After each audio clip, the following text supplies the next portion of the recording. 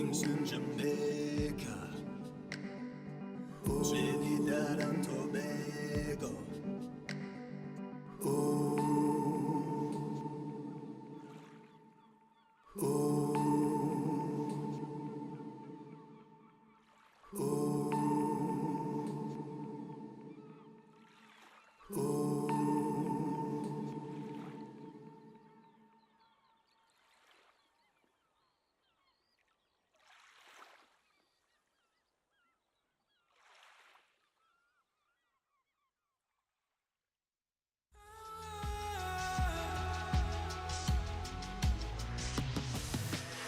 Why do you speak on my name?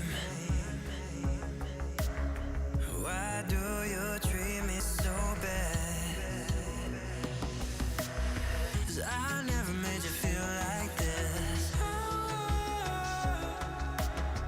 Why do you leave me into?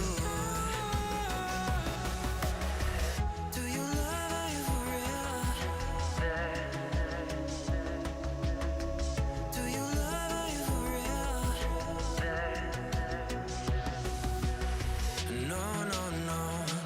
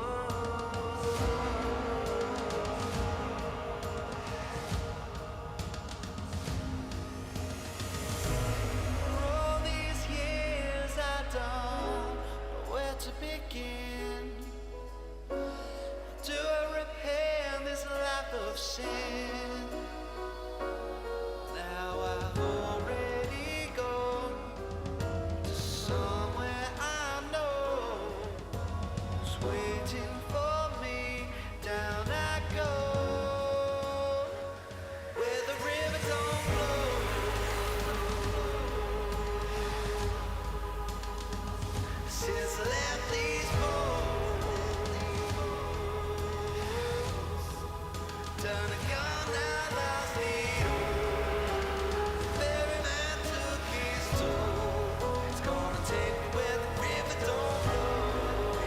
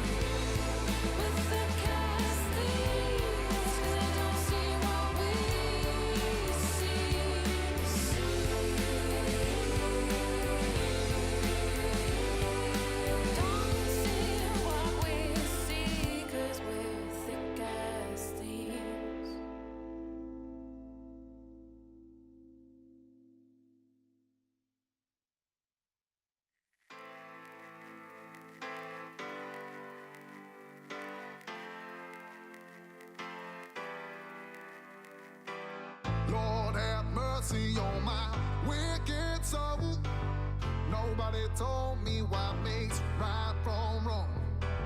Came from the shadow with an eagle eye, leaving all my thoughts and my fears behind. Yeah, I'm gonna run from here. Run, run, run. Yeah, I'm gonna run from here. Run, run, run. Nobody come from here. So I leave today. Say goodbye to all of the pain. I'm moving on. I'm moving on. I'm letting go where I came from. I'm moving on. I'm moving on. I'm shaking off where I came from.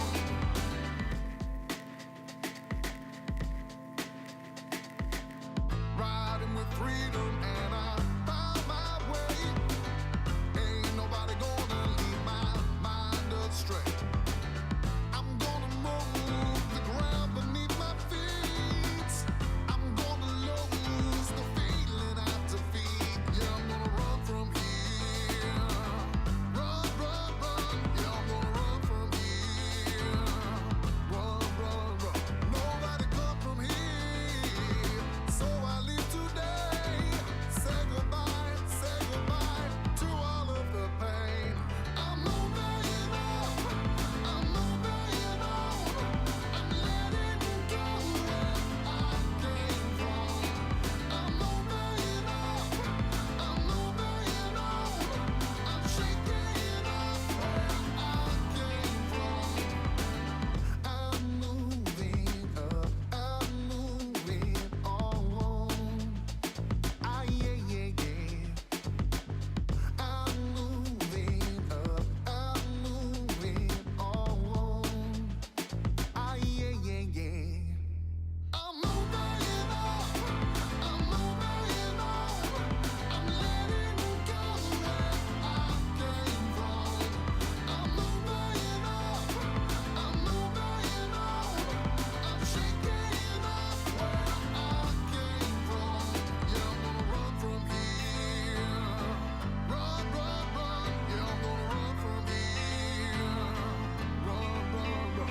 Yeah, I'm gonna run from here.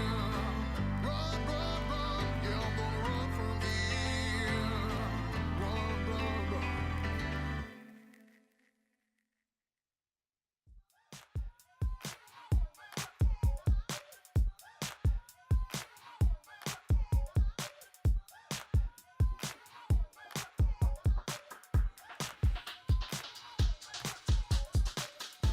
I feel you moving your body to me. Maybe it's time for us to say hello. I think it's time that you put me a dream, but it don't mean that you can take me all wild and free. This evening got me dreaming. The sun's just off, so there's no reason for us to go. And I don't wanna go home. No, I don't wanna go home. No, I don't wanna go home. Baby, you can bring me down, bring me down. And baby, you can stop me now, stop me now. And baby, you can bring me down, bring me down. And baby, you can stop me now, stop me now. You're wild and free this evening, got me dreaming. The sun's just off, so there's no reason for us to go. Baby, you can bring me down, bring me down. And baby, you can stop me now, stop me now. And baby, you can bring me down, bring me down. And baby, you can stop me now, stop me now. Baby, you can bring me down, bring me down. And baby, you can stop me now, stop me now. And baby, you can bring me down, bring me down. And baby, you can stop me now, stop me now.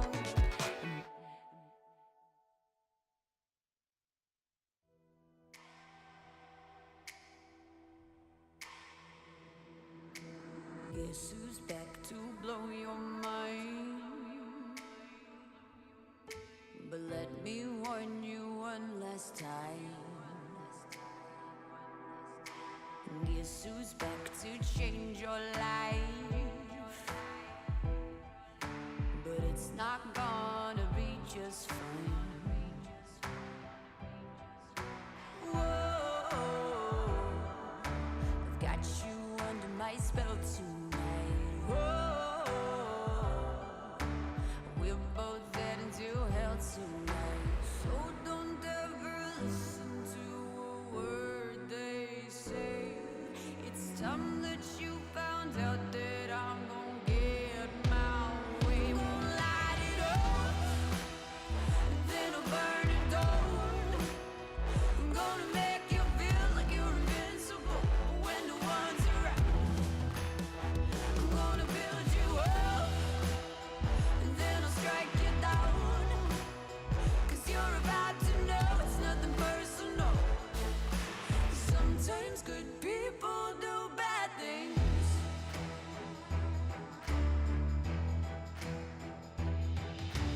I have always tried to be nice.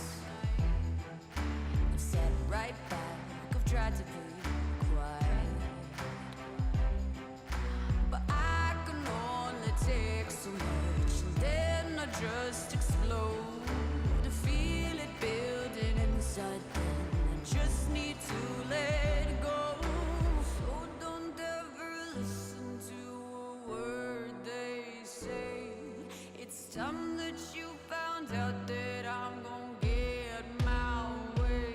Okay, I'm gonna light it up, and then I'll burn it down.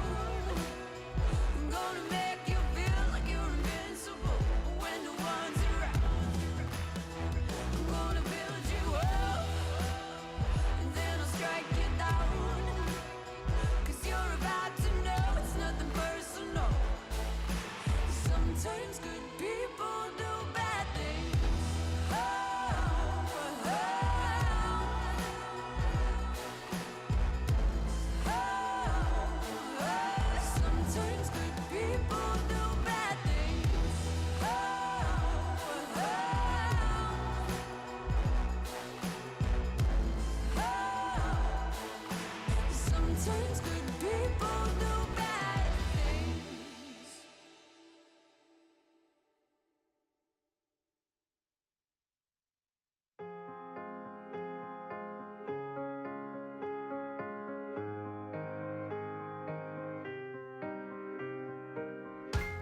You walk down the streets and see different faces with a hope of the riches. They reach out for love and for freedom forever.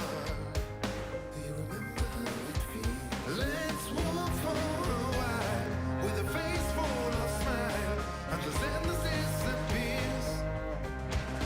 When weakness overcomes you, face it, go through, and the things as they come, it will go further now.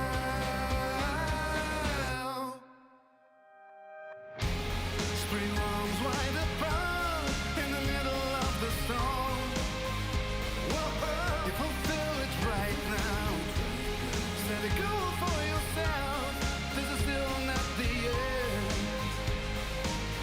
And pull it through now. Every pain that you feel comes to an end oh so soon. The time has come now. No, it's not the time to quit. Put yourself together, whoa. And listen right now. Don't care about the tears, all your problems. I'll be there for you in the middle of the night. And I don't care about all of these hard times. I keep pace with you, 'cause your rest is shining bright. Let's walk for a while with a face full of smile until sadness disappears. Oh, when weakness overcomes you, face it, go through, take things as they come. It will go further, it will go further now.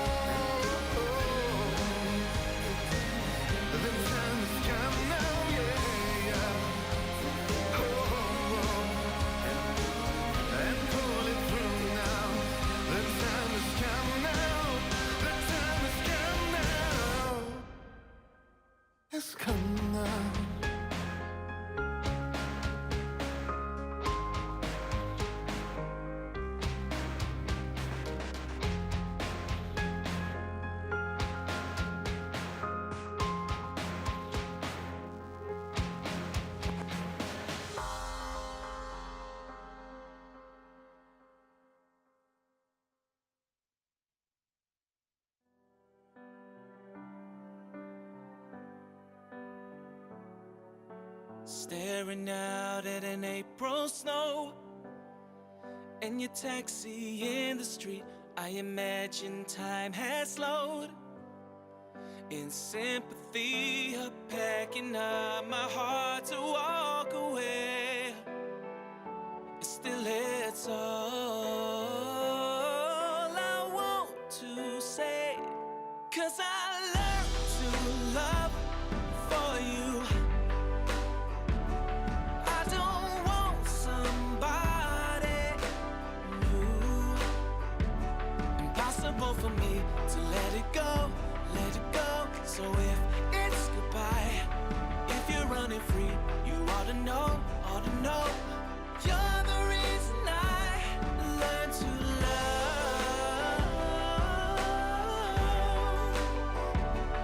Learn to love.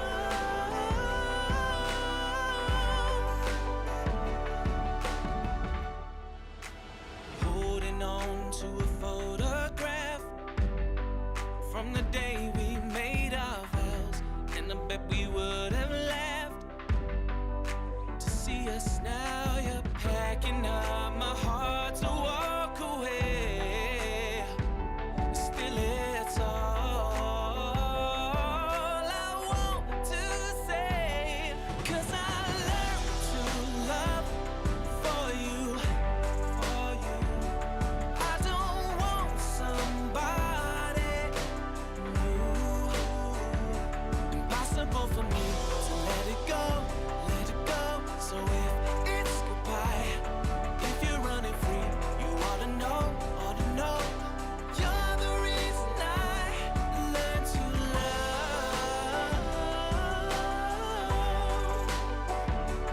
Learn to love.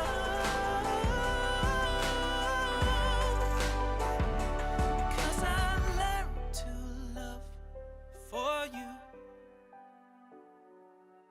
I don't want somebody new. Impossible for me to let it go, let it go. So if it's goodbye, if you're running free, you ought to know, ought to know. You're the reason I learned to love.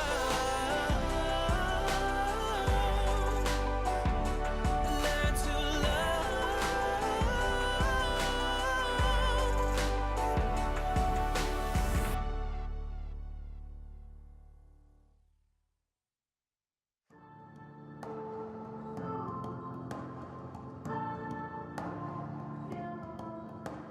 The moment I throw my backpack in the trunk of your rusty car, not knowing where we going, I'm hoping that it's gonna be far. Oh, I'm hoping that it's gonna be far. And all I see is a white view light through soft clouds, the sun, the moon, and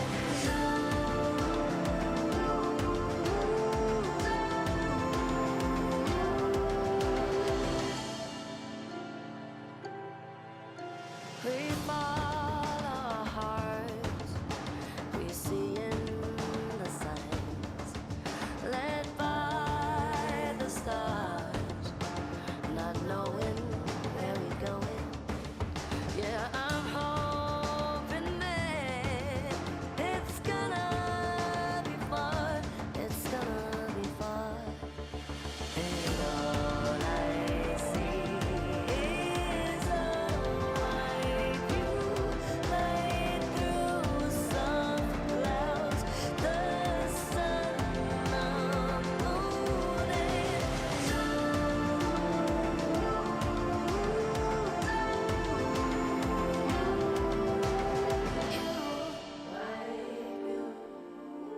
emotional landscapes right here, making memories with you. Sun, moon, you.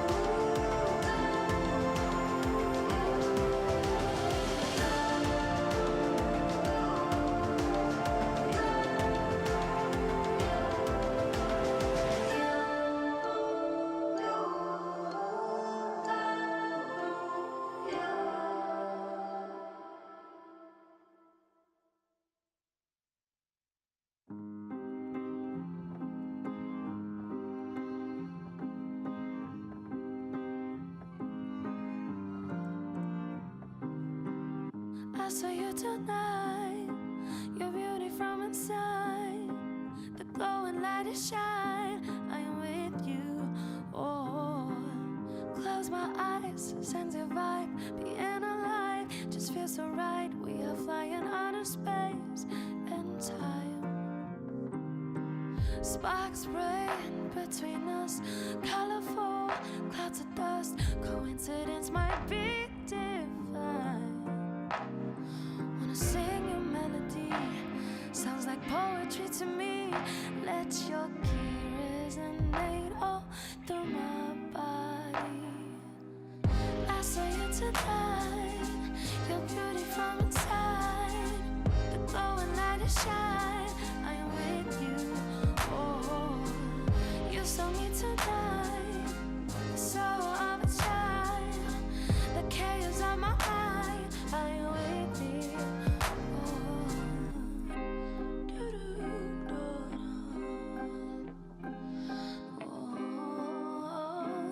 With me, skin to skin, wondering landscapes we're discovering. Whole new world so new and welcoming. And we're dreaming, are we here? Just imagine how it feels. Stop believing that it could be real. Wanna sing a melody, sounds like poetry to me. Let your key resonate all through my body. I saw you tonight, your beauty from inside, glowing light is shine. I am with you. Oh, you saw me tonight, the soul of a child, the chaos of my mind. I am with me. Oh, yeah.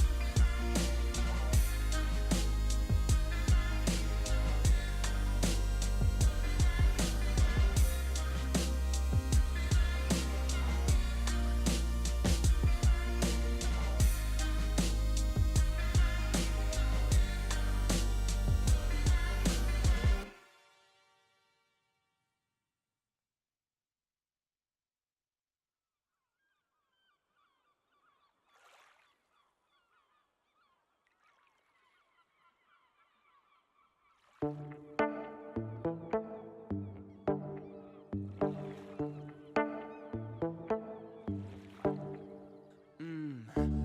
a place I wanna go, 15 miles to the coast, where the sun always shines, right down on the borderline.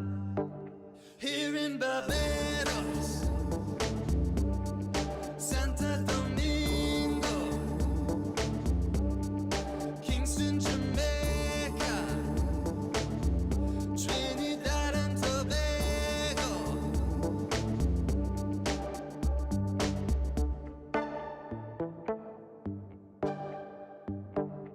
Sitting here under the blue sky, people here don't ask why.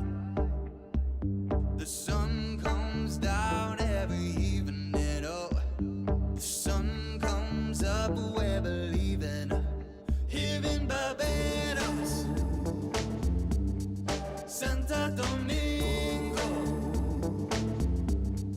Kingston, Jamaica,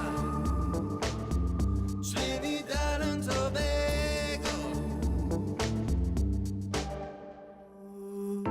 Lazy breeze in a sea of green, slipping on the sunscreen. Lazy breeze in an open sky, never wanna say goodbye. Here in Barbados, Santo Domingo, Kingston, Jamaica,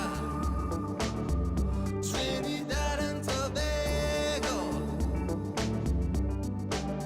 Here in Barbados, Santo Domingo, Kingston, Jamaica, Trinidad and Tobago.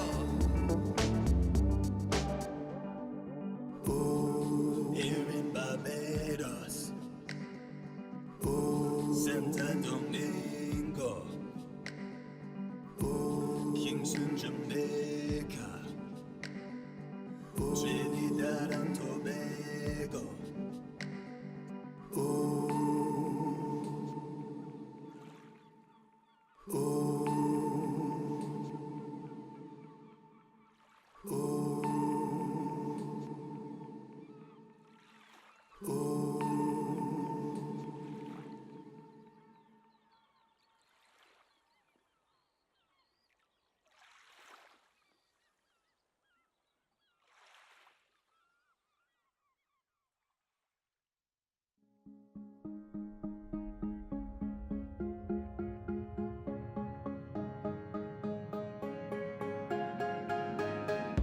Running in circles, waiting for the moment to come. There's no rehearsal when you want to reach the stars. I lift my head up and hit resume. Get me away from the waiting room, 'cause we were born to achieve our dreams. So just fire away, fire away. Well, do you feel it getting closer? I know each day we're growing stronger. Well, do you feel it getting closer? My eyes on the clock, the game is on. The game is on. The game is on. The game is on. The game is on. The game is on. I feel I'm on the edge, testing my own limits. It's taking me to the top. I'm taking action, okay, here we go. Well, do you feel it getting closer?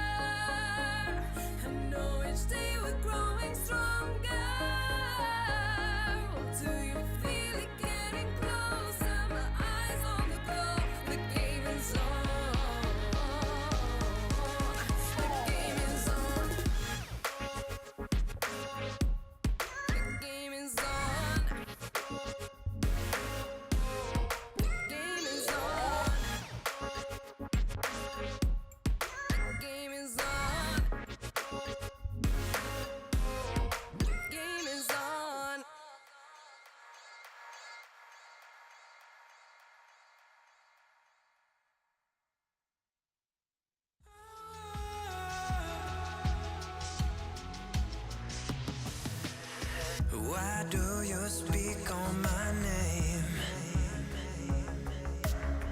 Why do you treat me so bad? 'Cause I never made you feel like this. Why do you leave me into?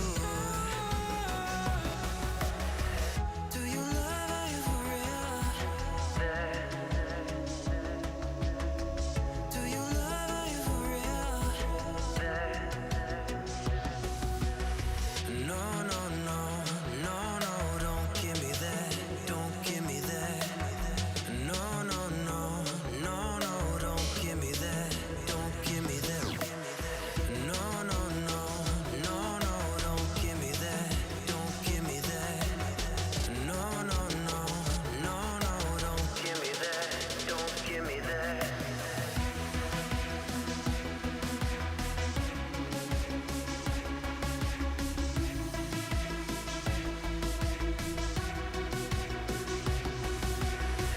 Why do you speak on my name? Do you love you for real? Why do you treat me so bad? Do you love you for real? 'Cause I never made you feel like this. Do you love you for real? Why do you leave me into? Do you love you for real? No, no, no, no, no, don't give me that, don't give me that. No, no, no, no, no, don't give me that, don't give me that. No, no, no, no, no, don't give me that, don't give me that. No, no, no, no, no, don't give me that, give me that, give me, give me, give me, give me that.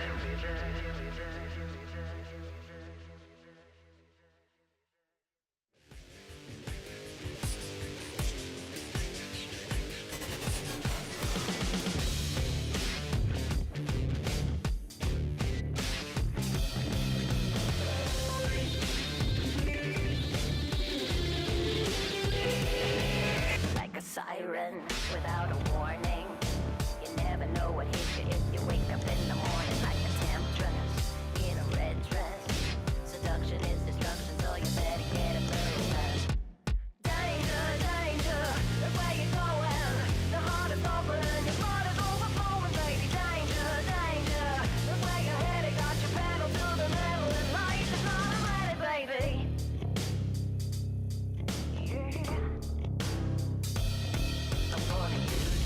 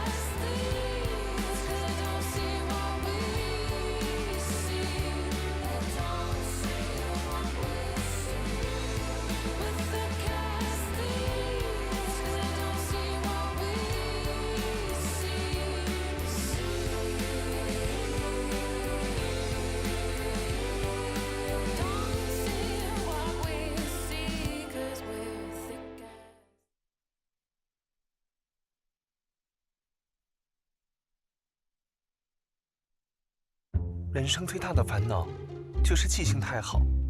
我还记得最后一班列车驶来是在17年的夏天。我在最好的时候遇见你，是我的运气。人生若无悔，那该多无趣。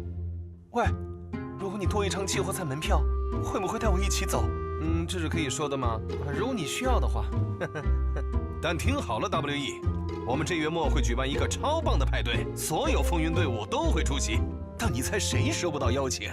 哼，痛，太痛了！对得起我们吗？退票！你们好啊，各位亲爱的召唤师们！本周末的观赛指南如约而至。上次和大伙见面还是在上次，这个周末最不惹人关注的赛事莫过于 BLG 对阵 EDG。毕竟这又是一场普通的常规赛而已，没有什么特别的。这个周六敬请不期待。目光再转向近期的强势战队们，这一段时间超勇超会赢的 AL 强势逆袭，战胜银龙骑士 EDG， 状态只能说很润。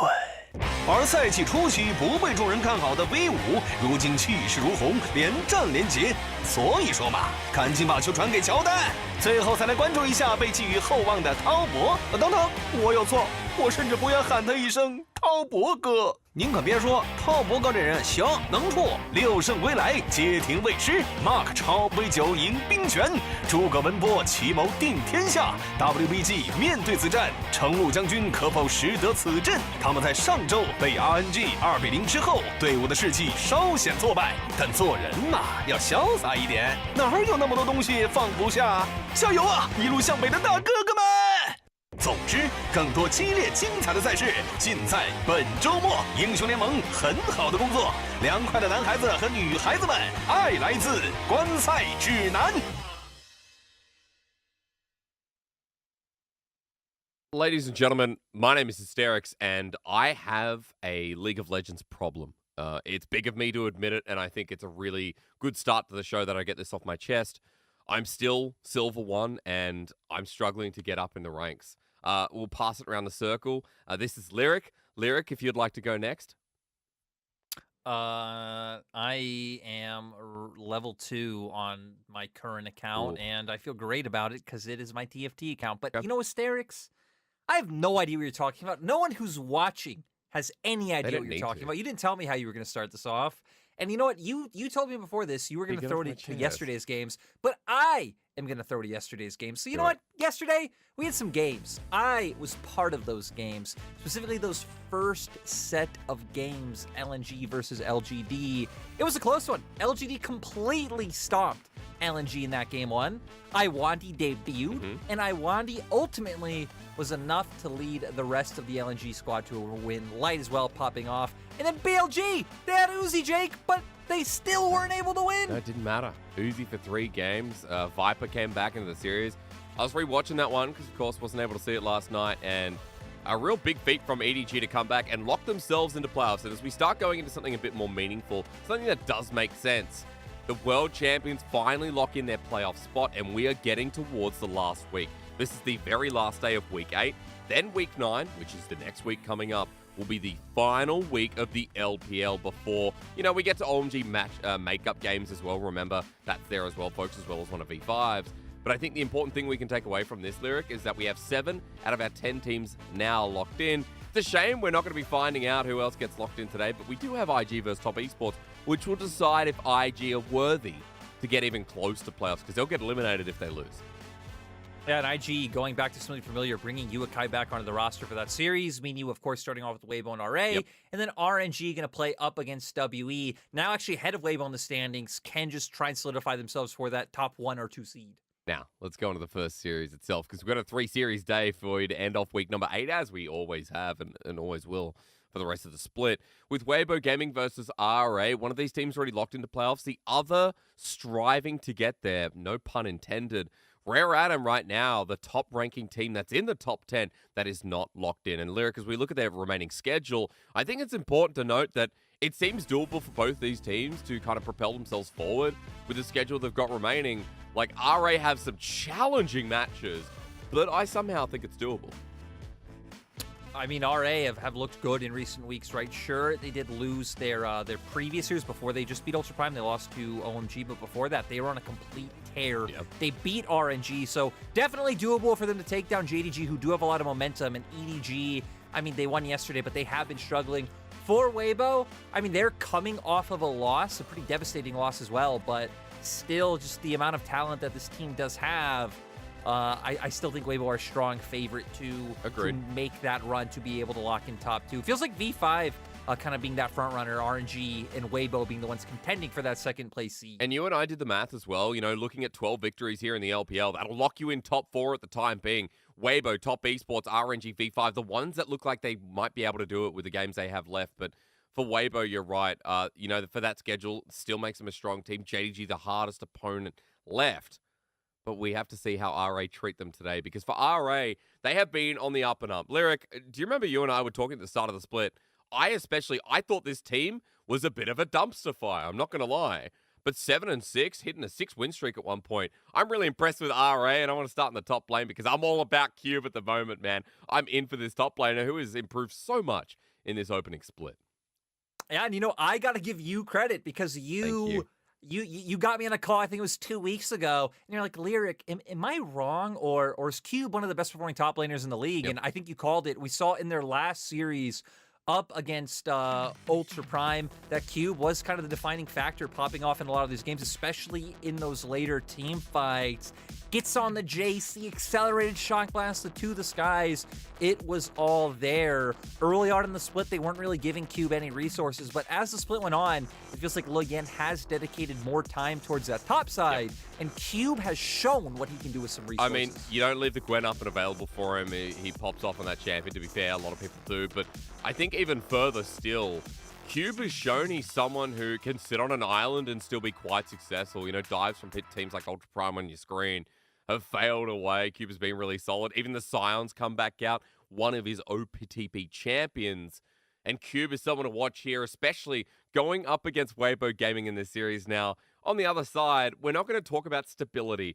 A solid member that is consistent across the board. Lyric, on the other side, this man who lives fast and dies trying.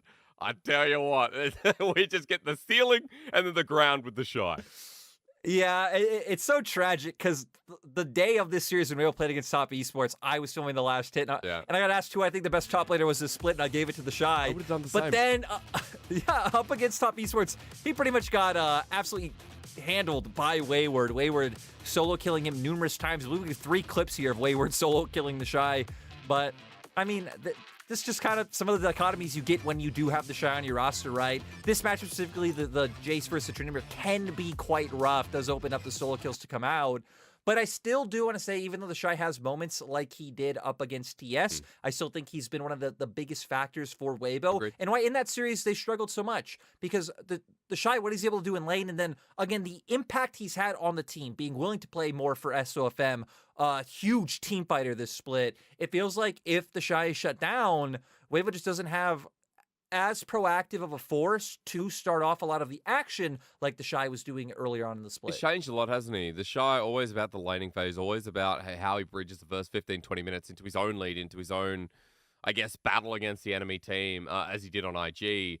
You bring up a really valuable point that for Weibo Gaming, they rely on this man as a team fighting tool. Cube versus the Shy. That's the top lane matchup we're all about running into this series. An important one for RA. I'd say even more important for Weibo Gaming, because a win here could actually end up netting them top 4 or getting them in a position where they don't have to play till later in the playoffs. And it comes down to the top laners and how they influence the map. Lyric, start me with Cube. Yeah, I think for Cube, just hitting on the fact that he has been getting more attention from Loyen. He's very dynamic in terms of how he's able to play the game. You hit on it in those clips. He's able to play on an island without resources. He's able to carry games when he gets resources. Been getting a bunch of solo kills, actually only one under the Shy, putting up large amounts of damage. And I think Cube ties into how you beat Weibo, which is targeting the Shy. Not just because the Shy is easy to find kills on, because he overextends in lane, no, because the Shy has been doing a ton for this Weibo roster. highest damage coming out from a top laner. He really has felt like their biggest carry threat this split. So if RA can enable Cube and set him up to shut the Shy down, then I feel like you have a very realistic way for Rear Adam to just completely shut out Weibo. It's exciting considering that you already mentioned Luoyan spending a bit more time up in that top lane. We know that SOFM and the Shy have been working well together. Majority of Weibo Gaming's damage, 29% average damage percentage as well. Kind of exciting here.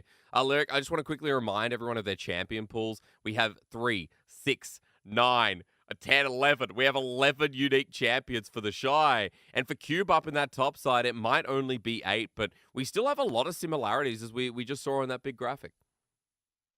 Yeah, and I think it goes to the fact that the Shy has shown this split of being able to play those tanks, right? The Scion being high up there in terms of his play rate. And Cube feels like he's always been like that.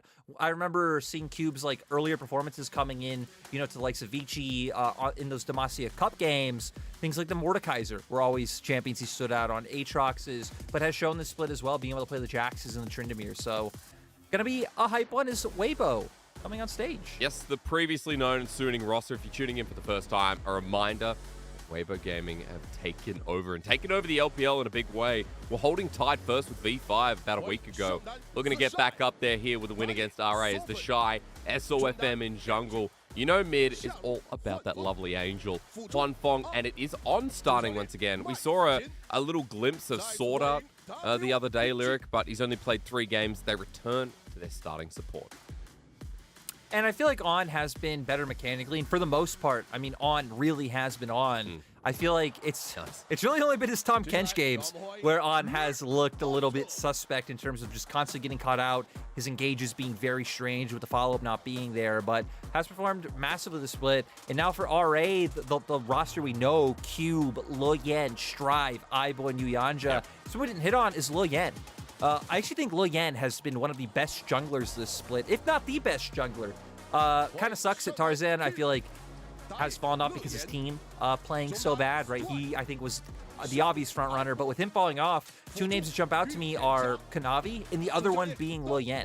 The fact that Luoyan has been able to get so much done with the lineup that RA has, the fact that, as he said in interviews, he's diversified his style coming into the split. Sure, he still plays mostly for himself, but he is willing to get his hands a bit more dirty, play a little bit more aggressive early on, and that's shown by, you look at his champions, right? Rek'Sai being his second most played champion this split was something I would have never fathomed of Luoyan last year. I mean, he's a lot more flexible as well, right? We have 10 unique champions in the jungle. For Weibo Gaming, you could say the same about SOFM, and that's why running into this other part of where to watch, Lyric, it does feel like jungle's an important matchup despite all the individual talent on Summoner's Rift between these 2 teams. Luoyan versus SOFM is kind of the battle of what's next. What are we going to expect? Because they both have pockets that I think will flourish given room in this series.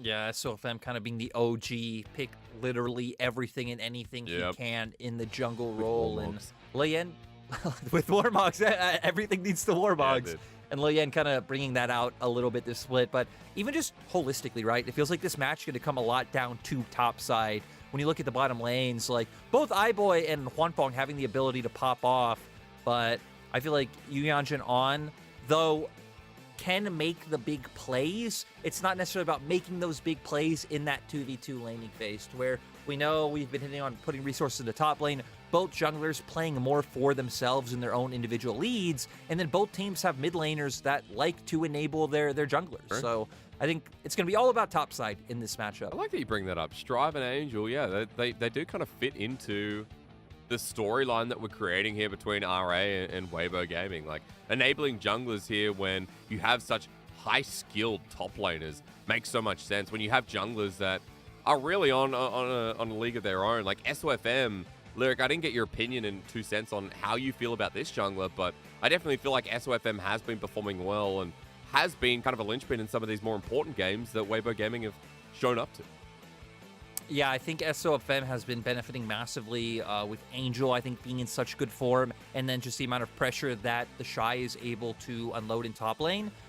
Because it's no secret, right, that SOFM has always been more like farm heavy. He does like to invade as well, like take away the enemy camps, shut the enemy jungler out, and that just enabled when you have laners that can set that up. We saw Suning struggling quite a bit last year in terms of their laning phases, so they weren't able to enable that, but this time around, SOFM is set up to succeed, and you know SOFM, I mean, mechanically on point, willing to go for those counter picks and pretty much just bring the curveball and whatever his team needs. Kind of excited to run into this one. We're about to go to ban pick, folks. There it is on your screen. Weibo Gaming on blue, and it's RA on red. Now, as we run into this one, Lyric, a couple of picks that I've started looking at as I think we've been sitting on 12.4 now for a couple of weeks.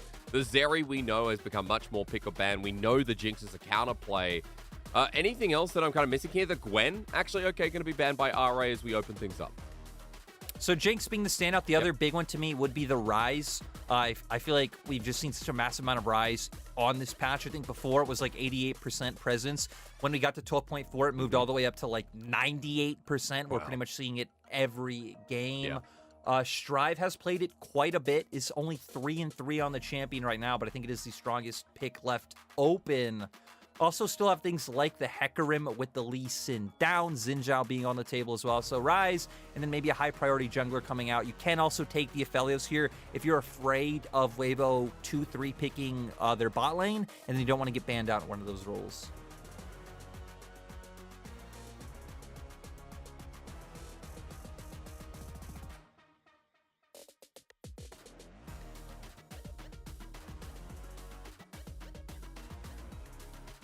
Yeah, so at them, but this is something we saw yesterday coming through from Viper, from Uzi. The Kai'Sa returning to Summoner's Rift inch by inch. And I'm just very surprised to see it picked up against the Jinx. We've been just seeing this more overall globally as well. Yep. I know seeing some like standout clips in the LCK of this champion being played. And we're seeing a lot more of the AP variant coming out, right? Just standing back far away, throwing out your W.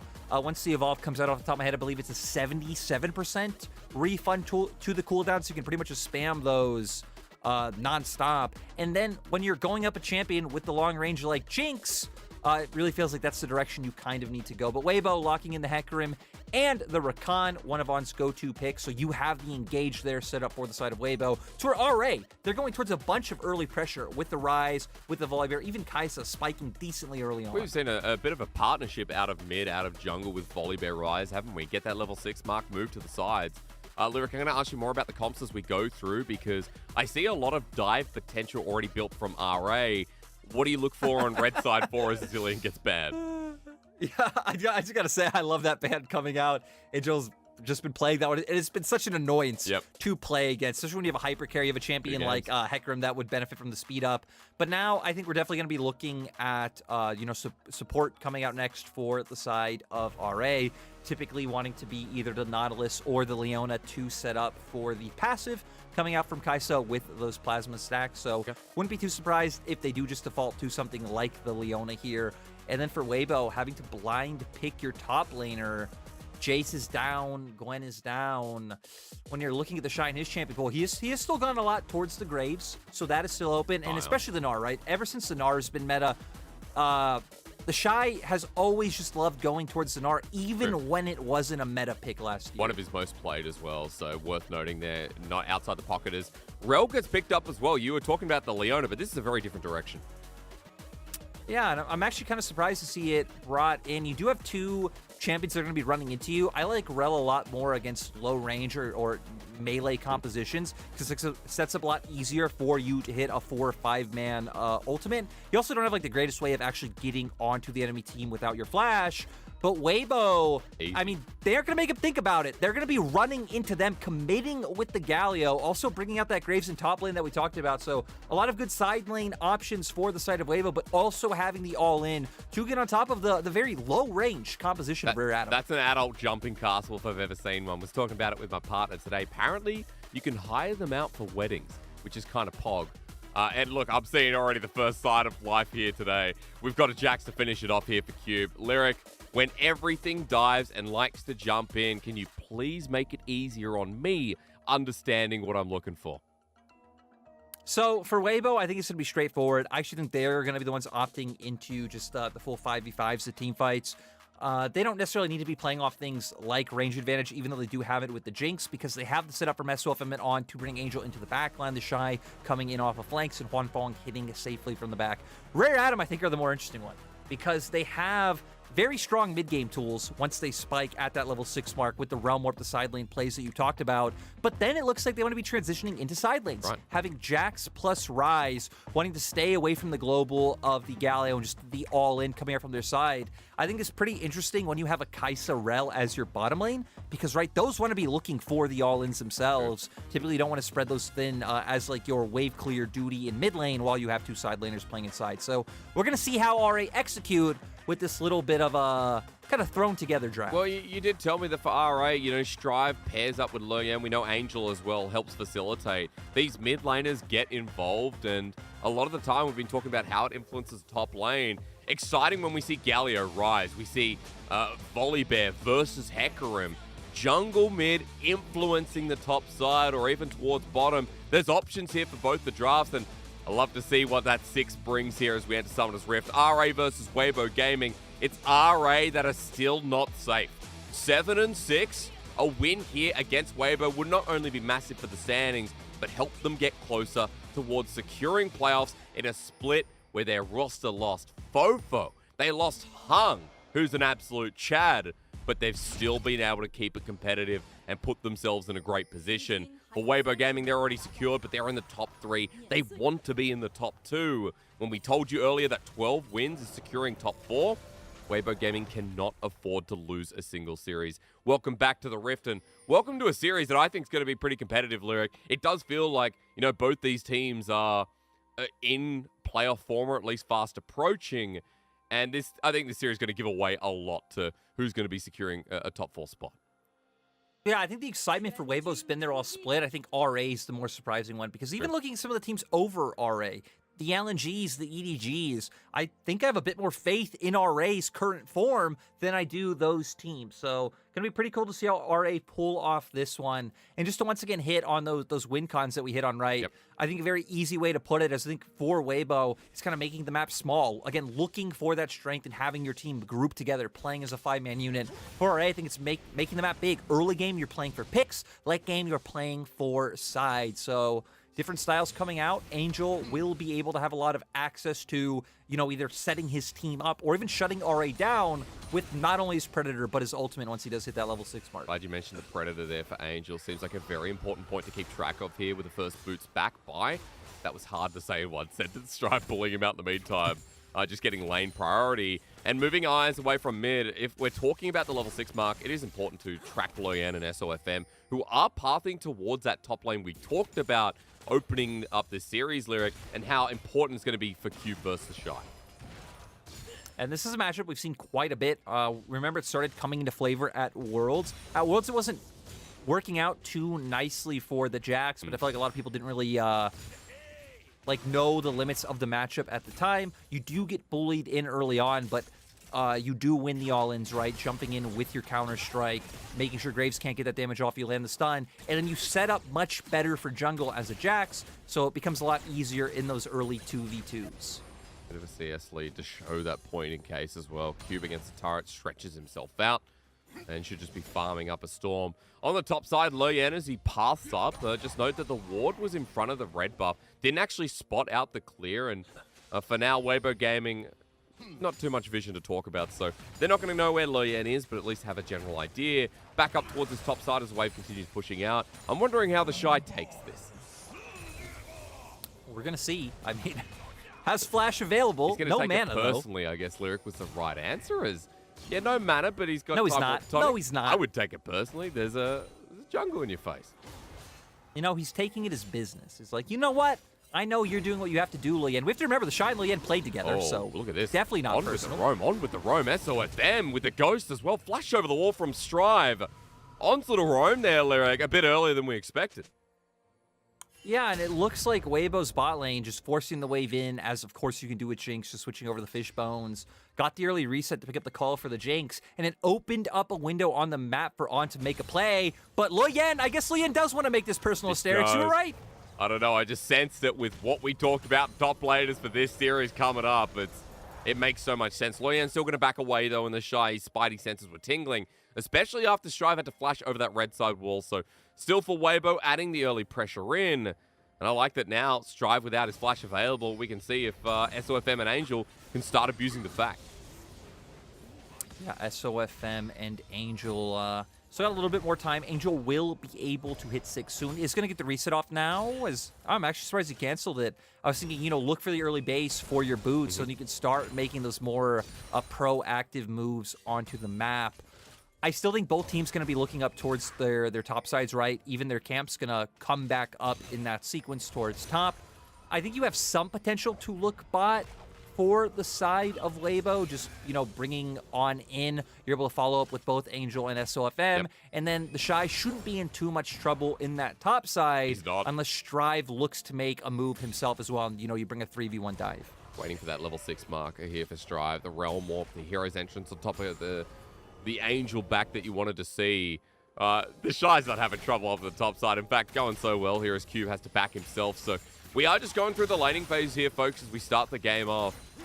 And, for Weibo Gaming, Lyric, have they been the bloodiest team? I think you and I were talking about, comparison with JDG, Weibo Gaming were in the mix. I'm not sure if there was another team I've missed out on, but their early games were explosive, especially opening up the split.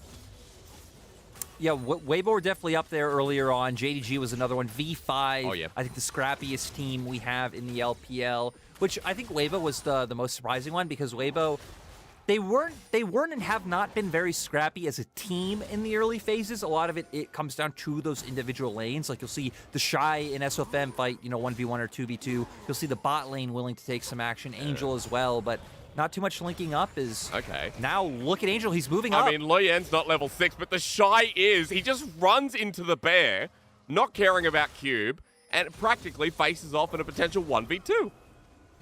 So the Shy doing this because look at SOFM, he was around this whole time. Even Angel was hovering up that whole the whole time the action was going on as well. He had his ultimate available, so would have always been a numbers advantage for the side of Weibo.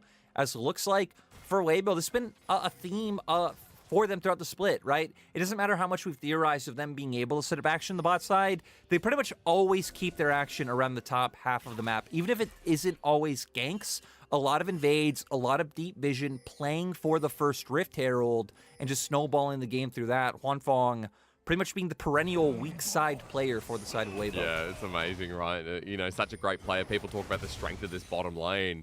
But when he's on a bit of an island, again, still not making too many mistakes, still playing pretty well here in the CS game in the bottom lane. Let's move back to you talking about setting up Herald. We've got a minute until that comes into fruition. Weibo Gaming already with 2 control wards. Deep in RA's try, in the starting brush outside of red, and the Shy getting his priority. I do like that RA, though, Lyric, have a bit of a response here. The vision game being played on their end, trying to track out SOFM's movements a little bit closer, as it's obvious that the Shy is getting all the attention once again in a lane that he's already smashing by 10 CS. And I mean, right, he's already gotten a lot of hovers from both SOFM and Angel, even if they haven't committed to going towards the lane just yet.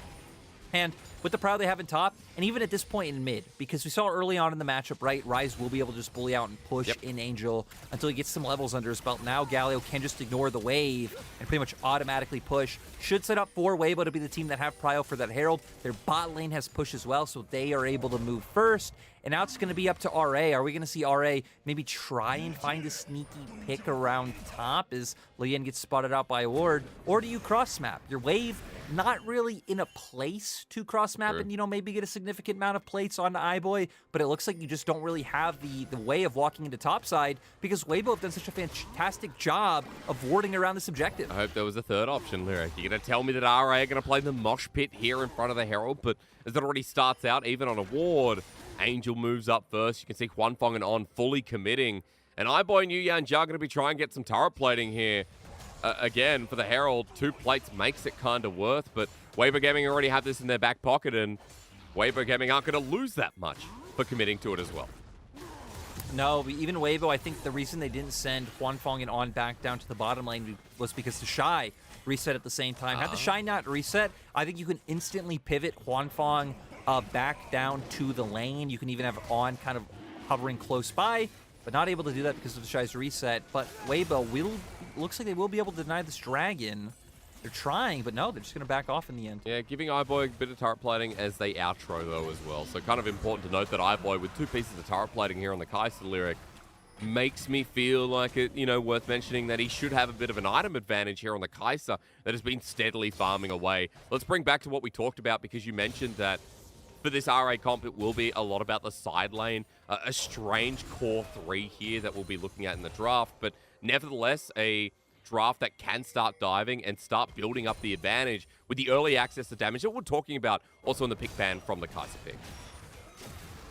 Yeah, the thing that's been rough for RA is the fact that they haven't been able to find any access to these plays early on. We've seen Lilian twice try to make these plays towards topside, but not able to find it. Okay, flashes forward on the Shy, flashes away. Top laner's given us a bit more than expected in SOFM. The hero wants the heroic charge. Chilling Smite down, Cube out of a counter-strike, and looks like SOFM's backing away as the other horse comes through.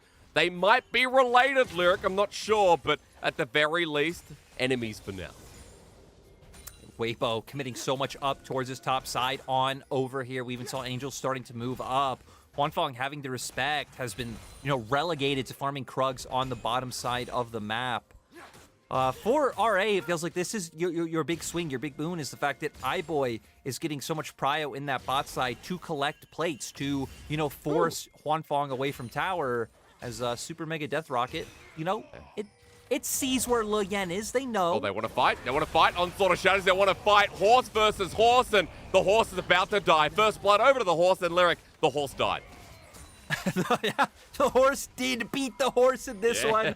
I'm just surprised how willing Weibo were to pull the trigger on that play. And they're not done. They're going to keep going. With the Winds of War, end of the line. Cube about to get shot in the face. The Shy blocked by a turret, but SOFM with his second kill, making something happen. We didn't want to fall asleep in the first game of the series, Lyric, and Weibo Gaming ready there to wake us up.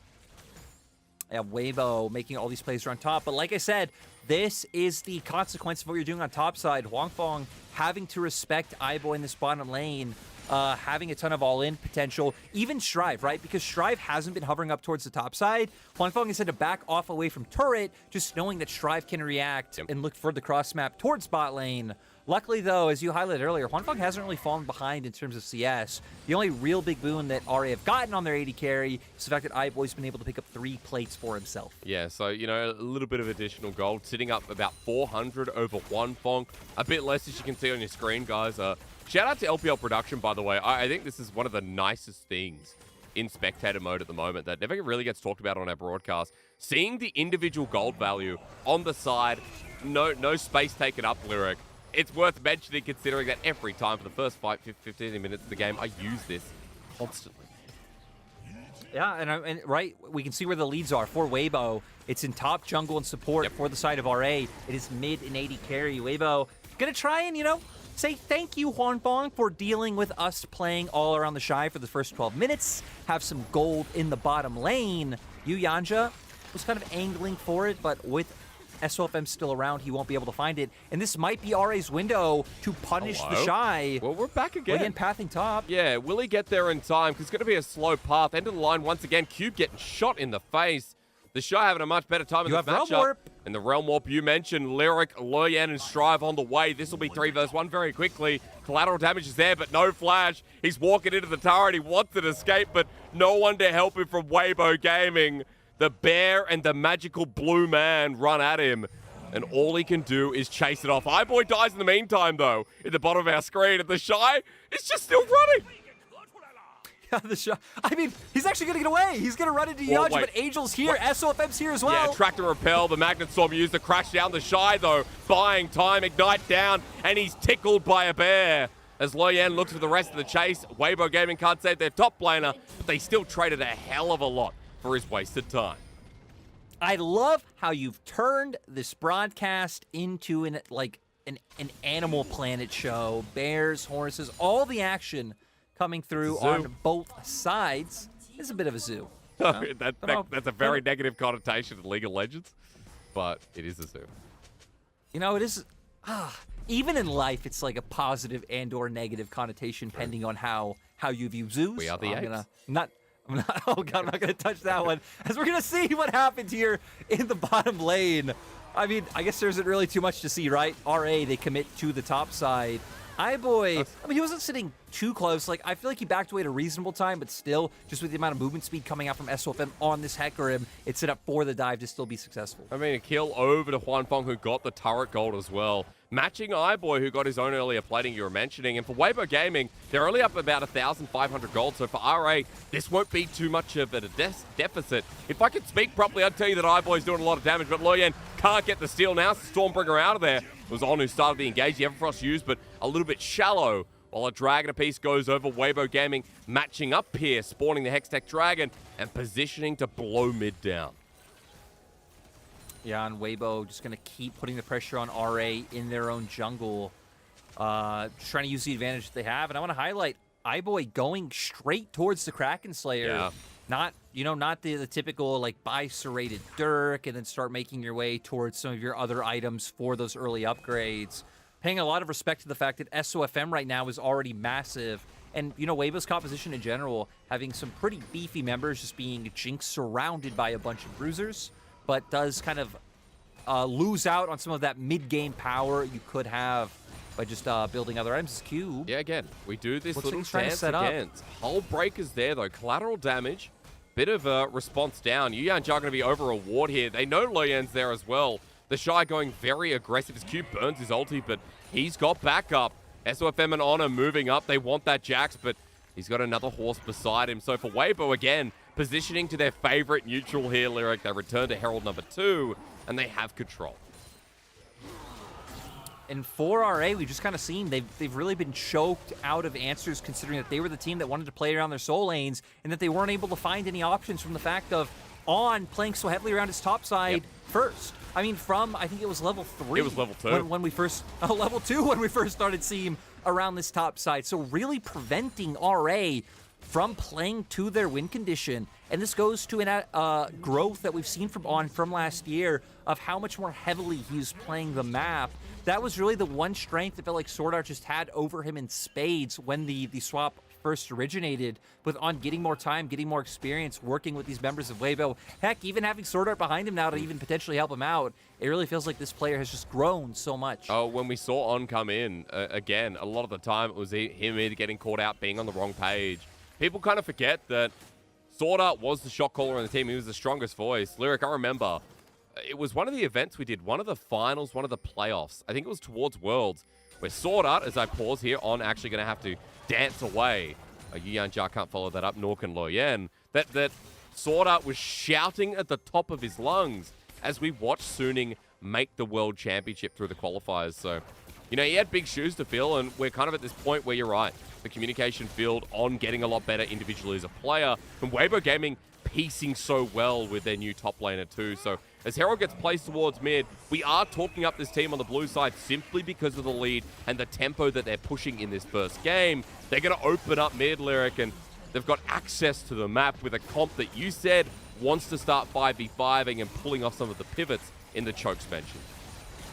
Even able to get the second one is SOFM! Immediately, over the wall. You know what? That's not a choke, but I'll take it. Angel going gold, but Huanfeng starting to really hurt Loyan in the firing line. A couple more rockets, but he's got no matter to follow through with the death rocket as a Realm Warp used from Strive. He's the big beefy boy. And Weibo Gaming now have to deal with him as against the turret. They want to take this. The Shy getting low, but they get out with the objective that they came for. Weibo Gaming running for the hills, collateral damage, building space, but the Realm Warp's already down. And Weibo again making a better gold trade.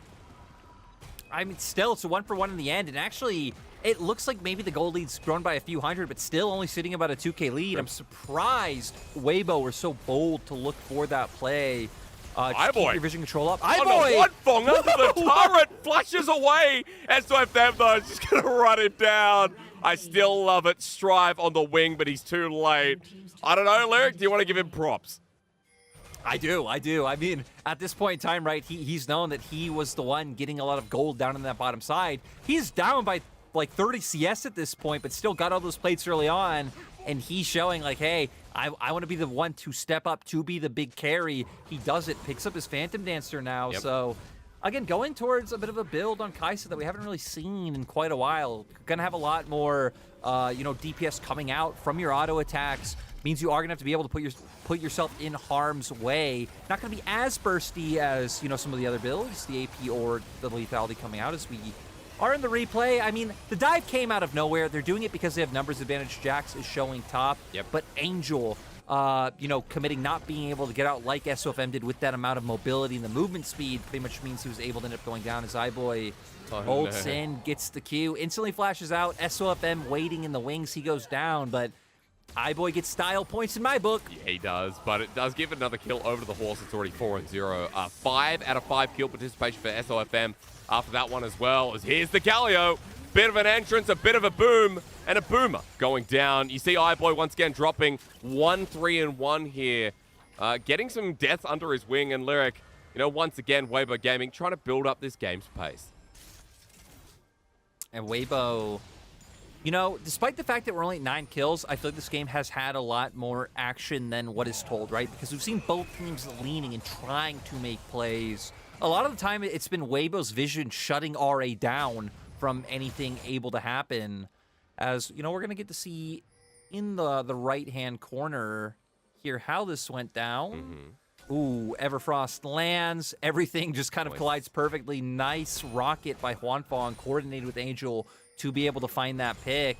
And I mean, Weibo's composition, even though we hit on it being 5v5, it does have more layers and more dimensions to it. I just feel like that's the one area where it does outperform RA significantly. You definitely have the ability to make picks and you know, commit 2 members to sides with the fact that Angel has the global ultimate. You know, bring him and SOFM down to the Shy's lane, have a 3v1 or 3v2, you get some picks, you translate that into an objective. So definitely some different dimensions for Weibo to play out, and we're starting to see that happen with no neutral objectives up, right? Because there's no real way for them to force RA into them, so they're having to utilize the other ways their composition can play out the game. So as they look for a pick onto Cube, I do have a question about RA's composition as On sets it up with a grand entrance now with the Everfrost and the Shielded Duran on top of this Jax. He gets a leap strike out, but the Death Rocket a bit too short. The Shy wants in on this little play, while RA with the top laner gets dove with all members showing. RA like, let's try and do a Baron and Lyric. They do it so fast. Ooh, yeah, and you know, there is ability to follow up here because we need to remember both Angel and the Shy have TP. SOFM knows. He's well aware of this. Ultimate available. Do they want to burger flip it into the back? SOFM goes in. It's taken by iBoy. A hero's entrance from Angel to help out. A great Everfrost as the Shy is right in front of them. The rest of Weibo Gaming here as well. The Realm Warp through. Cube doesn't get into it though. Now they're scattered as Angel's in the middle waiting for Shielded Duran once again. On top of iBoy. There's a Graves in his face. Helped out by On. Weibo Gaming will kill a few, but it's RA who's sneaking under their nose. At the end of the day, it's a 1-for-1 and RA get Baron. And it's so weird to me because for Weibo, I don't really think that sneak should ever not be allowed to happen, but they should have that in mind. And I thought that's the whole reason you're making this play, because you have Galio and Graves who both have TP. Sure, it would take longer for Rakan to get here, but look how late the Graves channels his TP. Even Angel follows up with the ultimate, but still not having the damage here available. You send 2 members into 4, one of them gets bursted out immediately, and now Weibo just trying to find the best they can of getting more picks in this fight. But pretty awkward position for them with Angel being caught between 4 members. I believe the Shy is going to be able to finish off iBoy here, but still. Fighting again. Well, Weibo Gaming might have lost the Baron, but had they lost the war of attrition? I don't think so. Loyan with a flash gets over the wall. And again, the picks continue to come through. I will say, though, with the last players who are rounding out Lyric, RA have Baron on a composition that you talked heavily about side lanes. We do have a Ryze who's flame horizoning, and we have Cube who's getting into his element. So this feels like this is RA's little window into game 1. Ooh, Cube? I think he's out. Oh, he's Baron recall. Yeah. He's fine. He's absolutely chilling. But you're right. I mean, this is where they really come online. And for the first time in the game, Rare Adam come out with the gold lead, and look at them. Instantly pull the pressure towards top, and then the rest of your team pivots down towards this bottom side, get vision down, allow the Ryze to be the one to push out now, hit turret aggressively. It even sets you up to, you know, find picks in the enemy bottom side jungle if you find a member like On who's walking in right now. And he W's against the wall too. Strive won't look for the further catch, but remember, this is a 3-item Ryze, so I like as well starting to pivot here around the strong member. As RA group up for the inner turret, Weibo Gaming forced to match. Strive out with the Realm Warp and Cube just goes back on the top side, Lyric. We are starting to play out through these sides, and Weibo Gaming are getting split throughout the map. And this is the way you have to do it, right? It's supposed to be a push and pull when you play sides in terms of like when you are showing relative to other members. So mid and bot showing at the same time. The second you don't see any members of Weibo on the map, you know Cube then allowed to start pushing up aggressively as they're walking down into your vision in that bottom side jungle. They then pivot. Weibo gonna have to answer on the top side. It's kind of rinse and repeat as you see now. Cube backing off. Strive walking forward aggressively to push in. While RA make a play towards mid. SOFM there with the Magnustorm turn onto Angel. Shields around, going to buy time, and on gets the Wombo. Everfrost again on two-man, but now Strive gets the free hit, and Ireboy as well running forward. That Hero's Entrance doing nothing. SOFM after the fact. Angel a little bit slow too. Weibo Gaming might have 4 members, but RA with low health bars in front of this Dragon. Lyric, they've got a kite back. Yeah, RA though.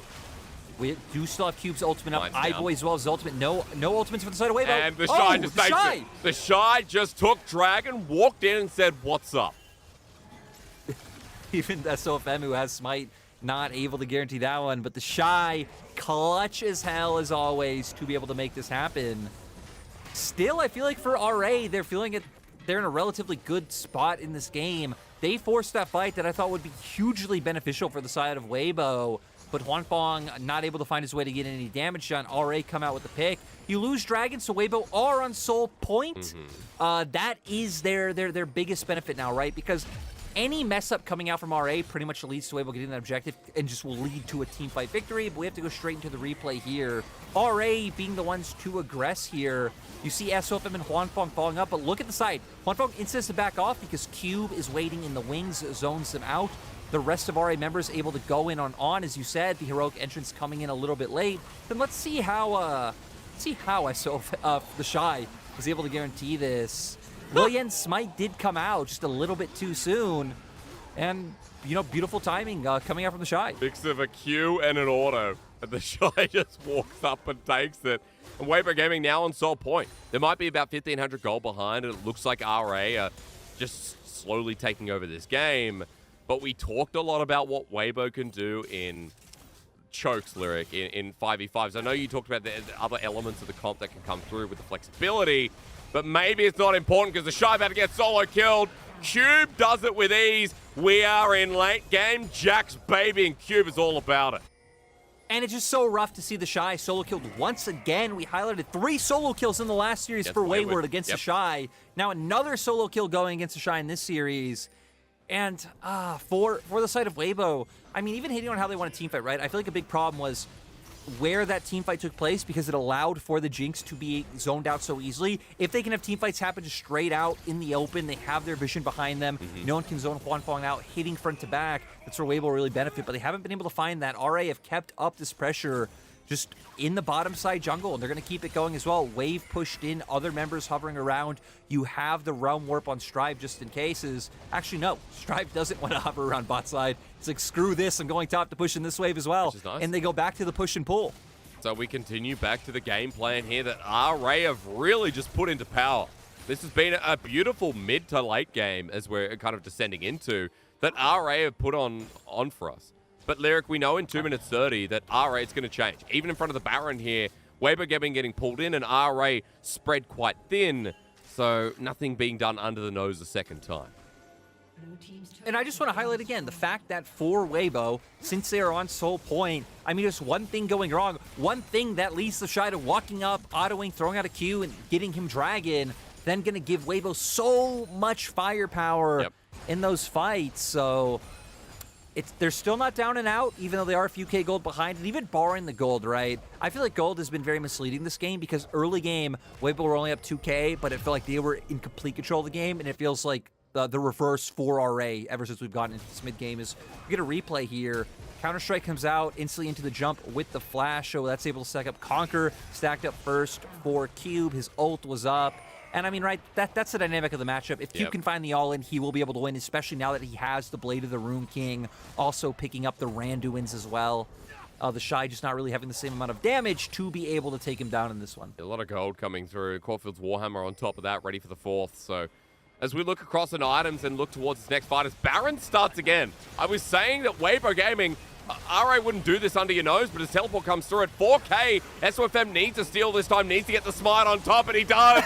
There we go. SOFM making up for it all the way out. They'll take out Yuyanja. Angel buying spaces. Huanfeng and the Shy are firing him down. The artillery hurting. Strive interrupted. The hero's entrance as Cube tries to bring it back. And iBoy doing the same. A messy fight, but one that RA can bring into fruition. iBoy and Strive forward they go. They've taken them all down.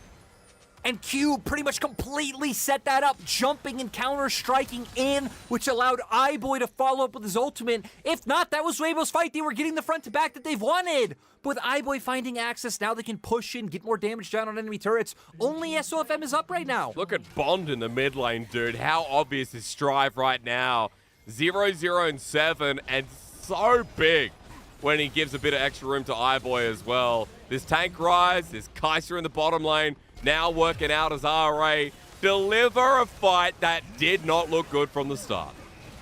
No, Weibo angling in for the fight. SOFM finds a steal in between a bunch of members, so he does get chunked out very low early on. They are able to trade a 1-for-1 as Yuyanja finding himself in the midst of the enemy team. This is where things start to look good for the side of Weibo, but instantly Cube finds his way onto Huanfeng. iBoy able to find access to an ultimate onto the back line, and this is where things really start to turn around, is now you don't have that long-range damage coming out, the consistent DPS of the Jinx, and the other three members pretty much able to skirt around the teamfight Strive as well. Might not have any kills like you were hitting on, but still putting out a tremendous amount of damage. The phase rush as well, so they aren't able to stick on top of him. So nice job coming out from RA in that fight. They found pretty much the one window they could to win that fight, and they took it. They were able to get the Kaisal onto the back line with Jax jumping in as well. Jax goes bonk. That's 5k worth of damage. 5k from iBoy as well. And iBoy, the 80 carry, kept getting caught out. I mean, again, he's one of the greatest team fighters. You can say what you want about iBoy as, I know, potential comedian sometimes on the Rift, but when it comes down to it, his team fighting skills always something we talk up. Now with an Infinity Edge here on this Kaiser, bounty, 4 kills under the belt. All right, things are looking good in game one, Lyric. When we talked about this team, still not yet locking in playoffs, but this game against Weibo Gaming would set the tone for where RA could be and how much closer they could be to also locking in their spot.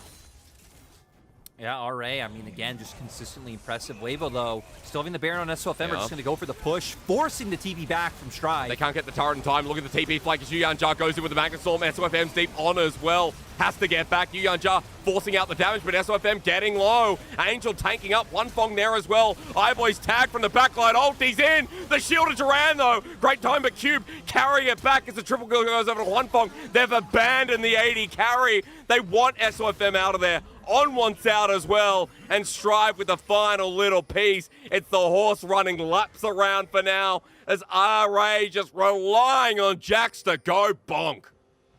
And I have no idea why Weibo are trying to play this so in your face against RA.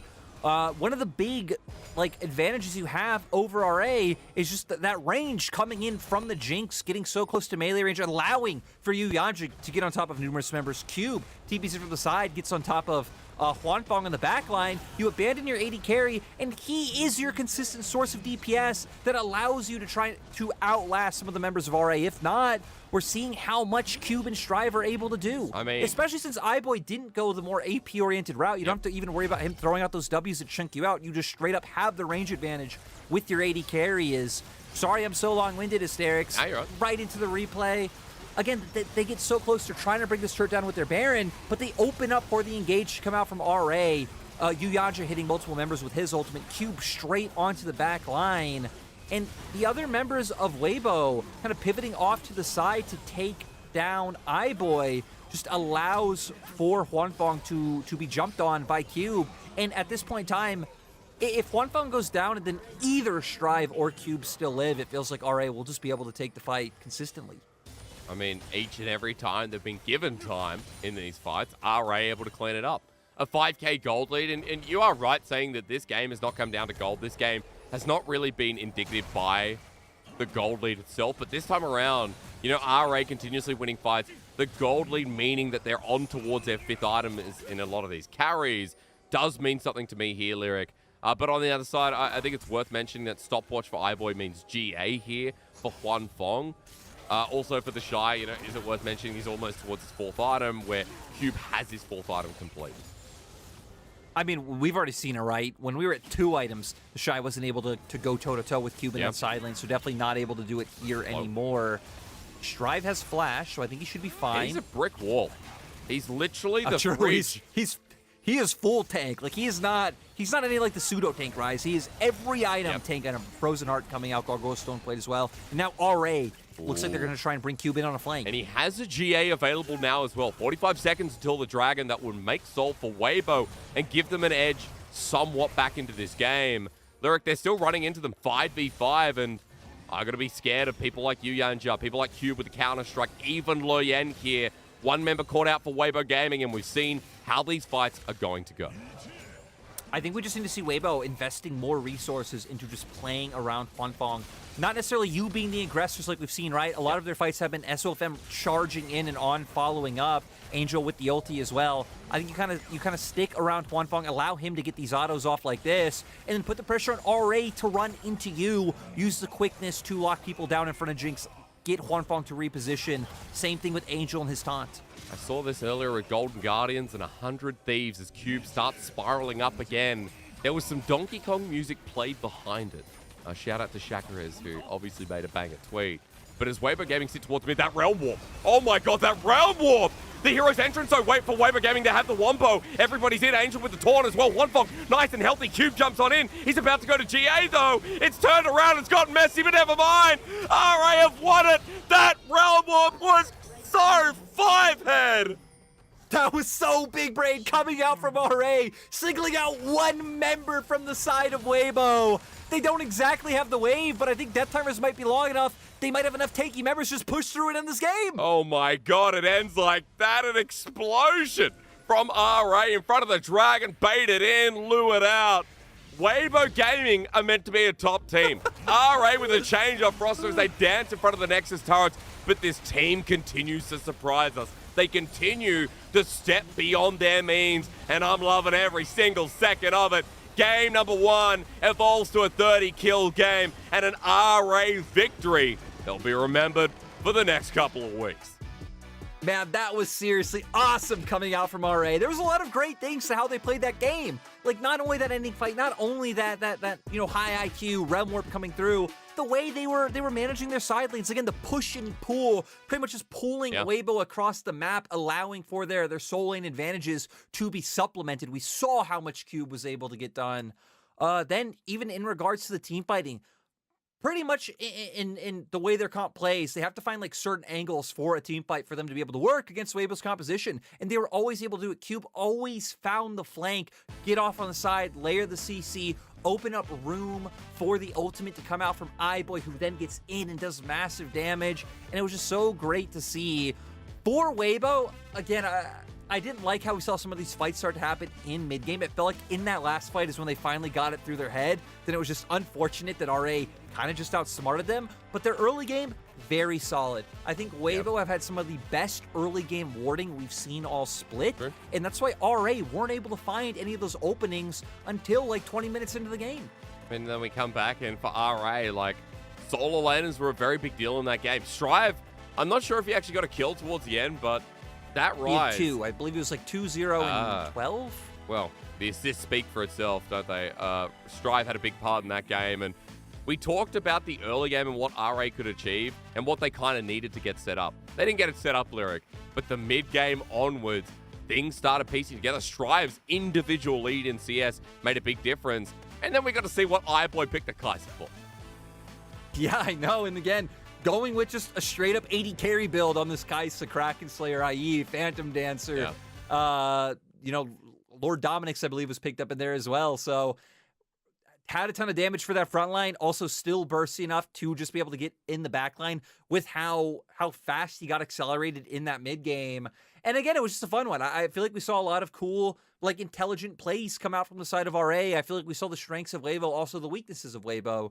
How much they wanted to pull the trigger in some of those fights, really just came back to bite them. Yeah, it was a Weibo Gaming that, again, you know, we talked a lot about. I think seeing against WE at the very start of the split, we saw things like this. Always wanting to take the 5v5, and we can go deeper on that lyric, but a break coming up first, and when we return, a bit of a breakdown running into Game 2 of WBG versus the Rare Atom.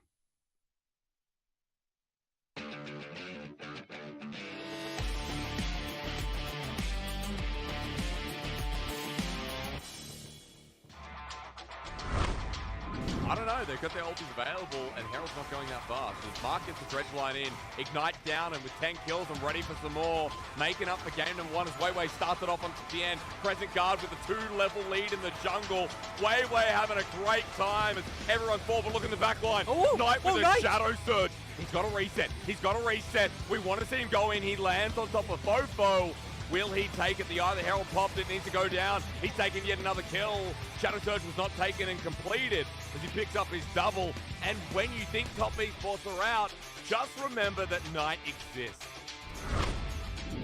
I mean, I think he still, as Yukai, can come back into this mid. Oh no, he's going to go straight in on top of him. He gets some full damage down, even commits his flash. Nika should just about survive.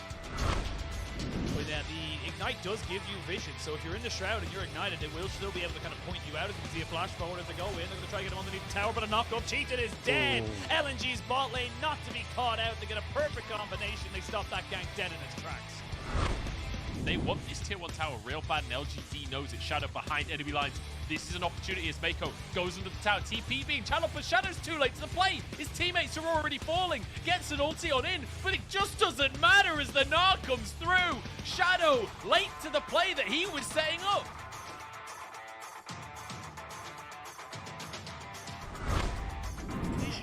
Trying to chase them down, they're trying to find the opportunity. EDG continuing to move as a group. No rise in this game, so there are no wrong shenanigans. There is no way out. And now with TP from Xiaosheng behind the play. EDG go for the engage, but the Shadow says Xiaohu with one already finds a reset for himself. Can they find more is the question. EDG trying to disengage, but Viper doesn't have a way out. Slammed into the wall, walloped down, and now Xiaohu finds the back line. RNG just say no to EDG. They're not allowed to do anything. They're not allowed to go anywhere. Not even you, JJ, as Xiaohu shuts them down.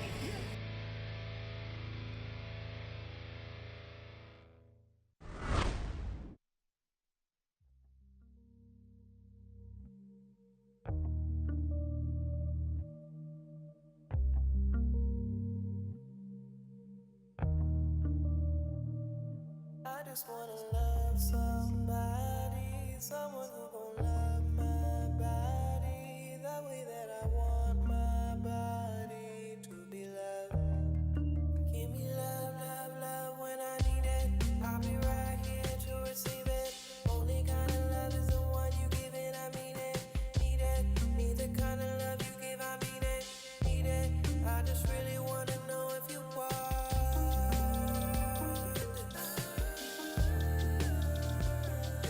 Are you there, somebody? Are you there?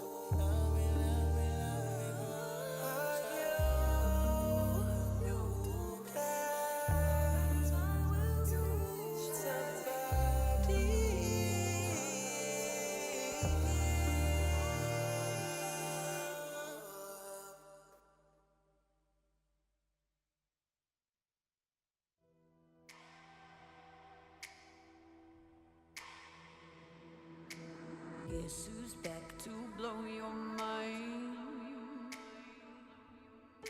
But let me warn you one last time.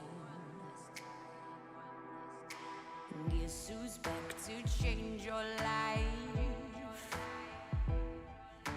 But it's not gonna be just fine. Whoa, I've got you under my spell tonight. Whoa, we're both heading to hell tonight. So don't ever listen to a word they say. It's time that you found out that I'm gonna get my way. Gonna light it up, then I'll burn it down. I'm gonna make you feel like you're invincible when no one's around. I'm gonna build you up, and then I'll strike you down. 'Cause you're about to know it's nothing personal. Sometimes good people do bad things.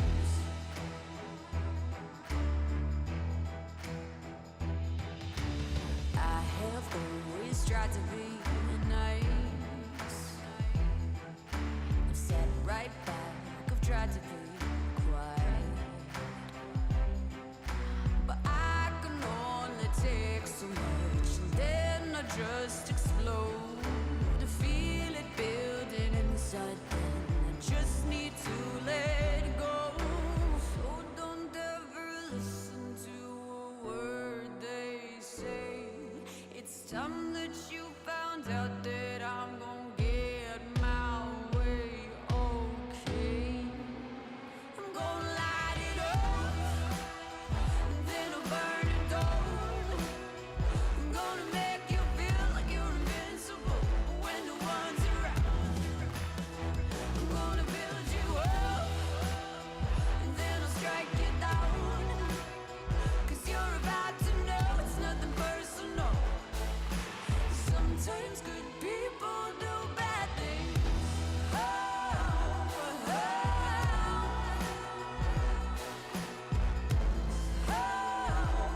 oh. Sometimes good people do bad things. Oh, oh,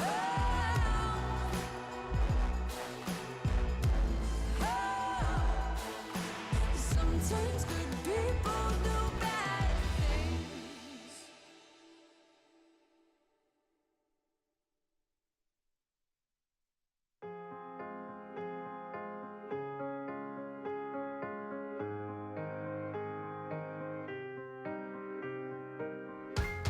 You walk down the streets and see different faces with a hope with the riches.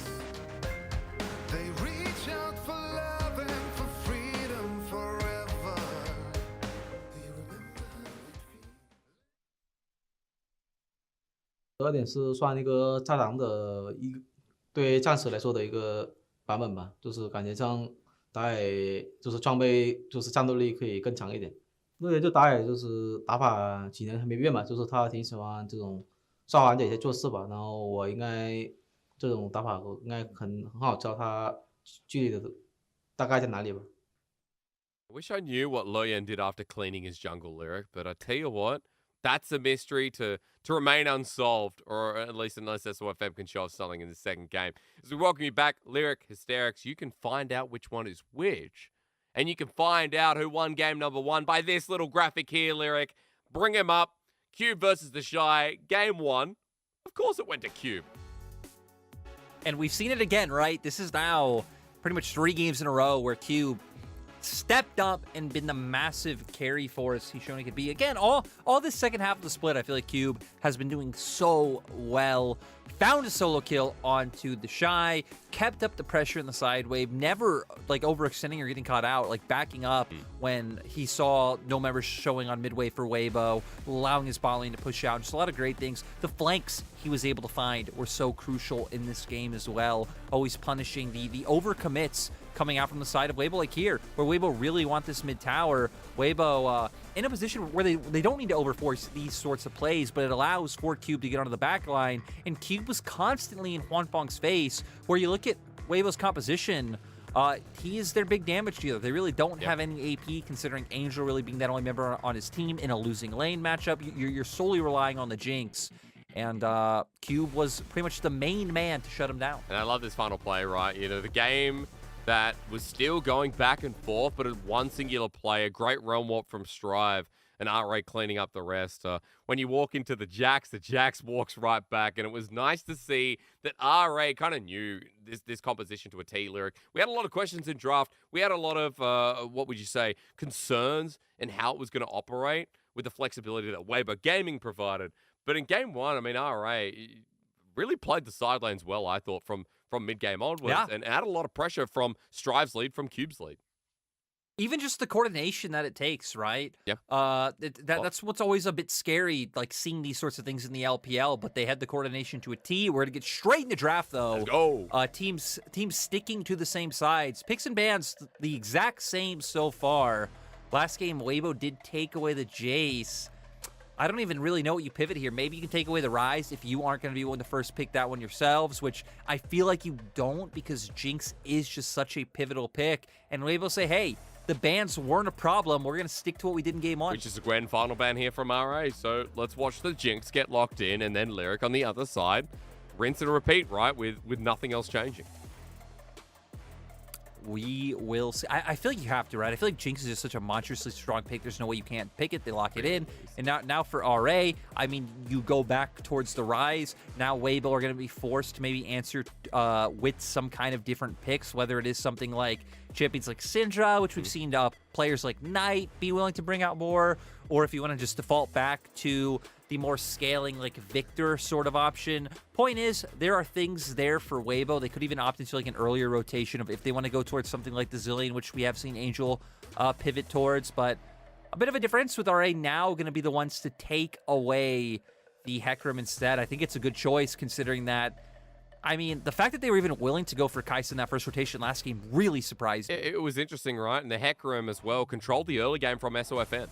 So the takeaway nice here from RA with a different perspective. As on the other side, Weibo Gaming, the Viego locked in. For SOFM, this is the second most played champion. 75% win rate after 8 games, worth noting.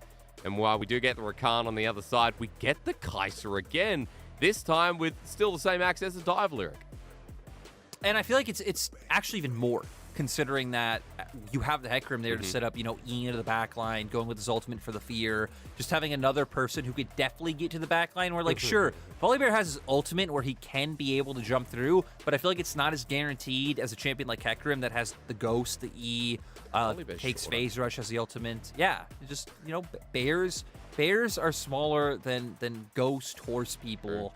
I do gotta say, though, in terms of lore, I do believe Hecarim was like one of the knights, one of the soldiers in Viego's army, since Viego was the king of the Shadow Isles, if I do remember correctly. So maybe a bit of lore advantage on the side of Weibo. I'm pretty sure from the lore, Hecarim became like that because he started running when the Shadow Isles started turning into the Shadow Isles, which I think was around Callista's time.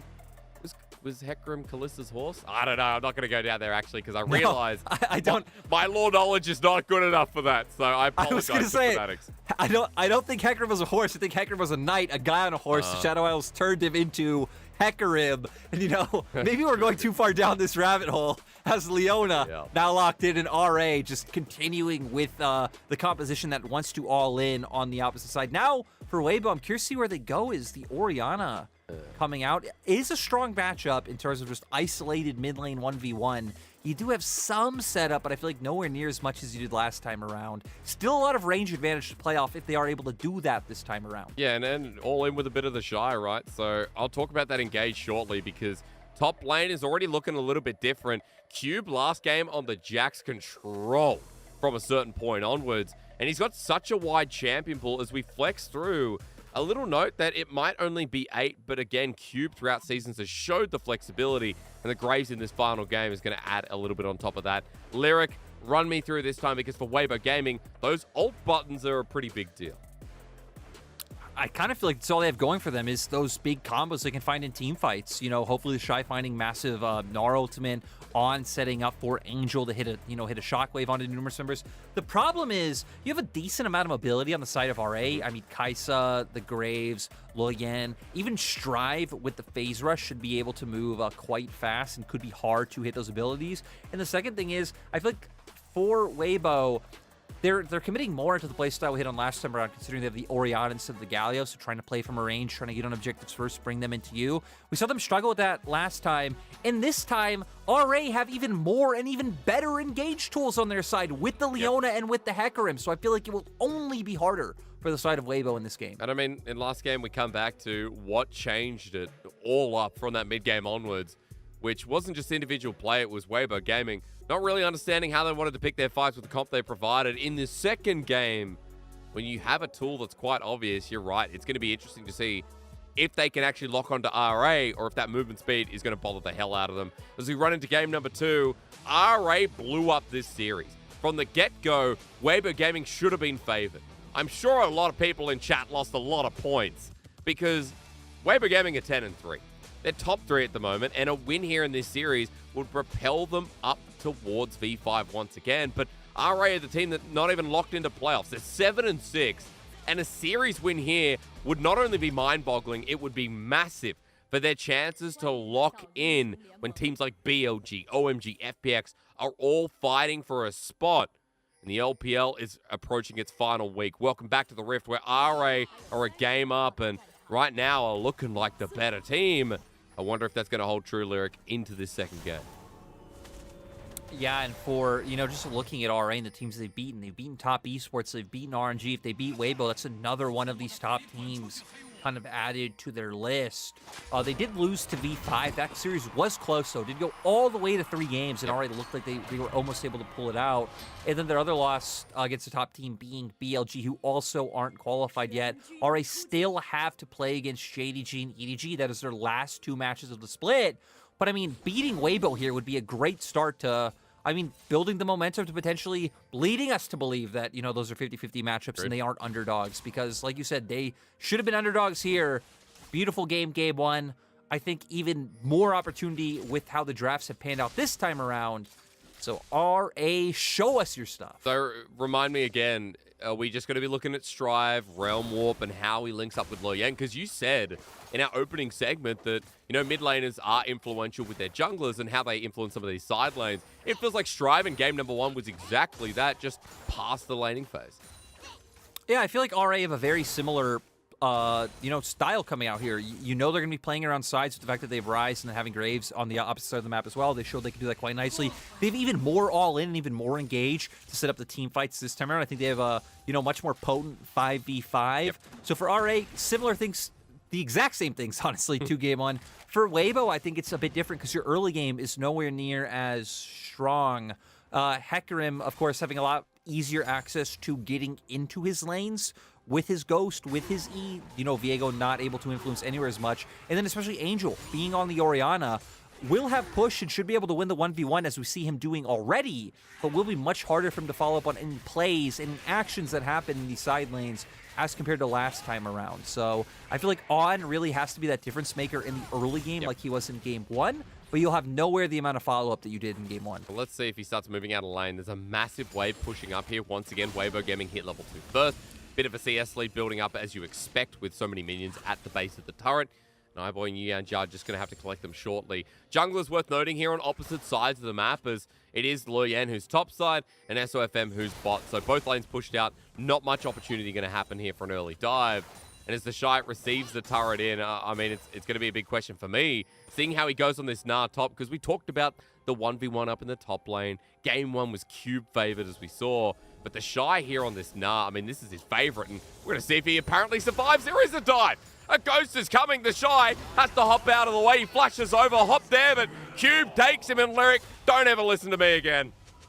No, and I had a bit of PTSD when I saw this exact matchup, because this is the clips we showed earlier. This is where Wayward completely railed the Shy. Yeah. It was Graves against Gnar, and now for the side of RA, setting up the early dive, setting the Shy behind. And, look at Cube already coming to lane with a Phage. God, it's a big start for RA, just when we thought it was going to be a little bit more competitive in this game, or rather, the early game would again be Weibo Gaming favored. Luoyan out on the map on the stolen Hecarim here. First blood over to Cube, and a Phage picked up here in this lane. A very big deal considering that now we get to see a Graves who runs away with the game while Luoyan goes somewhere else, Lyric. And this is why, you know, we just saw the interview from SOFM where he's like, yeah, I don't feel like Luoyan's really changed his playstyle all that much, which goes counteractive to what Luoyan said in his own interview. And I feel like Luoyan has been more active like we just saw, but SOFM now going to be the one to try to be more active. We'll be on a bit no of flash a for ward. Cube. So we'll see. Cube has a bit of extra damage with the Phage. Movement speed going to come in handy as well, but if he gets rooted down, it won't matter. Against the minions, not there in time. Boomerang throw doesn't get the slow from the Shy. A 3-hit passive comes through. Cube still getting out. And unfortunately, Shy can't let the damage will go Megadar. Meanwhile, in the bottom lane, though, traps land through. Huanfeng running out of mana, but has to damage himself. Ivoy flashing forward. That gives more access to Huanfeng. The range not enough. The turret doesn't help. Everyone on low health bars. They're just laughing as this could continue forward. Huanfeng wants the splash, but Ivoy won't give it to him. Yeah, I was going to say, Ari, have to be careful, but the action not stopping Luoyan. Oh, Wanting man. to find Angel, backs out at the last second. I don't think they know where SOFM is, so probably a good choice. But I was going to say for that bot lane skirmish. Wait, he should have command attack. Strife flashes away. A Q about a 1 second cooldown as we're back to top. Let the blood rain. I bloody love the LPL when we go full throttle.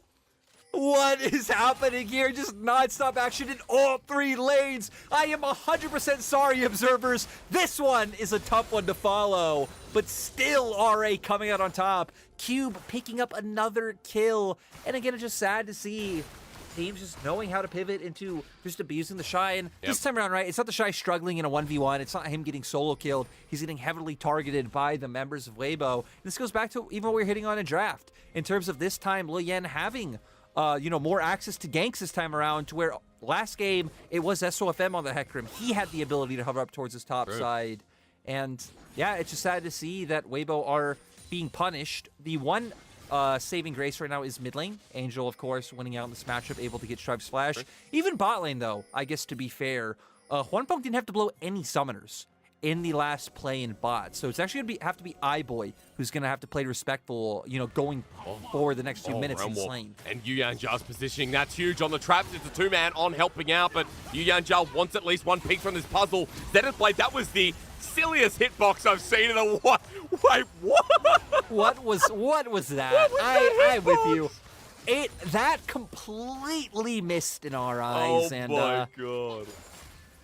Now everything I just said about Huanfeng having sums goes out the window. Yeah. And RA, I mean, they're just keeping their foot on the gas pedal. So Cube now going to be pretty fine to be self-sufficient, right? Play by himself. We're already seeing him start to roam, get his own vision down. Once things like topside scuttles come up, once enemy camps are up, he can even just start to set SOFM behind as well. And now for Luoyan, you could put a lot more attention into this bottom lane, especially as iBoy nearing level 6. Going to be a lot of all-in potential down there. But if we're talking about neutrals and coming up and how we get setups here, let's go back to what Weibo Gaming like to do. They like to play for Rift Herald, Lyric. Something tells me that this game, that is going to be near impossible unless we see SOFM pull off a miracle. Yeah, okay, just going to be a little bit of trading. Nothing's going to come out of that. Their one shining light is the fact that Angel will be able to move first. No Realm Warp on Strive either to cheekily be able to follow up. But I feel like the advantage in topside is way too massive for them to even think about this. I'm curious to see because, again, Weibo have been very willing to fight even when they really probably shouldn't. Yep. As hello, junglers? Well, SOFM going to get the smite down. Luoyan, unfortunately, not having it available. We'll just clear the ward after the fact. Herald spawns in front of their faces, and SOFM still going about his clear. Look at the minimap. Strive heading towards the bottom side. Okay, that Realm Warp not up and available. He's going to walk it this time around, Lyric. The Rise, who is level 7, going to blast them away as the engage comes through on the 2v2. On is getting low. Yuyanjia there. Strive with no flash, but might not need it. Runs on in for the kill, onto On, and Weibo Gaming losing their support. I got to say, on the last hit, I gave my rookie the split to Wayward, but my God, Strive, it feels so hard, right? I mean, going into that, the only 2 names in my mind were really him or Wayward, but Strive just being so monstrous this split really feels I mean, again, I would not be hard-pressed if he got the award, once we do get to official LPL awards coming through. Just so well with that play. And here we go. We're on Rift Herald. It's exactly what we thought, right? Cube having way too much pressure up in this topside matchup for Weibo to be able to follow up. Now we're going to be looking at what Weibo is able to do. They don't really have a wave down in bot side. You're going to expect them to go into river, clear out some of these wards from the side of RA, and then, maybe start setting up to a point where hopefully you can take a dragon, but even then, I don't think you could just start this one outright. You're definitely going to have to take away some of this vision first and maybe get some wards down of your own. And even then, remember that Realm Warp's going to be up and available if they try and sneak this up. So Strive has about 20 seconds on that ultimate cooldown. Yanja moving down. Excuse me. Strive is now pushing out the mid wave. And Loyen is going from top to bot. I think he cancelled his back here. Herald will give that a bit more pace, and he will be moving towards the bottom lane. So I'm curious about Weibo Gaming and their options here in the early game, Lyric. They've got a Herald to face. They've got a top lane hull breaker Graves to go up against. Cube is a menace right now in the Shy and not adding too much. Even Strive being down in CS in the mid lane, still going to have a massive impact being the Rise. I'll be honest, I don't feel like Weibo have too many options in terms of plays that they're able to make. Like, I guess you can send SOFM mid, maybe try and burn Strive's flash if you're willing to liberally burn something like the Shockwave to pull him in. SOFM follow up with a flash into a W, but your other two side lanes feel way too hard pressed. Again, Yanja maybe going to be hard pressed himself, but the Solar Flare comes down, misses, is on, gets his quickness, but Eyeboy over the wall. His pursuit beautiful as the ult from Loyen to follow suit. That onslaught was shadowy and pretty scary, to be quite honest. RA with another couple of kills. This is why I just said I feel like playing around your sides is, it's going to be too hard with how pressured they're being. We already see top. We don't have to hit on that one. Hullbreaker already out for Cube. But bot lane also being so strong. So ahead pickaxe and longsword advantage for Eyeboy. They thought maybe they had enough time to burst him out before the members who are starting Dragon could follow up. But again, the enemy jungler's a Hecarim. He can get there in 0.0214 seconds. And yeah, for Weibo, I really feel like your only opportunity is try and find something mid, or maybe playing a little bit into the enemy jungle. But even then, Loyen's pretty strong. Q would be able to follow up. Oh my god. I mean, I'm just watching the sidestepping from the man you just talked about. Cube is sidestepping pretty much everything up in that top lane. It's not about the trades, it's about how slick he's making it look. Angel interrupting Loyen, good shockwave back here, but does he have enough damage? There's an Orianna here early on. The Death Rocket, they're waiting for it. But unfortunately, Loyen's out in time and with a bit of speed as well, thanks to the Herald. So just as Weibo Gaming look for something, it is RA who pull themselves back and lead 4-0 in this game, Lyric. A 2k gold lead as well. They've got a Dragon. That Herald will be placed in one of these lanes to open it up with turret plating available. And I just have a feeling that top is about to get bigger. Okay, Hysterics. I thought about it. I figured out the way Weibo win this. So, 5-man, the quickness comes out from On, into a 5-man Gnar ulti from the Shy, to a 5-man Shockwave, and during this whole sequence, Huanfeng hitting the whole time with his rockets. Okay. If all of that happens, no one from RA is allowed to do anything, Weibo will be able to find, a win condition. Well, I like that. So the ults have to connect. And in mass Against everyone. Yep. All of them, yep. Again, we come back to what Weibo Gaming pulled out this second game. A lot different to game number 1 in the sense that they don't have as many options this time, Lyric, and they've lost top. The Shy's Gnar is down and feels pretty out at the moment because Cube just got solo turret plating. He picked himself up, burst turret blood. Inner turret now going to get a massive charge. And this Graves, who is uncontested right now, is drawing the attention of SOFM. But what can he do to run in on top of Cube? It won't matter. He runs back in, flashes away. SOFM, what just happened? Onslaught of Shadows gives Cube a nice ulti. The Shy with one of his own, but unfortunately he has to run. Weibo Gaming are just all over the shop. Yeah, this one is an absolute spanking coming out from RA. I mean, this looks just like the top esports series that Weibo just played, where they got smacked both games in a row. Slump coming out from them. And I mean, right, at this point in time, it really is going to rely on massive mistakes coming out from RA, in my opinion. I mean, they not only do have strong team fighting available, they have all in with their advantage. Weibo aren't going to be able to play from that range advantage of being on objectives first. There's just so many things they have going for them. It just comes down to that early game. And you know, when you think of even just like generally, like philosophically about playing the early game, overarchingly, you know, we're not going to talk over this replay. Nothing happens. SOFM, like you said, walks up. It's kind of questionable. They get bursted out, but for Weibo in the early game, it's like, okay, you're not pathing to cover your top side, you're pathing to push and bot, but then once we saw them losing out in bot side, once Loyen came off his first back and found the gank, it's like, if you're not covering the Shy, where you know that's where RA are going to be pressuring, and you're not getting head and bot, it's like, what really do you have as this Weibo composition? Nothing again. The ultis are that much more impactful when you're this far down. They have to be the perfect measure, as you said, for Weibo Gaming to have some kind of impact in this game, because as we look at it, this third place team is getting butchered by our 8th place. Rare Atom not even secured for playoffs, and if you're just tuning in, Rare Atom 2-0'd Ultra Prime. They lost to OMG. They beat WE. They 2-0'd RNG. Rare Atom as well, a team that took a game off V5, took a game off LNG, 2-0 top esports to open the split. They have been a surprising dark horse. And I think now it's starting to be more realistic when you consider how strong this team is looking, approaching the final week of LPL and looking like they're going to be the next ones to secure an LPL playoff spot. Yeah, and they're going to be able to guarantee this. They have complete topside pressure. For Weibo, I like what they're doing now. They need to go for this. You just need a cross map. You need to look to play towards that bottom side. It really doesn't feel like you can cover the Shy at this point in time. They're just too strong with their numbers up there. Zone strive off, try and find the kill, get a turret yourselves. But this also just opens up for RA to go and drop Herald in mid. I mean, they're picking down Juan Fog. He's getting deja vu from game number 1. iBoy solid him out, and he's not going anywhere near the turret with the rest of RA MIA. On now off the wing, wants to make a play, but RA are grouped up in numbers. They've opened up the map once again. Only one outer turret standing. And Lyric, I'm glad I, opened this up with you, because seeing RA deliver on this level, giving me a lot of hope that once again our playoffs are going to be bangers, and RA are going to be there to compete as the shockwave's going to be used onto Yu Yan Jia. He gets damaged down. The Dragon taken for 2. Rooted down the ulti from SOFM. It's countered with the Solar Flare, but RA are not going back in, and SOFM will survive for now. You know, I thought of a hysterics level analogy of how I think of this Weibo gaming. What is it? Wait, I need to pause to see if they find action. But this Weibo gaming to me is the Nolan Batman trilogy. You know, I saw the new Batman movie recently. We won't talk about that, but it leads me to thinking about the Nolan trilogy, to where Weibo are Batman, Weibo are Bruce Wayne. They, they're coming off their Sooning years, which is Batman Begins. It's slow. No, I don't get to finish Hysterics. Call the action. Will for now. Angel's dead. He's run over. Teleport's going to come through. And you know what?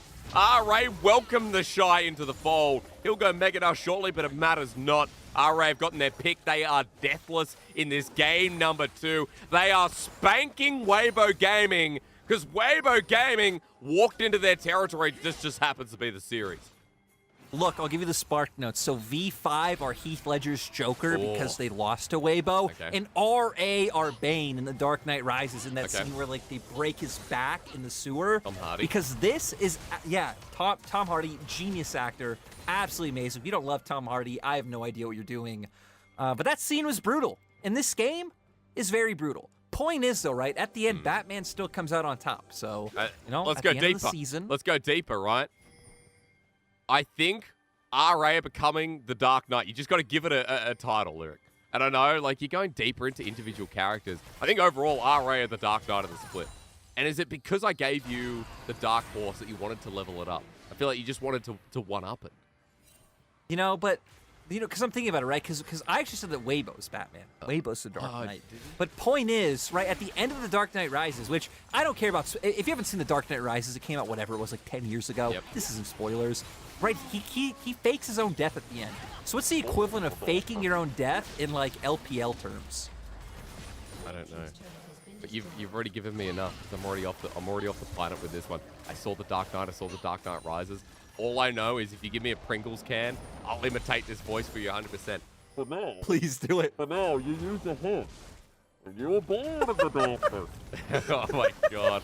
Well, I get paid to be here, folks. The Shy, he'll survive for now. And yeah, look, honestly, this game's just in the bin. It's literally RNG bin, because RA are 6-0 on a comp that you already established. is so flexible, has everything in their basket, and Weibo Gaming have drafted a comp that wants to press the R button but haven't been able to all game long. Like, what do you do? Yeah, I've no idea. Even just like item advantages at this point.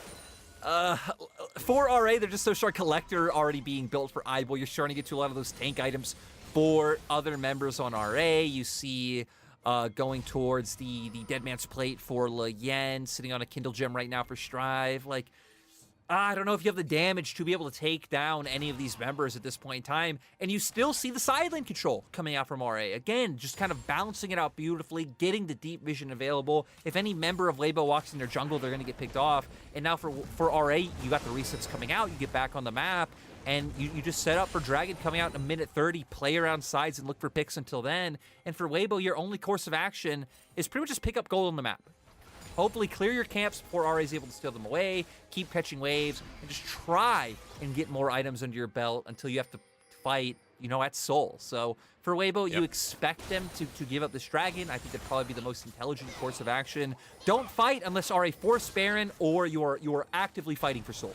Get something off. I mean, if RA are fighting for the Baron, are they going to be there in time? The vision access they have right now is limited. They've got objective bounties on the objectives because... Well, that's a dumb thing for me to say, but you know where objective bounties are meant to be. They've got gold on big things because they're 6,000 gold behind. Wait, what if they add minion bounties to the game? Oh. Again, I mean, Riot started with champion bounties.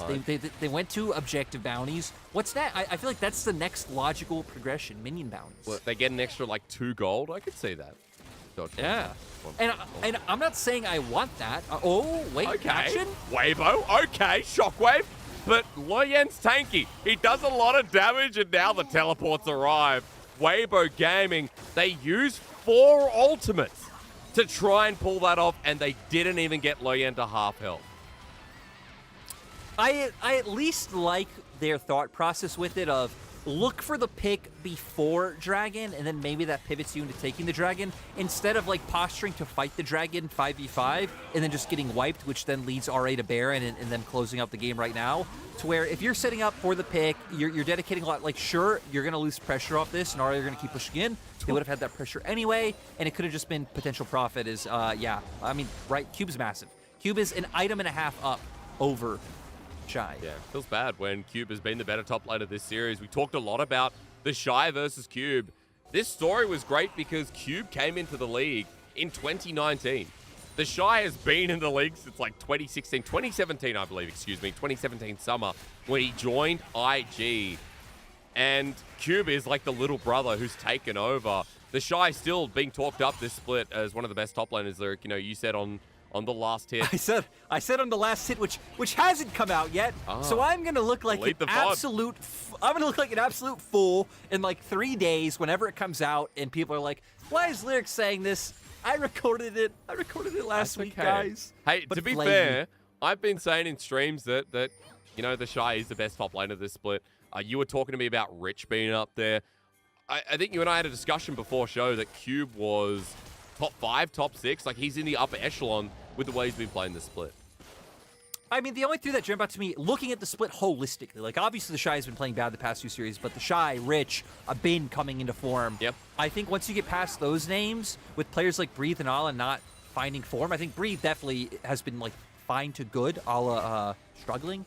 Cube is definitely up there, as we see once again in this game. Yeah, I mean, Cube is dominating the side lane, and guys, RA have held control for this game through early ganks from Loyen, through top lane where Cube has been given access but also been taken his own way. Look at bot once again in the bottom of your screen. The Shy scared, RA taking more turrets. Weibo Gaming almost called them IG, Lyric. Only have 1 to their name. Yeah, this is rough, right? Because we saw the early prio on the side of RA, and going into the mid game with Strive now being incredibly strong as well, he's able to push in these lanes. And RA, even in game 1, we're consistently looking towards the Baron. They're going to do this once again. It's a Kai'Sa, it's a Rise. It's quick as anything, and they've got to pay attention to Cube at the same time. It's spotted out, but as SOFM's behind the pit, he's got to be in quick. Can he get the steal? No! They flip it, and RA confident as always. The Shockwave not doing anything as the Realm Warp a bait as well. Teleport's being burned on multiple angles. The Shy is late to the party, and RA have already cut the cake.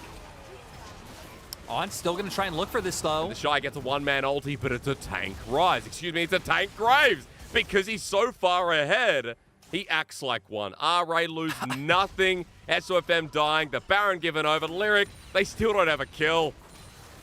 I was going to... Hysterics, with the 9k gold lead, with the 3 dragons, with everything RA have going for them, like, everyone on their side feels like a tank to any member of Weibo Gaming. I feel like even if the Shy found that ultimate onto iBoy, even iBoy wouldn't have really felt it, would have just been able to walk away just fine. It's depressing. Like you said, no kill on the board. They have 1 turret. That is about it to their name. We see them trying to spot this out. RA instantly pivoting to the Baron after this. And I don't really know why we're getting an extended replay of this Because Baron, there's nothing else to replay. We need Oh, content. is that true? Well, I don't know. Can you think of anything? Do you have any other, hysterics-isms? I feel like that's a good word for them. Yeah, do you want to say, let's see this first. Let's just see a little fight. Nice little Everfrost attempt on Zao. RA pushing with the Baron now, so we're just going to keep piling down on these turrets. Hystericsisms, no. I did have to Google the Nolan Batman movies, and I realized which ones they are. Christopher Nolan. Is that the director? Am I correct? Yeah. Yeah, okay. Yep, the Christian Bale movies. Dude, Christian Bale as Batman, absolute banger. Isn't it Ben Affleck now? Well, no. Well, it was Ben Affleck. Now it's Robert Pattinson in the newest one. Oh my god, Edward Cullen as Batman. Look at Bot, though. Cube with the flash in melee range. You expecting that? It wasn't a solo kill. In fact, excuse me, it was, of course. A Cube battering down the hatches. The shockwave hitting. 0 damage. Death Rocket. Cube tries to run into it to give Juan Fong a bit of a favor, but it matters not. RA 9-0, and no one from Weibo Gaming are going to be the hero. No, it feels like they can't be the hero. Really no options for them. Like, what do you do? Again, I feel like even at this point, even if you do hit all the ultimates perfectly, just so hard. RA, in that first 10 minutes, just finding the exact advantages they need in their side lanes. And now going to be able to, not open up 2 inhibitors. My statement killed before I even finish it. Maybe it's tactical, not too much. But hey, they get soul. Yeah, they do. Or do they? Well, Yuyan Ja is a little bit slow. SOFM chasing, but RA can go over the wall. Thanks for the soul. They've moved into range. That's a tag here from iBoy. If I was him, I'd press it. But unfortunately, I'm not a pro player, and luckily for that, Weibo Gaming lose themselves a soul. RA are continuing to take everything. This little pickoff matters not. Cube is literally Dwayne "The Rock" Johnson in the Scorpion King. Yeah, he is. And okay, so we're gonna get a replay of what happened here in bot. The Shy trying to go in. He's about to hit Mega. His team's following up, so you can understand what he's going for. Like you said, Cube just absolutely monstrous at this point in time. Follows through with the Luo Yan, able to force his way in, make SOFM blow that ultimate. And around that play, you said, no one on Weibo can be the hero. And that reminded me to right before broadcast, where you sent me some website where you have to either press a button or not press a button. One of the prompts was, you get to live in the world of a superhero, but you don't get to be a superhero. That's kind of Weibo's situation in this game. Yeah. And I did hit the button for that one, just so you know. Okay. Well, I wouldn't do that. Screw that. I want the powers. I want to be magical. But it's pretty much the same, right? It's like, well, if I don't hit the button, it's just the same world I'm in now, just with no powers anyway. Oh, yeah, that's boring. No one likes this one. Everyone likes the world of League of Legends. Look at this on top of iBoy. Burn the flash on Dried, but we know this one's already doomed. And, I said Dwayne "The Rock" Johnson for Cube, but that man through the mid lane, that's more like Arnold Schwarzenegger in Terminator 2. Or even in the first one as he runs into the police station. Strive is Sarah Connor, and they've teamed up in the second movie. Weibo Gaming backs against the wall. The team that's third in the LPL has been obliterated. Cube said, I'll be back, and as he storms on in, RA are looking fresh. They've got the jacket, they've got the boots, they've got the motorcycle, and they are the Terminators right now in the LPL. And it's pretty much across the map as well. We're highlighting Cube because Cube's the one getting the attention, getting the resources, having the highlight plays. But let's remember, Lo Yan set him up in that early game. Lo Yan first clear straight into a dive under top lane turret. They rinse and repeat with a second gank, getting Lo Yan getting Cube even further ahead. Lo Yan also then started playing around bot once Cube was fine and just chilling. He found Aibo and Yuyanja advantages. And Strive got pushed in, lost lane in terms of the 1v1, like how the matchup goes. But then once we got to the mid game, was doing his job, playing around the side lane so well. Again, the communication for RA, the way they're playing the map, I feel like this series, it just looked gold. It was really clean across the board. And now one of the most exciting teams going into playoffs, making their way up to 8 wins, which is pretty crazy. I don't understand how this is the most exciting team. Like, I'm here, I'm feeling it. But I cast RA versus TT, and I almost did what Graves does to other people and gave myself collateral damage. Now, that was a series where I'm like, RA are not making playoffs. And then they proved me wrong. They say, Hysterics, you stay behind the couch, you stay behind the desk, you stay on camera, and let the gameplay let our gameplay do the talking. And RA have been on an absolute tear. Ignore that little last series I was talking about, because for Rare Adam, this team has been coming through in such a substantial rate, and it looks like Cube is a solid backing for them. Lo Yan you gave as one of the best junglers of the split. Strive has been a potential rookie of the split. Boy getting caught out less and less, which is always a good thing, and Yuyanja on the same page. Rare Adam are the nicest surprise, I think, in any split in a Premier League. Yeah, and if people, maybe who don't follow LPL too much are wondering, like, why are you guys saying there's such a surprise? For context of expectations, I am sure almost all of us on the LPL team had them bottom 4 in our pre-split power rankings. You looked at this roster, we all heard the hype for Strive. We thought this guy would maybe be the godsend. We knew Lo Yan was solid. But then you looked at the bot lane, and you're like, okay, originally it started off with Sora. Then when Yuyanja came in, you didn't think it'd be much of an upgrade. But everything's clicked. I mean, the mid-jungle was always there. Cube coming online. Aiboy, Aiboy's kind of like the Shy, not in terms of play style or running it down or getting pressure or anything, but it's like what to expect from Aiboy, the ups and the downs. And then Yuyanja as well. I mean, Yuyanja isn't necessarily this big highlight playmaker, but him and Aiboy are finding advantages in 2v2s when they have winning matchups. They are playing a lot more for the team once we get into that mid-game aspect. And for RA, they've just found a winning system, a winning formula. The synergy is there. And does it kill you on the inside? Is it weird? Are we in an alternate universe? I don't know, but I had to pull up on your comment. I actually looked at my power rankings before the split started. I put RA 10th. I don't know how I did. What? I don't know why I did, but I put RA 10th. So they're making playoffs in power rankings, and apparently I saw this coming somewhat. That is even crazier, remembering to our early season conversations where you were so heavy-handed on this team. I didn't but like this team. I mean, point is, right, they brought it together. They have strong lanes to play around. I feel like man for man, they stack up well. And then just in terms of like macro and how they're playing the map, I feel like they look like one of the cleaner teams in the LPL, which is really weird to say. I feel like a lot of our top teams right now don't necessarily always have that aspect. I think V5 is a very good example of a team who, especially when they're not ahead from early on, which usually they are with the laners they have, it's very messy. Top esports, very messy. EDG, LNG, like I feel like RNG and JNG in recent series have been our cleaner teams, and now RA kind of joining that upper echelon with them. So they're going to kind of be the dark horse team of going into playoffs, which they already sort of were last year, but I feel like they're going to more fill the role that LNG filled in that summer playoff run, where if there's any team that's going to make a crazy run to like a very high finish, to me, out of our lower tier teams right now, RA is the one that stands out more so than BLG, more so than LNG. I mean, I'd put them over the OMG FPX successor that comes out of that little tie. Let's say anyone's legend were able to do it. I feel like RA in the first round are going to be a really deadly team. And yes, we are already selling them on the first round. They're at 8 wins. They are not officially locked into playoffs yet. Remember that 9 is the magic number in the LPL. 8 is looking good depending what our middle of the pack ends up doing. But at 8, they are in a very comfortable position. They're in a position where it's like they're probably going to be in playoffs, guys. Let's be realistic. And Lyric, their next couple of games make me pretty excited. JDG, EDG. RA get diverse teams that are already locked into playoffs, and they've got something to prove.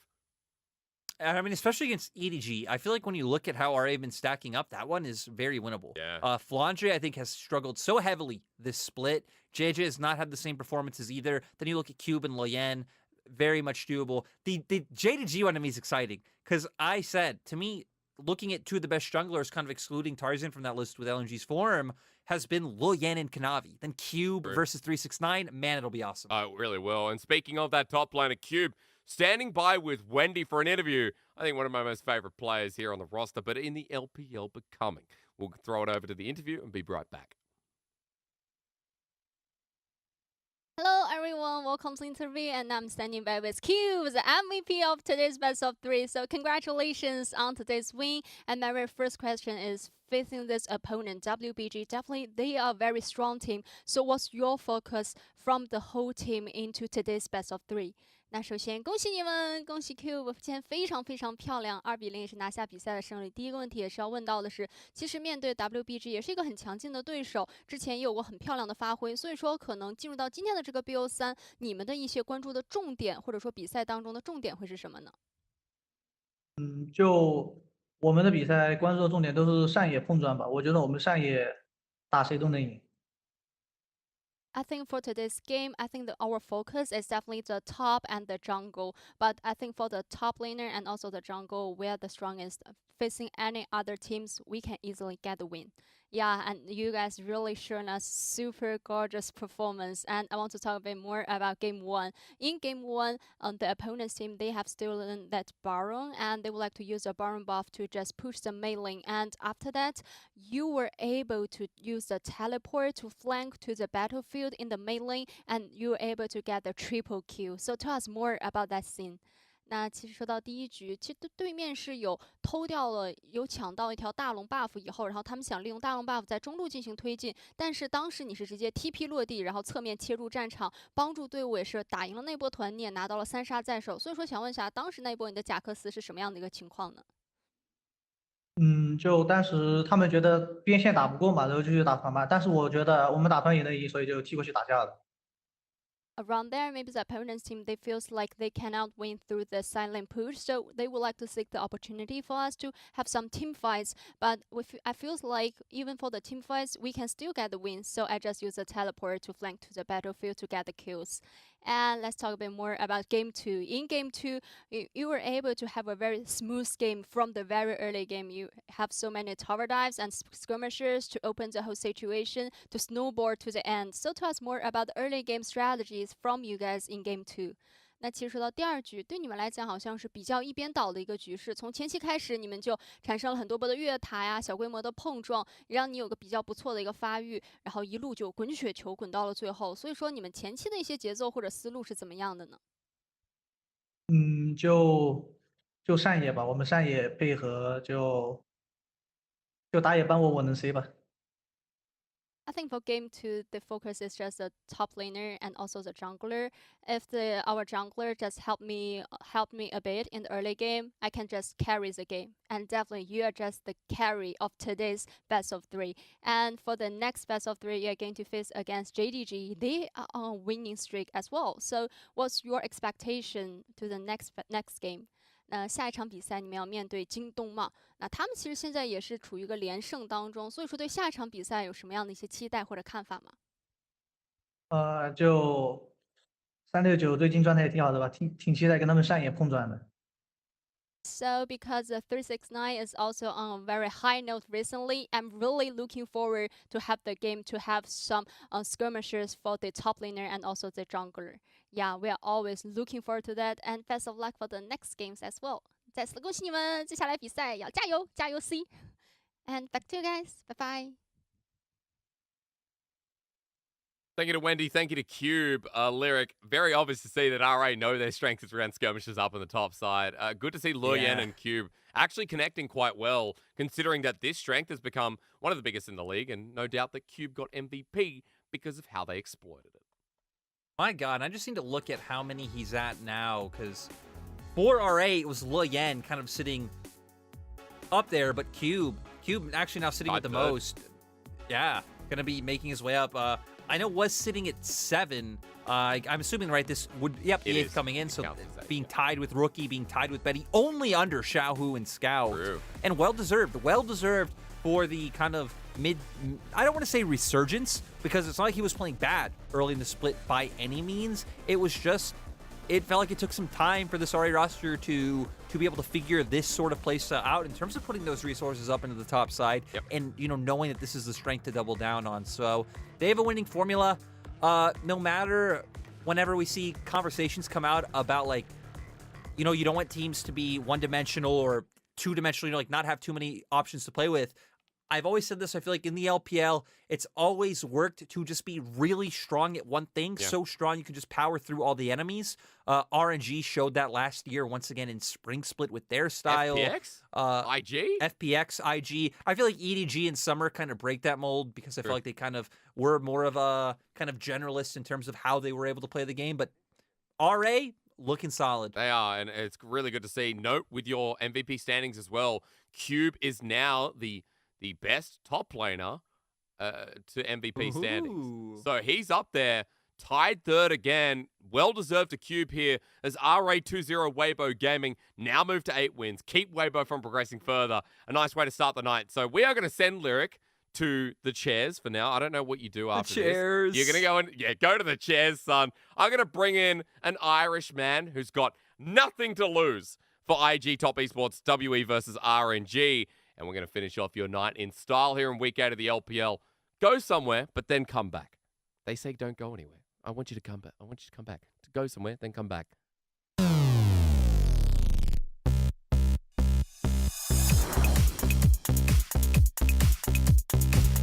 then Ultra Prime here, you can see what they're thinking. Hey, we still have a lot of follow-up damage. Sure, our Leona does need to back off, but again, Elk is fine! Elk is fine! It was replay! Oh wait, Elk is fine! It's Harry Potter! Oh my god! Oh my god! Alright, forget the replay. Elk is a wizard. Like that. You're a wizard. I don't know how. Got the Shy on your roster. Because they can move towards this bottom lane. The inhib is open. There's a minion. Nice. Man, my team is very good. My team is very, very good. Very good. Nice. My team is very, very good. Very good. Nice. Man. Stepping forward with another point. Dropped onto the board. They're 1-0.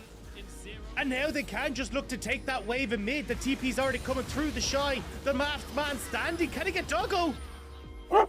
How is Doggo on this side of the tower? Oh my god! What happened for Doggo to be there? He's so far from home. He doesn't even have a collar. He's going to Battlestar, but still gets the kill. And now the chase down is on. Invincible has to block for his team as the curtain call sends V5 away. The team. I mean, let's be honest. If you want a team with Mojo, this is your team. They know what's up. Oh, the ulti comes in. Cole's now going to be the target, but that's just the support. Southwind has been left behind. Wait, did Cole think that Jinx was on the enemy team, I wonder? And WE find a consolation prize at the end. V5 need to stop this. Dragon is in 20 seconds. V5 Wait, are what trying are to these stop them wards? from resetting. How are you missing? And wow, Super Mega Death Rocket with an absolute big one. Strive on the chase, the needlework. It's just a little tip. Tarzan, the what? Strive is a madman. That target selection lyric, that was insane. That wave out, and it feels like they're trying to get pressure on that bottom side while they can. 2.5 minutes until that Baron comes up, so they don't need to worry about getting caught on the wrong side of the map. This is 9. He's found us. It was at this moment he knew. He f***ed up. He must have gone past that control wall to get there. Goes for the slice of Maelstrom anyway, but Viper flashes away. And 369, you know, it was a good attempt. I like the gumption there. You're down on death row at this point. You might as well try and make something happen, but it just cannot come to fruition. Try and use their map pressure, use their mobility, look for picks, and see if they can kind of catch out Ultra Prime. Oh, they're going again. Oh, they're doing it again! They just have no chill. EDG, these guys have families. Come on. Very curious about that. So no TP available for ZDZ. Let's have a look at the inside. Oh no! Or sorry, in the base, I should say, is actually just been saying, look, I don't care about the 1v1. So where are we going, observers? We're looking at one, the other. RNG take the neck. No, he didn't the inhibitor. No, wait, did he? Wait, no, the inhibitor respawn. We haven't finished. Go back to the game. Go back to the game. Go back to the game. Observers, please. Go back. Thank you. Okay, they're gonna end it. They got it. They got it. My God.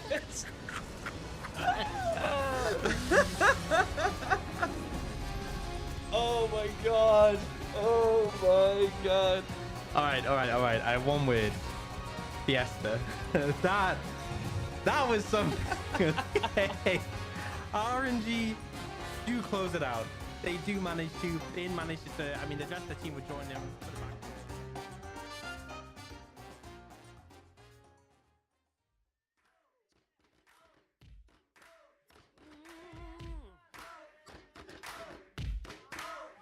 Oh, weekend. Really good to see you again. Where's my glass?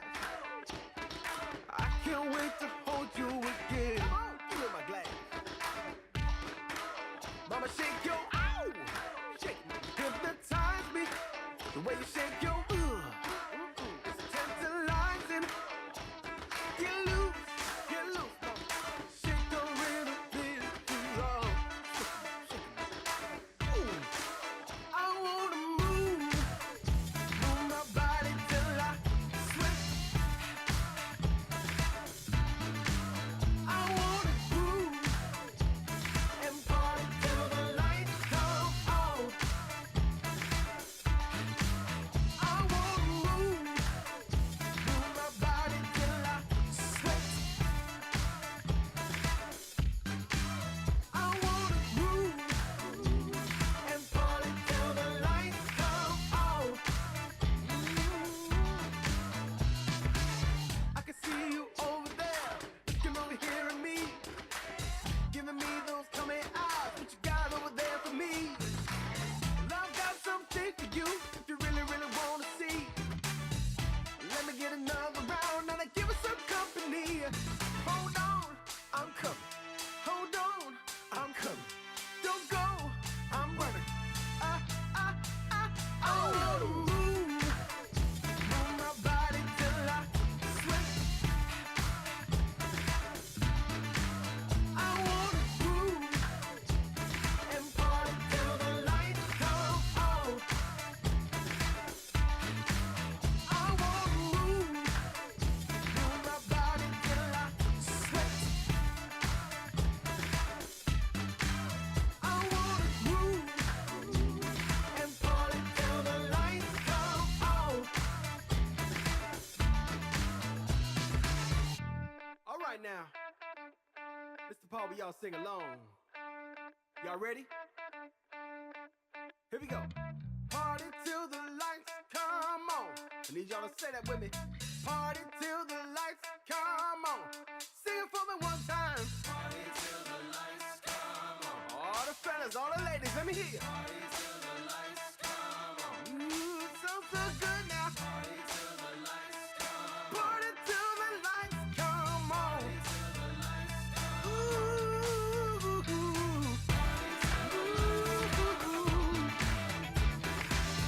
it's when no longer, girl.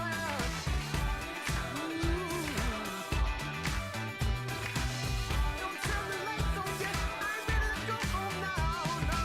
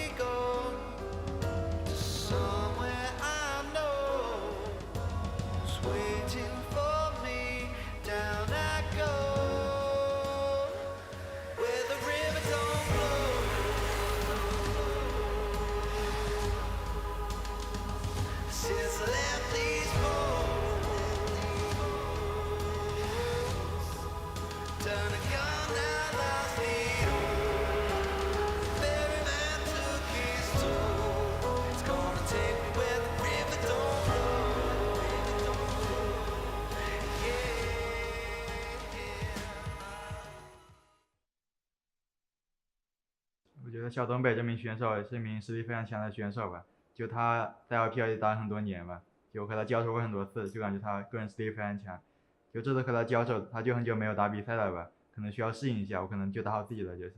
下场赢下一季关键点肯定是在我们中野吧，就他们也是那种中野打比较凶的队伍，就我们中野有优势就慢慢滚下去就赢了。Well, it's IG versus Top Esports in this next game here as I bring in a very strong Irishman who, unfortunately, will not be casting RNG. Oh my god, you are casting RNG today. I didn't even realize. I was about to say your forte was not going to be employed, but I was absolutely wrong. We're going to get through this one first here, Dagda. Welcome onto the desk, IG versus Top Esports. You and I going through what was once known as the Bloodbath series, which has changed quite a lot. IG versus Top Esports not looking the exact same as it once was. Yeah, definitely a little bit slower than it used to be. Good looking kind of at both sides. I mean, TN coming into Top Esports has kind of slowed down the pace of Top Esports. And IG, I mean, this doesn't even look like the same IG, not even close. No, we just saw one of their players go down swinging against RA and another who's secured himself first for now on V5, I should say. Let's look at IG, though, in a bit of a nutshell. This is simple. IG, if they lose this series here, they are out. Even if they win it against Top Esports with the way they're in at the moment, Dagda, it looks like a really hard task to make playoffs, and it's a shame because IG, they're fumbling. Yeah, I mean, you talk about the Shy going down swinging. We kind of see IG doing the same because if they lose this series against Top Esports, as you said, they're out. But even if they win the series but go 2-1, well, suddenly they can't win against some of the teams that they have. So realistically, they need to win every single game because they don't own the home head-to-head against OMG. So if they drop a game, then they can only go to that -4 to match OMG. OMG take the head-to-head. So realistically, they need to win every single game they can to keep those opportunities open. That's right. One drop means that they can only take the win over FPX, and then a lot of that comes down to, also that head-to-head over OMG versus FPX that's been delayed, so it ain't looking hot for IG. And I know that you want to talk about some of their strengths coming through, no matter how hard it's looking like for this team to make playoffs. And the strength of, individual top laners, right? And, Dag, you want to talk about fighting here. Zika versus Nani. Walk me through the difference in these top laners and what kind of hits the spot for you. Yeah, it's the difference for me is, play the style of top laner that you want to play the style of top laner that fits the style you want to play. Yeah. If you want to fight, then play the fighter. Nani is the better person in a team fight. He's got really good engages on the likes of the Malphite and the Gragas. Zika is a split pusher. Look at the champions that he plays. The Tryndamirs, the Rivens are supposed to play alongside that Gwen. He wants to be in a side lane. So if you're gonna play Zika, play 2 enable side lane. Play the 1-3-1 that you're playing with Uakai. And this was something that myself, Lyric, and Ox were all talking about. It's why don't we actually just see, Mole playing those side? Why don't we see the Twisted Fate? Why don't we see the RE side lane? Why are we not enabling that? Because you can see here, right? Zika has not built for team fights. The champion doesn't fit very well for team fights. And even though he can get some things off, nothing's really coming to fruition for them whenever we see Zika in. Especially as you can see in this fight, the Tryndamere doesn't get anything there. The fights are all over the joint. It is super, super messy because IG are lacking that front line. But as we roll into this next clip, you'll see that the big difference is Nani. He's able to provide that front line. He's able to be that tool that kind of separates the fight, gives space towards the back line to actually go in and try and play a team fight correctly. And now, this doesn't always work out when we saw with Nani. Obviously, they struggle with Nani, but as you can see in this clip, it's much more about Xiao Yuji being separated from the team here. Yeah. But Nani in the front of this fight, he's doing a wonderful job. On this Gragas, he's getting so much space for you. He's keeping him alive for so damn long. Nani was trying his hardest in these fights. And if you want to play team fight, play Nani. If you want to play split push, play Zika. And it really is frustrating to watch IG where they pick split pushing champs for Zika, and then they all end up team fighting anyway. Yeah, I know. Disjointed is the point across, right? So, for Zuka, it feels like we're going into a game where, by the way, he is starting, and we do have Uekai starting in the mid lane here, not Mole. That, is going to be a lot reliant on how IG bring it all together in the draft and what they want to play towards based on what their top laner is, which in the past was a very big deal for this team and has kind of just left openings that couldn't be filled. I'm talking about the Shy, of course, folks. So on the other side, Dagda, let's talk a little bit about Top Esports. A much better news story. Congratulations to Top Esports, who were the 5th team to lock in 2022 spring playoffs. They're in a very comfortable position. And Dagda, I was looking at this the other day, in fact. For top esports, their schedule looks pretty decent. IG, anyone's legend, LGD, this team can actually finish at 12-4. And 12, as I was saying to Lyric in the last series, will lock in top 4. Top esports in a great position to do so. Yeah, I mean, the hard games are behind top esports, right? They're just coming off the back of a 2-0 win over Weibo, a 2-1 win over LNG, over BLG, over EDG. Like, they just had the gauntlet, and they've come out smiling. They look completely unfazed, and a huge amount of this is just down to how well they're able to orchestrate the early game, right? TN setting up Knight in the early stages, Knight then being able to roam around the map and into the side lanes, and it just then, when you come down towards team fights, you've got Knight, who is having a pop-off year. Like, this guy really, I mean, we talked about it a couple of times. I don't know if the podcast has been released, but he was in a conversation for MVP. Like, this guy was an absolute nuts, and he has been all split long. It feels like he is the backbone of top esports right now. I mean, Knight, and then you go to the top side and you look at, hey, well, 369 was such a big pivotal person, a pivotal player in old top esports. Who are they going to run in, and what are they going to fill? Wayward has been such a great fill in here, and Dagda, that's why looking at the, as you coined it, Battle of the Rookies, I love it, because Zerka versus Wayward feels very mismatched when Wayward is an absolute monster.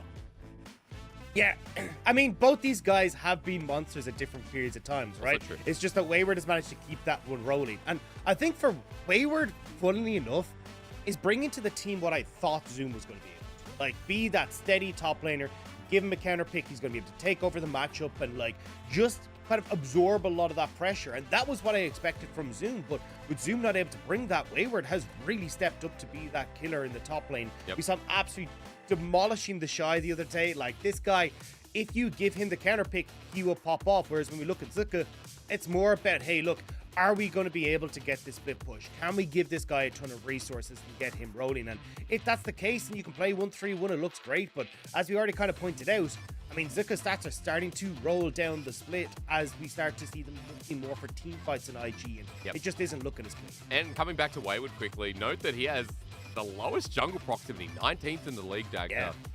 A worthy stat considering that he only came into the league a little bit after. We saw Zoom at the start of the split. We didn't see Qingtian. Wayward was then the second choice.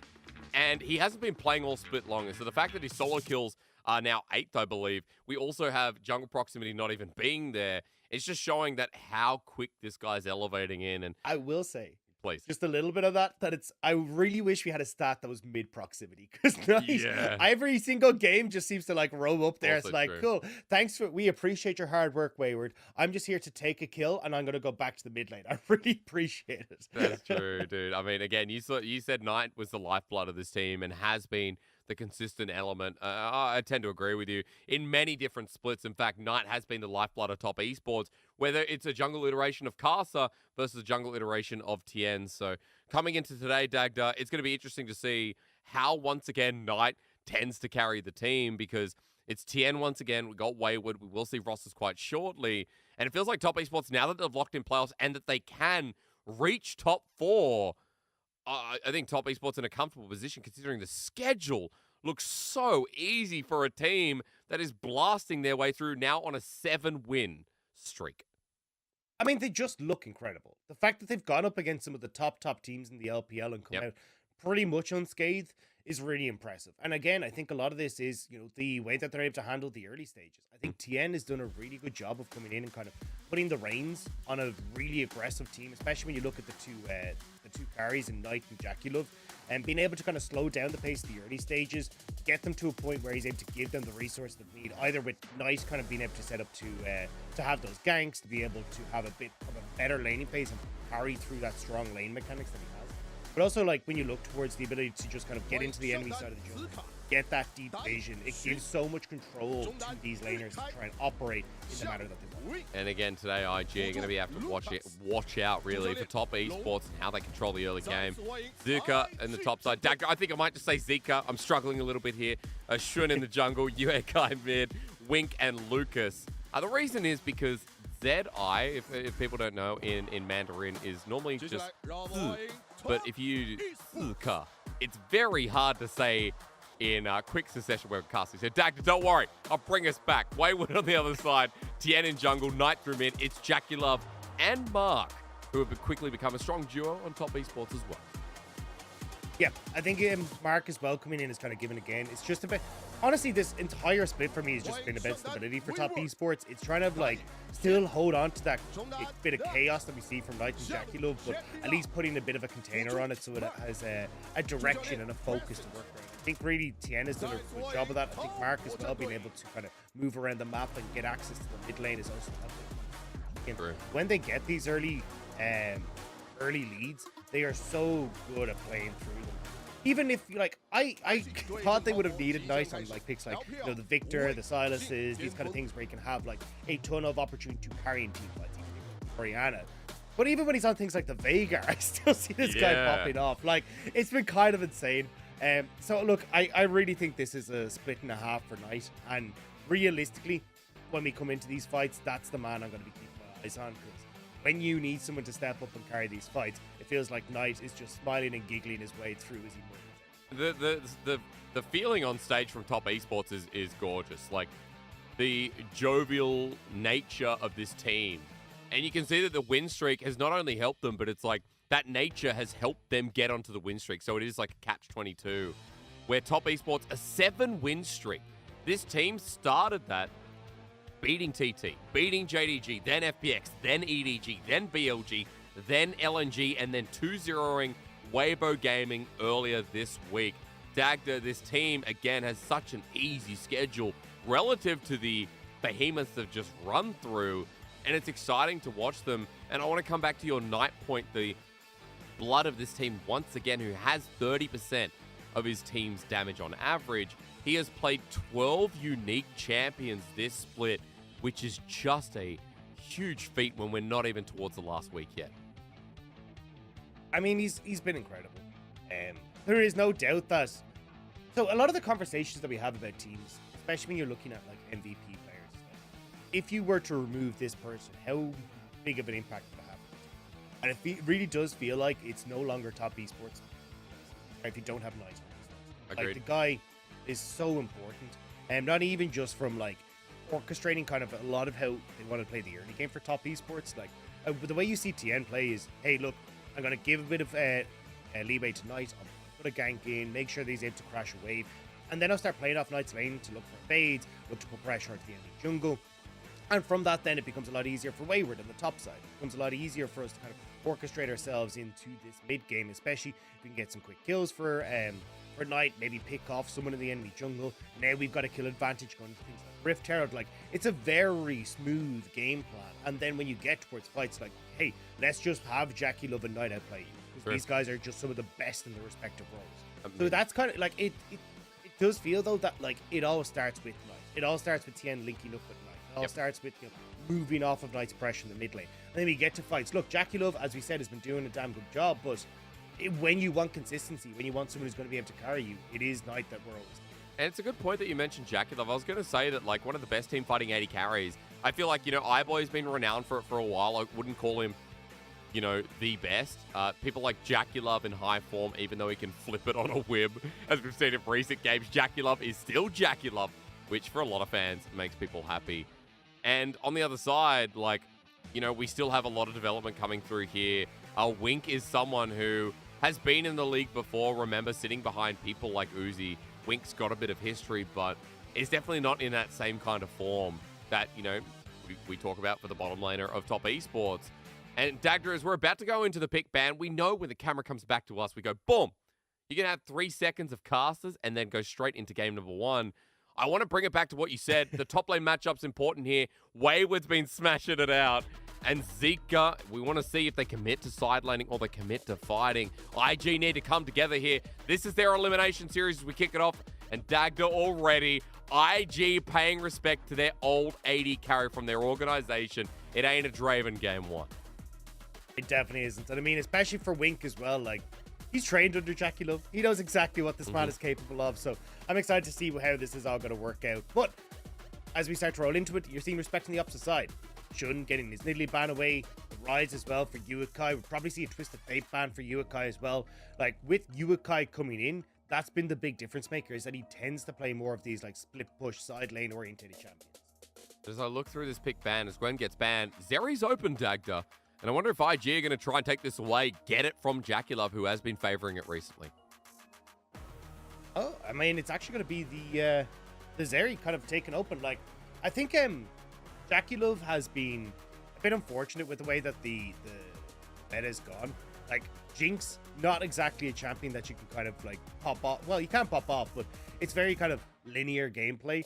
I will say for Jaculov, who wants to be able to kind of go a bit nuts, it feels like Jinx isn't exactly the champion that you kind of have that freedom to go for. So, trying to put him back on that may be what top esports are looking for here. But for me, I'd love to see them go towards something like a Kaisa that we've seen come out as a counter to Zeri, the Tristana for Jaculov as well. These could be two big picks for that bot side. I was going to say it's left open and available. He's picked the Draven commonly against the Zeri, but the Tristana has been played a couple of times by this man. So we'll keep an eye out to see what top esports go for the third rotation. For now, it's Tien's early jungle. Goes past the Hecarim, which has been favoring even the Lee Sin as it's spanned away. Is going to be the third most picked here for the top esports jungler, while on the other side, Shun gets the Hecarim himself. So Dagda, we are just going for comfort, standard meta junglers for both teams. Yeah, and this is where you kind of look and go, right, maybe we do actually look for some sort of lane bully here for top esports in the mid lane. I was actually going to say potentially the Ari, but it looks like Uikai wants to make sure he gets his hands on that, because the thing is with a Hecarim has very little mid jungle kind of synergy, or at least, you know, the ability to play through that strong mid jungle. So if you can actually lock in yourself something that can do well in that role, you can actually cause a lot of issues for IG. But taking the Ari away, great solid blind pick, nothing that really struggles against it, and gives that little bit of wiggle room for Hecarim to hit that level 6. But then we come back to what you were talking about before. Tristana locked in for Jaculov. Dagda, you got it. You got a strong 2v2, and top esports once again going to try and take it through that laning phase. Yeah, and the big thing is that you've got a ton of push now on this bot side. So I'm curious to see what the plan is here for top esports, because Wayward can get counterpick in that top lane on OR5. Realistically, I think what you want to try and do here is like ban away mid laners for IG that can do well against Uikai in this mid lane. Even trying to like think like the Blanc taken off the board. Ryze is already gone. Maybe you get rid of stuff like an Orianna or a Syndra as well, because we know what Night Syndra's like. And then you can try and have kind of shut down a lot of these pushing lanes for IG, because you already know your bot lane is going to struggle. Yeah, there is. And with double support going through as well, I just like the fact that top esports are like, hey, let's get rid of some of the follow-up, some of the dive ability that IG can push through. And in reverse, where like there is so much pick potential already there. LeBlanc, a nice ban against Knight, but Dagda, I want to remind you, Knight has 14 unique champions in the mid lane. This is going to be a hard one. Yeah, I mean, you can, even if you don't want to go for like a strong pushing lane, Knight could just go back towards the Veigar. Okay. Like, you have a lot of, this is pretty much a dive composition here for IG, so something that is able to hold its own in that position is really what I'd be looking for. Syndra can do that because she can kind of disrupt that dive. Vex is another great opportunity just because you've got so many dashes on the Ahri, the Zeri, even just being able to like fear away the Hecarim as he goes for these engages. So, I mean, Knight's kind of like looking for the anti-dive, but I mean, top esports right now, their composition's really good against the dive comp that IG have. Like, self-peel and Tristana, super long range. Now you've got this Vex that's able to take care of herself. Even Viego as well, having the ult to either like escape or go in aggressively. So I really like what top esports have drafted so far. And I really want to start talking to you about what happens in the bottom lane. Again, when we finish draft Dagda, we can go down that rabbit hole. But you wanted to see IG draft in a general direction. You want to see that Zika was going to set himself up. We get someone absolutely fabulous. That's a beautiful 2v2 I'm ready to see, Dagda. And already it seems like IG have a general direction that is going to be able to survive those dives. Yeah, I mean, the Taric just works super well with the dive. You get the shields, you get the invulnerability, you also get the ability to like follow up on the CC that the dive has. And I really like the Camille because it kind of fits into that like pseudo split push, pseudo team fight style, because you can lock someone up, which right now I think is the biggest problem for IG. Is like there's just so much maneuverability on the top esports side. Like, needing to lock down that one target is going to be really important, and Camille can now do that. Answer though for top esports, we'll have to see what Wayward does. We said that Wayward is super good when he's able to get that counter pick, and you can see him hovering between the Jax and the Fiora. It's a case of whatever one he prefers. Oh, whichever one. Let's just take the matchup. A fun top lane to be had to finish it off. Dagda, as we see Lucas lock in his absolute niche of the Taric, run me through again what IG plan to do here, because you already started telling me there is a lot of dive, a lot of all in. Yeah, all they want to do is get to fights and jump in on top of you. So you've got like Ari is going to be able to move forward with the charm. You've got Hecarim is going to be dashing forward, and you've got the Tarako to follow up on both the Ari and the Hecarim and the stun from the Tarak as well. And that just enables Zeri so well. Like the ability to get this short range 80 carry with the movement speed into those fights. And even then you've got Zika, who at least can play some side lane, but is definitely going to be more team fight focused because the counter pick and the Jax. Like this is where it's a case of like lock up someone with Zika, follow up a Shun, demolish them with Yukai and Wink, and then see if you can follow through that fight in that style. Whereas when you look across at top esports, I mean, if they can get rolling in the early stages, there's just no stopping them. Like, Jackie Love has a ton of pressure on the spot side. You've got the ability for Knight as well in these early stages, kind of pre-level 5 to start looking for roams. And then you've got the late game kind of insurance of Wayward in that side lane. But a bit of a weaker 5v5, I will say, just because Wayward just won't bring as much of that instant knockdown as Zika can bring to the team. But I like that. Get it rolling here early for Top Esports. A team that likes to play towards their early game. Dagda, I'll be looking at the Jackie Love lane with a bit of razzle-dazzle added into it. Because with Lucas, remember, this guy has played Tarak throughout his career. It was the nice little pocket pick that he would pull out from time to time. And he is 11-3 on it throughout his career. 78% win rate after 14 games is not something to scoff at. This is one of his big ones, and Luke is going to show us how it's done in game number 1, where it's all on the line for Invictus Gaming as well. This is their elimination series. If they lose this, say goodbye to spring. They'll have to come back summer. And it's been a really rough one, to put it at that, Dagda. IG have been revamped, but not recharged. You know, new mid laner, new top laner. Shun is left alone as Nani no longer playing in the starting roster. Wink and Lucas, yes, the bottom lane reignites and reunites. But it's not enough here for IG as they go up against their nemesis of recent years. Yeah, I mean, the entire IG roster just feels like it hasn't been able to figure out what the hell it wants to do. As you say, like, Nani was topside. Yes, we have Yukai now, but there was Mole only literally the last series. You look at that bot lane we've had. Xiao Yuji, On, Wink. Like, they still aren't sure. And they want to try and play their bot side. So I think it's been a lot of chopping and changing for IG, which makes it a hard split for them to really kind of solidify what they want to do. But it feels like this kind of going back with Yukai in the mid, Zik in the top, Wink in the bot, feels like the style that they want to play, where it is a bit more split push orientated. But that is a tough one here, where you've got Wayward on this counter pick. You haven't really got full control over those side lanes. Now, Yukai is running the TP, so maybe a 1-3-1 is on the cards, just trying to play through the fact you have that extra teleport summoner spell. But we'll have to see as we start to go forward. Yeah, we will. Again, you talked a lot about what happens if Top Esports get rolling in this game, and it feels like it spells doom. For Wayward here, nice little trades coming across, and we're going to keep looking at the top lane over and over. Dag already let you know about the counter pick, and we've seen a lot of Jax versus Camille on the LPL. And a lot of the time, Jax gets those items, and then he's hell on up, and Camille tends to be in a bit of trouble. And Dag, I want to bring it back, because for Top Esports, there is a lot of measure. There's a lot of pressure put here on Jackie Love and Mark, considering they got the Tristana counter pick. They wanted to play this into the Zeri, and it's a lane that they know quite well. And it feels like they're already going to be set up, because if you look over TN's pathing, it is full clear from this top into bot side. So already trying to give those resources towards them. Although, as I say, that TN's kind of going, hang on, no, I want to look for an invade. I know I'm stronger than the Hecarim level 3. And usually we see Hecarim's trying to double clear, so it goes low, but Shun's only doing 1 camp. Yeah, he is. And spotted out by Tien, now running on in. Who wants the smite game? It's resetting, though. That means Tien is going to have to start this one up again if he wants to continue. But Knight's moving over. And look, meanwhile, up in the top side. Good trades here from Wayward onto Zika. The precision protocol comes through and everything's okay. But Tien still in the face of this Hecarim. The smite goes down. It was successful here. But Knight walks in first. Ignite down. First blood given over to Uekai. IG want to bring pain, and Top Esports, they are going to get the same game. Straight out with the Orb of Deception. It's IG who benefit in the start of the game. That was super messy from Top Esports. Knight was there, but didn't know which way he was supposed to walk around to get to the camp. Does he try and go to the bot side to cut off Shun? But Shun had already cast that ghost, so it's very easy for that Hecarim to just run away. Yep. And it means that then you're kind of caught between a rock and a hard place.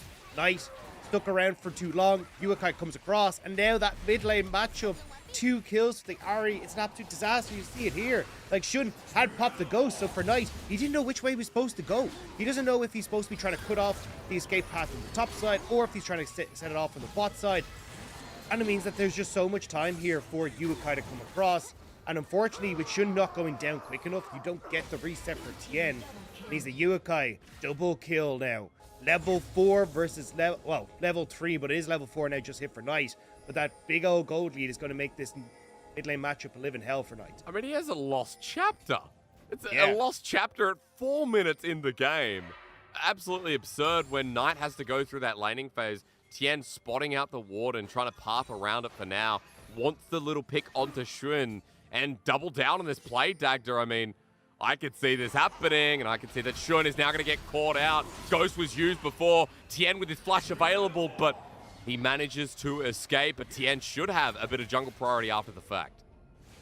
And it felt like this was kind of the better side for Tien to invade anyway, because you have bot lane push, you have the mid lane push for the moment. This is where you should have been able to kind of play around Shun, like wait for your next rotation of camps. But Shun now moving back towards the bot side. Look at Zika though. Completely giving up on his top side. He's here to support Shun. The wave is pushed up on the opposite side, so it won't matter. Tien going for the dive on top of Yukai, but the hook shot, wall shot interrupts Tien. Flashes forward as well. Yuekai's out again, and Zika, that is the earliest roam of a top laner I've seen in a while. And this is so good from IG. They've been really coordinated in shutting down these early plays from top esports. And we said this was how top esports like to play. You know, look from push through mid, look for these invades, make the life a living hell, especially when you've got the advantage in that skirmish matchup between the Hecarim and the Viego. But now, you're 3-for-0 in kills, essentially, with all that's gone on. What's going on with like the underdogs today? First RA smash Weibo Gaming. Now an early game from IG that's looking clean. A sharp 1k gold lead, and look, Wayward might have a massive wave after Zika went for the roam, but look at what it got them. It picked him up a kill. It gave Yukai more mid-pro. He's now level 6, and Shun is invading off the back of it. Dominoes, Dagda, they're falling down, and IG managing to set them up perfectly. It's just great play from Zika. Like, he's not really going to lose out on too much here with the path that he takes. It's just here for the safety of his jungle, and also, just as it works out, his mid laner as well. And Yukai, some miracle he's able to survive, and the Ari passive as well coming through there. You heal off of the max health of the person you kill. Yep. So it means that that last auto attack from Knight isn't able to take down Yukai. I mean, beautiful stuff here. Top esports. A bit of a rough early start to the game, Dagda, and you talked about them needing to get off to what was a convincing lead, right, in this first game with the comp they're drafting. We're getting around some of the neutrals as well, and it's going to be an interesting point to go down that rabbit hole continuously because Jaculov, Knight, Tien will have their ultis, and they do feel like they have a massive amount of impact in the face of these next couple of neutrals. But the thing was that Jaculov was supposed to have a ton of pressure. But if you've just lost 2 fights in the enemy jungle, it makes it a lot more difficult for you to feel confident to push up. Yeah. And you're seeing that in the kind of the CS is still even. There hasn't been any turret plates kind of been threatened at all. And even IG now invading on this top side, they're going to get away this red camp. So it's all well and good that you can try and play aggressive. Okay, But so there's the response. Jaculov with the rocket jump into melee range. He gets the buster shot, meaning reset. Top esports just trying to make something happen while they're losing so much in the other side. As Herald's about to spawn as well, 20 seconds. Note that Jaculov and Mark still haven't left, but IG now deeper than ever in the enemy jungle top. And this is...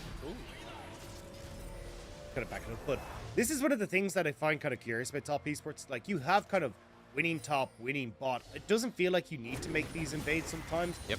And Tien has got caught out in the past. It's not like this is the first time we've seen it. It's just the top esports have been able to bring it back. Still feels like at least you have some opportunities to do that with, you know, Wayward having that 10 CS lead in the top side. And if you can start to play around Jaculov and Mark as Tien, then you can maybe look for dives and plays around that bot lane. But you just have to be so careful. Top esports, though, do start off the Rift Herald knowing that they've got control from Wayward in that top lane. So there's not a huge amount that IG can do, especially with you. Okay, Shun's playing a different game. He's playing hide and seek. Tien's going to try and find him now. As Herald goes down, it looks like Shun has picked a hiding spot on the bottom side of the map, but he sees him. There's a ward there, and that's kind of cheating. Hide and seek with vision control is not really the same game. And as he's spotted out on the bottom side, pings are coming down. Wink and Lucas both have ultimate available, and as top esports move down, it's Shun who's defending his 2v2. But look, it's a split map.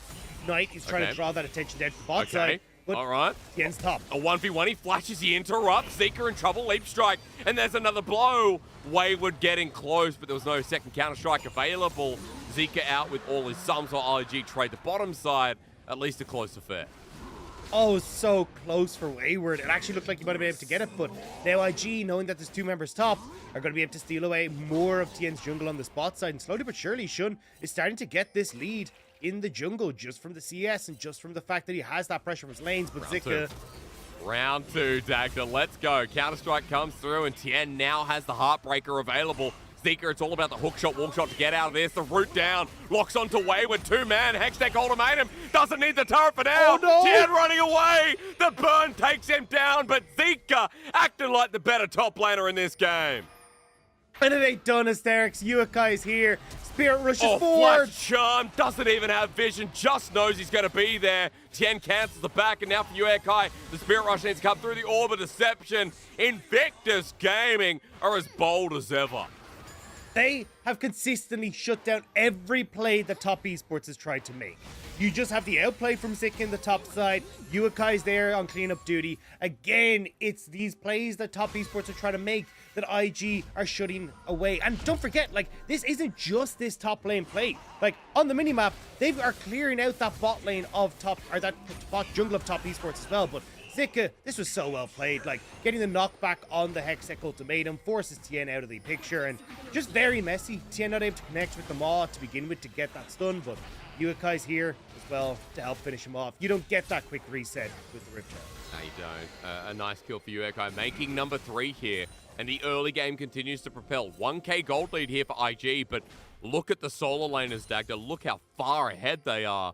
And side lane's going to be a real threat. I mean, we're going to have a Camille with an early Trinity Force, it looks like. Or maybe, no, excuse me. It is going to be the Divine Sunderer. But at the very least, those Mythics are coming through soon. They've already got a Dragon. They've got a Herald to go up against. But they should have the next couple of objectives under their wing. And it feels like IG's bottom lane are the only lane that's suffering because Top Esports wants something on the other side of the map. And it's kind of sad because Wayward had actually been doing a good job of like keeping himself in check, having that control in the split push matchup, but no longer the case with those 2 kills going across. Top Esports then trying to double down on this bot lane, but IG starting to move down. So Esports won't get the terror, they'll back away, but at least it's some gold into Jackie. What Ari from KDA? I love that band. Uekai with a charm. Unfortunately, Mark apparently not a fan. Look, top side. Oh, a good little counter-strike again. Wayward has stopped him as Hextech ultimatum is available, but he doesn't want to be in the pit with that man. IG's bottom lane, though, this is going to be the response as Top Esports want to dive. Oh, no, Here comes the glamour. Lucas puts on the sunnies, and boy, does he look hot right now. Derek Zoolander walks into the rift, and Invictus Gaming are running down that catwalk as in the top side it continues the outplay with the Ignite. Zika and Wayward getting low. Hook shot, wall shot. What's it gonna be? Wayward out, and blood is splattering over the screen. It's all over the place, Hysterics. Wayward will manage to get control of this top lane once more, but on the bot side, that was a disaster. That was an absolute mess. And words that I'm not going to say on broadcast for Top Esports, because Mark whiffs the hook, which completely based Jackie Lover's that bot lane play. Jackie was like, oh yeah, Mark's got this hook. I've seen Nala's hitbox before. That means that as soon as you throw it out, it connects, but it doesn't. And it means that Jackie Love ends up tanking tower aggro, and the entire play goes completely awry in that bot lane for Top Esports. Are you ready, Dagda? You know the timing on replays. Here we go. Run us through again how much Top Esports tried for this one. I'm so sad. It's even worse than the replay. Just Mark completely whiffing on the hook. And Jackie Love, there's that, like, you know there's that moment where he just goes, oh, I regret this so much. I regret everything. He's already launched himself in, and just as that hook is wide. But again, Wayward, I mean, he just gets a double kill in the bottom left corner. Yeah, he does. It was actually one, I think, Dagda, but what you saw was Knight coming in with the Shadow Surge landing perfectly. The Top Esports in the bottom of our screen do get one, but we come back to live where at the 14-minute mark just about, IG have a 2k gold lead. Dagda, they've pulled out so much gold in the early stages. Wink has gotten through a laning phase against the Tristana, and Uekai is 4-0-2 with an Everfrost. Wayward is going to be the one matching here with a 40 CS gap, and it's great, Dagda. But for top esports, they are still vigorously behind in a game that you wanted to see them get ahead early. Yeah, the only way that top esports win this now is trying to play around Wayward. Like, trying to make sure that they can set up for this kind of 1-4 push, but that is incredibly hard when you're behind like this, because IG, they're going to win team fights. Like, they're just too far ahead. Uakai is massive. Wink hasn't been put under lock, and you've got Shun who's just going to be this big engage tool for them, even getting that big lead in the jungle as well. So, for IG, it becomes a case of trying to play for these objectives. Unfortunately for them, though, fortunately for them, they have 2 dragons at this stage, which is going to work out well.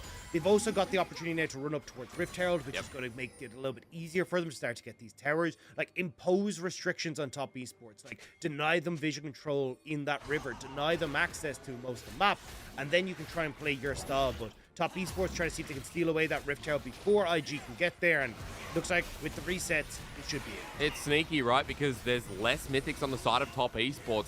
IG feeling a bit strong here, and as it gets done, now here comes the contest, the onslaught of shadows with the cosmic radiance once again. Zoolander does it so damn well. Uekai getting resets as well. The spirit rush is going to become a spirit disaster if top esports stick around.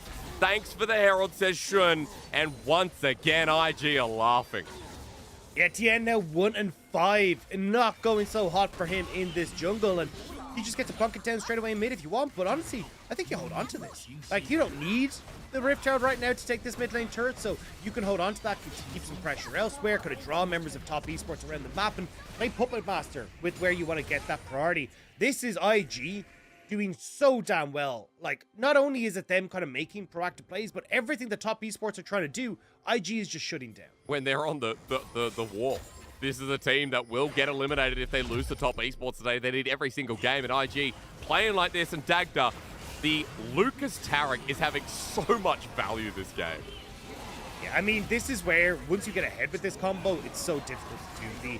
The Cosmic Radiance is going to make you all absolutely vulnerable. You're a short-range comp that is all jumping in together, so you're going to get a lot of value by default out of that, because, as you can see, like, Shun, he spreads that Cosmic Radiance one direction. Lucas just stands next to Link in the other direction alongside Uakai, and who do you actually auto-attack here as top esports? How do you get your damage off? It's just not there. And again now, IG, they're the ones in the driver's seat, and Wayward won't be able to try and continue to play through these side lanes because they just won't have the opportunity. He's coming mid, though. Yeah, he's trying to group up, and further to your point, right, has to start influencing the rest of this top esports map. We are onto one item mythics for TES across the board, bar supports, but we're well and truly on the way to second items here for IG. Wink has got himself the Tiamat, and there's just that extra access to damage right now in the game, Dagda. 2 dragons picked up as well, a 3k gold lead just about, and we've still got a herald for Shun to put down, so open up the side lanes here, let your Camille do a bit more of the talking, and make top esports uncomfortable. Maybe not important. Shadow Surge, everything misses, actually. The jump from Lucas, top esports are now in a choke. I'm concerned. Wink is here by himself. Cosmic Radiance not available. They picked the window, but it's so messy. Uekai running in. Onslaught does wonders as well. This fight is not for the faint-hearted. If you don't like fiestas, put your phone, put your computer down. Uekai trying to take down Wayward. He gets him, and bloody hell, Dagda. I don't know how you say a good thing about that one. I think we need to start bringing out like things like the Rise, and these like point and click abilities, because that's 0-2 for Mark on important hooks landed, and even Knight with the Shadow Surge. That was just brutal. Now here's that Rift Herald that we talked about being held on for later. Mid lane turret will go down. Should get the charge, I believe, onto the Nexus, or sorry, the inhibitor, but actually Jacqueline's going to be here to stop that. My God, this is a messy game from top East. My God, I love it and hate it. It's a disaster that you have to watch, but you also think, I could probably go make a salad or something right now. Dagda, let's have a look again, because Mark and Knight are just all over the place. And this is the thing, we know top esports are good. They're like on a 7-win streak, but it was not playing like this. It was not being this messy. Even there you see Jacqueline flashing in to try and finish the kill, which sets up Zika then for the easy hex that goes to Maiden, and oh God, it all just falls apart so damn quickly. And again, it's funny because the person who's trying his damnedest here is Wayward. Like, he spent so long in the pit here with Uekai, dodges so many spells, trying to see if he can carry the fight, but there's just nothing that they can do. Top Esports, they'd already whiffed everything. They're on a 7-win streak. Top Esports are on a 7-win streak. Yeah. This team literally beat Weibo Gaming, LNG, BLG, EDG. These are our top teams. They beat JDG. And they took a game off of V5. I don't know. Top Esports, the enigma of the LPL, apparently. 5k gold down, and Dagda, maybe it's just because IG are ballers. No, it all makes sense. What? Jaculov is looking across at IG and goes, always? Always. Always. Jaculov is trying to keep IG's hopes of playoffs alive. You never look back. When you've been a world champion with a team, how are you supposed to turn your back and knock them out of playoffs? That's it, dude. Just They're can't. already locked in, Dagda. There's got to be some shared love, you know. And knowing Jaculov as well, like, you know, being serious for a moment, like, Jaculov is the kind of player that can throw Hail Marys. And to be fair, this game, Mark has been something else. You know, Mark has had a couple of issues, let's be real. And I feel like Jaculov has been going ahead with the calls and getting baited in. But we know that he can be 0 or 100.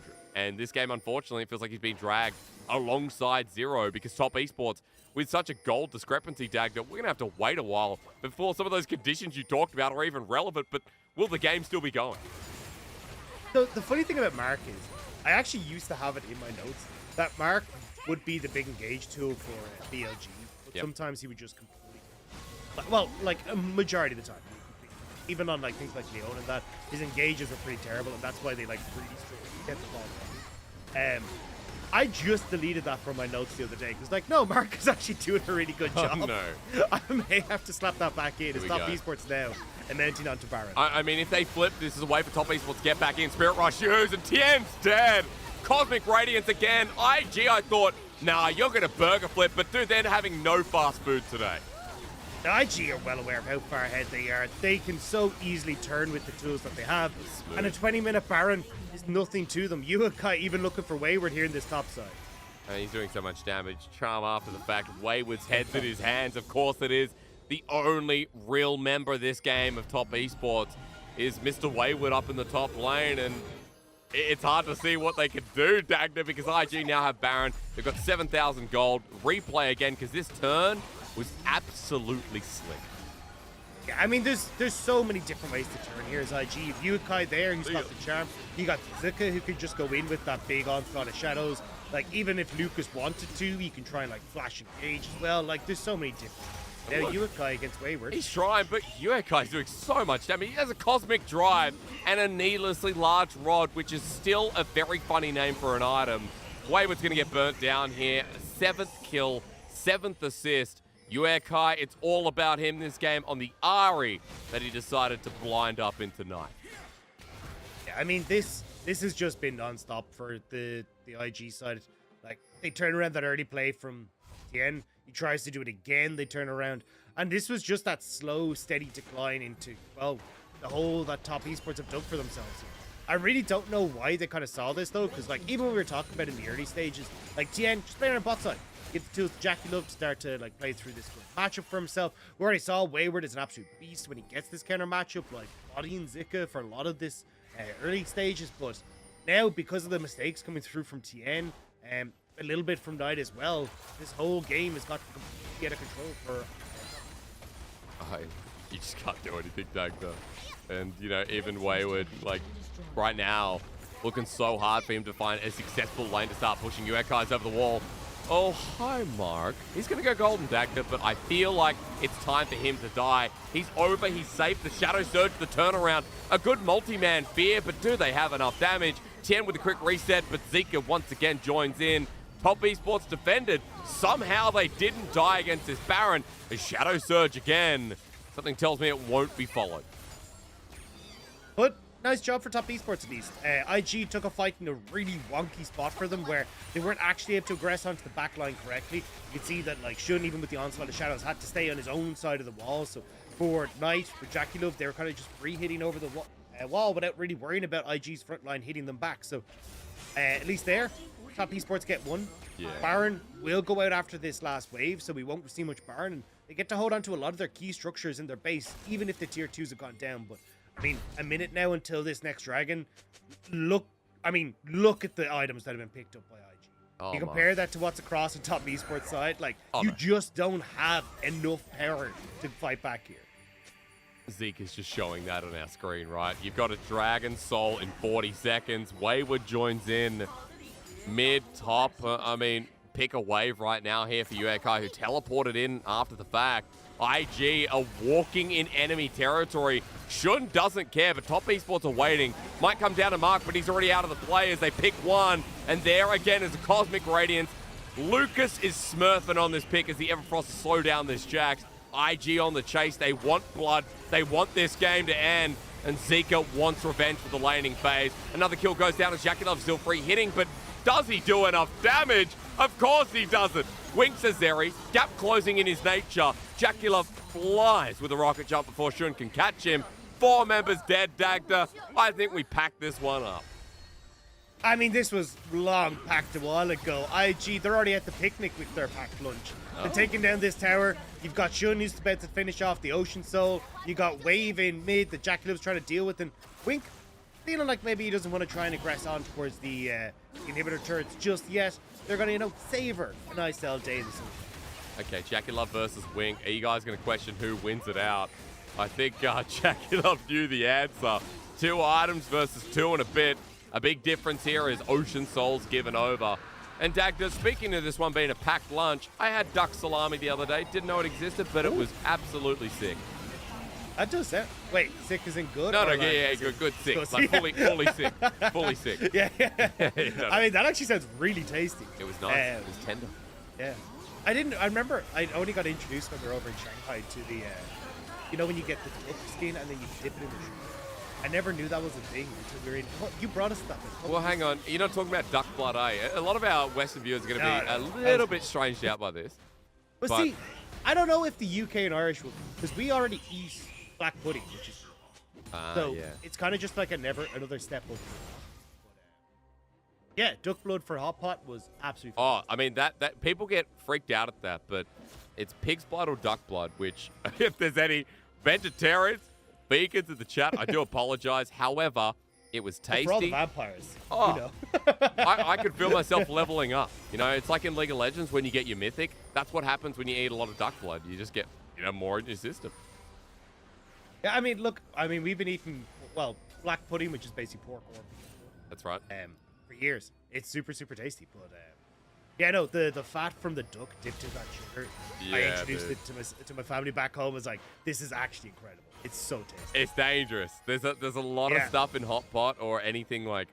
I think we had pork knuckles at some point in Shanghai when we were there. That was a while ago. We haven't been in Shanghai for a while, actually. But it's dangerous, dangerous on the belly, and can't have any of that. Dagda trying to lose weight. Duck salami was a nice indulgence for once. Oh, I don't know. Have we told people about where you're going to be in, Are we allowed to? Oh, okay. Leave it as a teaser for now. Where am I going to be, Dagda? Well, for now, I'm going to be in front of the Baron. Because for Top Esports, it's going to be interesting to see if they can get nearby. Tien's running ahead. IG on the edge of the pit, turning for the fight. Cosmic Radiance coming through, and everybody's touched by it. Knight now in the middle of no man's land, and he takes a shell casing to the face as Tien still wants to steal, but he won't get there in time. He's feared. He's about to be trialed for murder, and unfortunately, the jury has found Tien guilty. As he goes golden, he gets away in a small getaway car, but the police pile up and throw him into the swamp. Yeah, I love the juggle from IG on that Baron, as well as Shun running around and back and forth, be like, all right, give me my time, I'm ready, let me out, coach. And then as soon as Lucas makes his way back into the pit, Shun is straight out of the pit to finish off everyone. IG punish Top Esports, and now they will take the game. Easily, Dagda. You got to put out, it was easily done. That IG walked over Top Esports. This used to be such an exciting matchup, but IG saying, no, nothing's changed. We're the favorites. And a 1-game lead in the series to make Top Esports prove otherwise. I just don't understand the decision making from Top Esports in the early stages. And and you have a winning top and a winning bot, just play through that and play a little bit through night if you want to make sure you got 3 winning lanes. And then you can try and orchestrate stuff off towards the side lanes. But Tien going for this weird invade in the early stages, I think he got baited a little bit because usually the way you'd see Hecarim clear is that he'll start on bot side, move up to top, and then he'll do both the Gromp and the blue at the same time. Because with the helicopter, you're pretty good at that. Yeah. Because he didn't actually end up doing the double Gromp and blue buff at the same time, he was still super healthy. So when you get this re-invade then from Tien, it's just like, I don't know what you're doing anymore. You just don't have the support there. It just completely fell apart. And you can see from very early on that gold lead starting to amass for IG, thanks to these kind of weird decisions from Tien and Cole. I mean, it was the top esports that we kind of saw shaking about earlier in the split before that win streak came through. The top esports that lost to OMG, there's a huge question mark there. Against WE, I remember that series being shaky too. Top esports have had these moments where fans are like, oh, this team, you know, they're not going to go far in playoffs, or they're not going to make playoffs at one stage, I think was kind of the thought process. That's not the top esports that have been demolishing through, even in 3-game series, but still demolishing through nevertheless. This time around, Lucas had such a big impact, and there were no lanes that went the right way, Dagda. Like, there were no lanes at all. Wayward was the only person with a lead, but it didn't matter when the rest of the map was burning. Yeah, I feel sorry for Wayward. Like, dragged down, honestly, by his team. Sure. Everything else was going well for Wayward, and even Tien trying to mess it up when he goes to that dive in top side, and Wayward still coming out on top. So, I don't know. It just feels like the entire thing is a mess.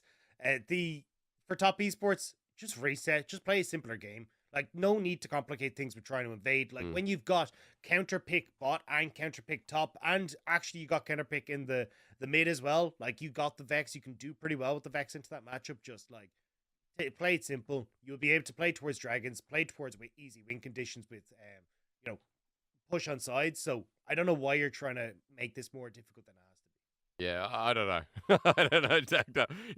Your question and my question are going to be the same.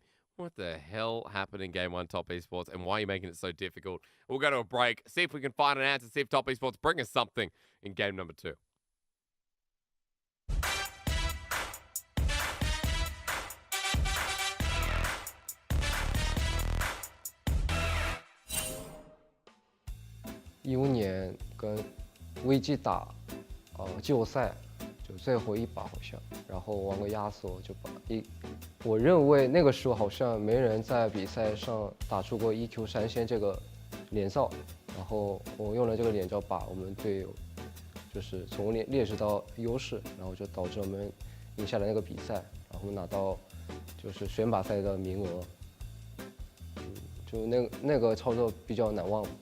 最难忘的操作还挺多的，但就是最近突然想到一个以前确实是忘不掉的画面，就是以前那个就在18年打 IG 的时候，那个就决赛嘛，那个大龙升级，就最近让我突然想到那个画面，就挺难受的。太多了，我不能一个一个说，真的是太多了。 딱히 없는데 좀 생각나는 거는 고압도 빼고 보자. Here's around the base, it's the base. Yeah, control ward goes in. There's the flash from Khan. He just wants to kill the Evelyn before she can get there. But Sword has teleported forward. Empowered recalls are going to be available. But Griffin, can they actually make this win? Oh my god! 其实我感觉我操作的很多很好的操作我都会记得，其实没有一个特别固定的。记忆比较深的话是可能。 有就是抢大龙的那种经历吧，就比如我有时候玩布隆，他们抢过大龙这样子。 Stops him. Haro can't get into the pit. He can't steal it. But what the heck? Mako throws out. 最难忘的操作，其实都忘了。就去年那个卡莎反杀镜吧。应该就差不多就是很沙发也有，然后差不多很神的法的也有，就是这种盲僧什么末剑闪。 都很有，然后沙发的差不多都是这种，就是王皇是 EQ 闪控或者什么周通一闪控这种也有吧，就不太记得哪把吧。사람들이 많이 기억해주는 게 남지 않을까? 솔직히 너무 많아가지고 그나마 롤드컵 때가 기억이 나는 것 같아. G2전이랑 했을 때. 아 그거 피오라 마지막 그 우리가 진 거. KT still marching. It's a base race. The Nexus. KT's on the red. Who's gonna win? The Shy will not. 都挺好忘，想不起来。升降级呗，打那个发条打新的。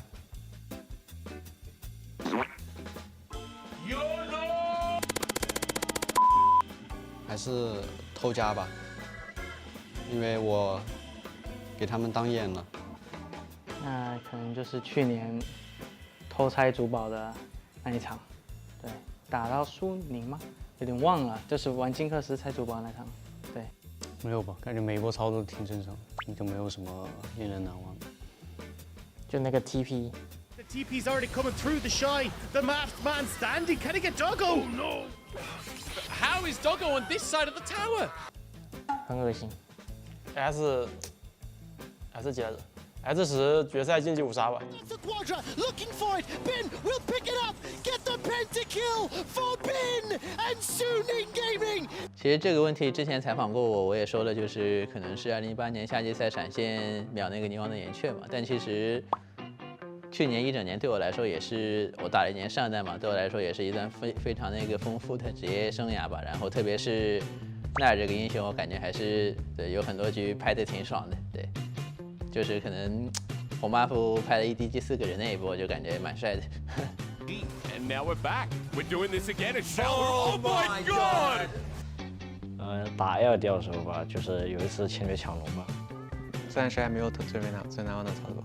哦，去年打那个 OnePlus 的时候，就是在下路我们高地那边玩南仗，应该1个人打4个吧，那个操作是不能忘记。 Kanavi, you absolute madman! He's 1v5 in the whole team! 就挺多的吧，像就硬要说一个，就20年季后赛打方 pass 那把LG，就操作一下。Yagao jumps back in and ignites! What a big ballsy play! I think it was in LC when I played against G2. I mean, I had so many good moments against G2, but the best probably was when I kicked Willie Sin Perks into our team and we won the game. Oh, early ignite on top of Rookie. Rookie alert. Gotta wait for your flash. He's still gonna die. 正常的操作啊，就是打安基他那个阿卡丽把那个加料单杀。 In the mid lane is Kareem! 去年打安基那把齐安娜吧。 Cream, but Kiana in a dragon fight and get a big ult. There it is, immediate supreme display of talent. What a way to burn open. 没有吧？没有什么操作，都差不多。目前还没有。令我难忘的操作一般都是别人的，我觉得别人都好帅。印象比较深刻，基本都是在锤石吧，因为可能我从开始打职业的时候就是一直玩锤石，玩到现在，然后有各种。 假如什么闪现预判钩啊，那时候就会自己做出来之后，就会觉得啊，肯定很多人能为我欢呼，觉得这个很帅，所以说这些场景都会记着。没有，就可能好像先打 LDL 就那个睿智开车到人家脸上，直接全崩了，好像。可能是就是我们春季赛刚打的那波飞机首加吧，如果导弹中1个的话就好了，就收下来。 Absolutely incredible! Somebody hit him! Forget the Nexus! Forget the Nexus lyric! And he needs to kill him. He goes into GA. Yeah, Nexus boy. exposed. The Shy taking down Beauville. Finally, are we there? We're there!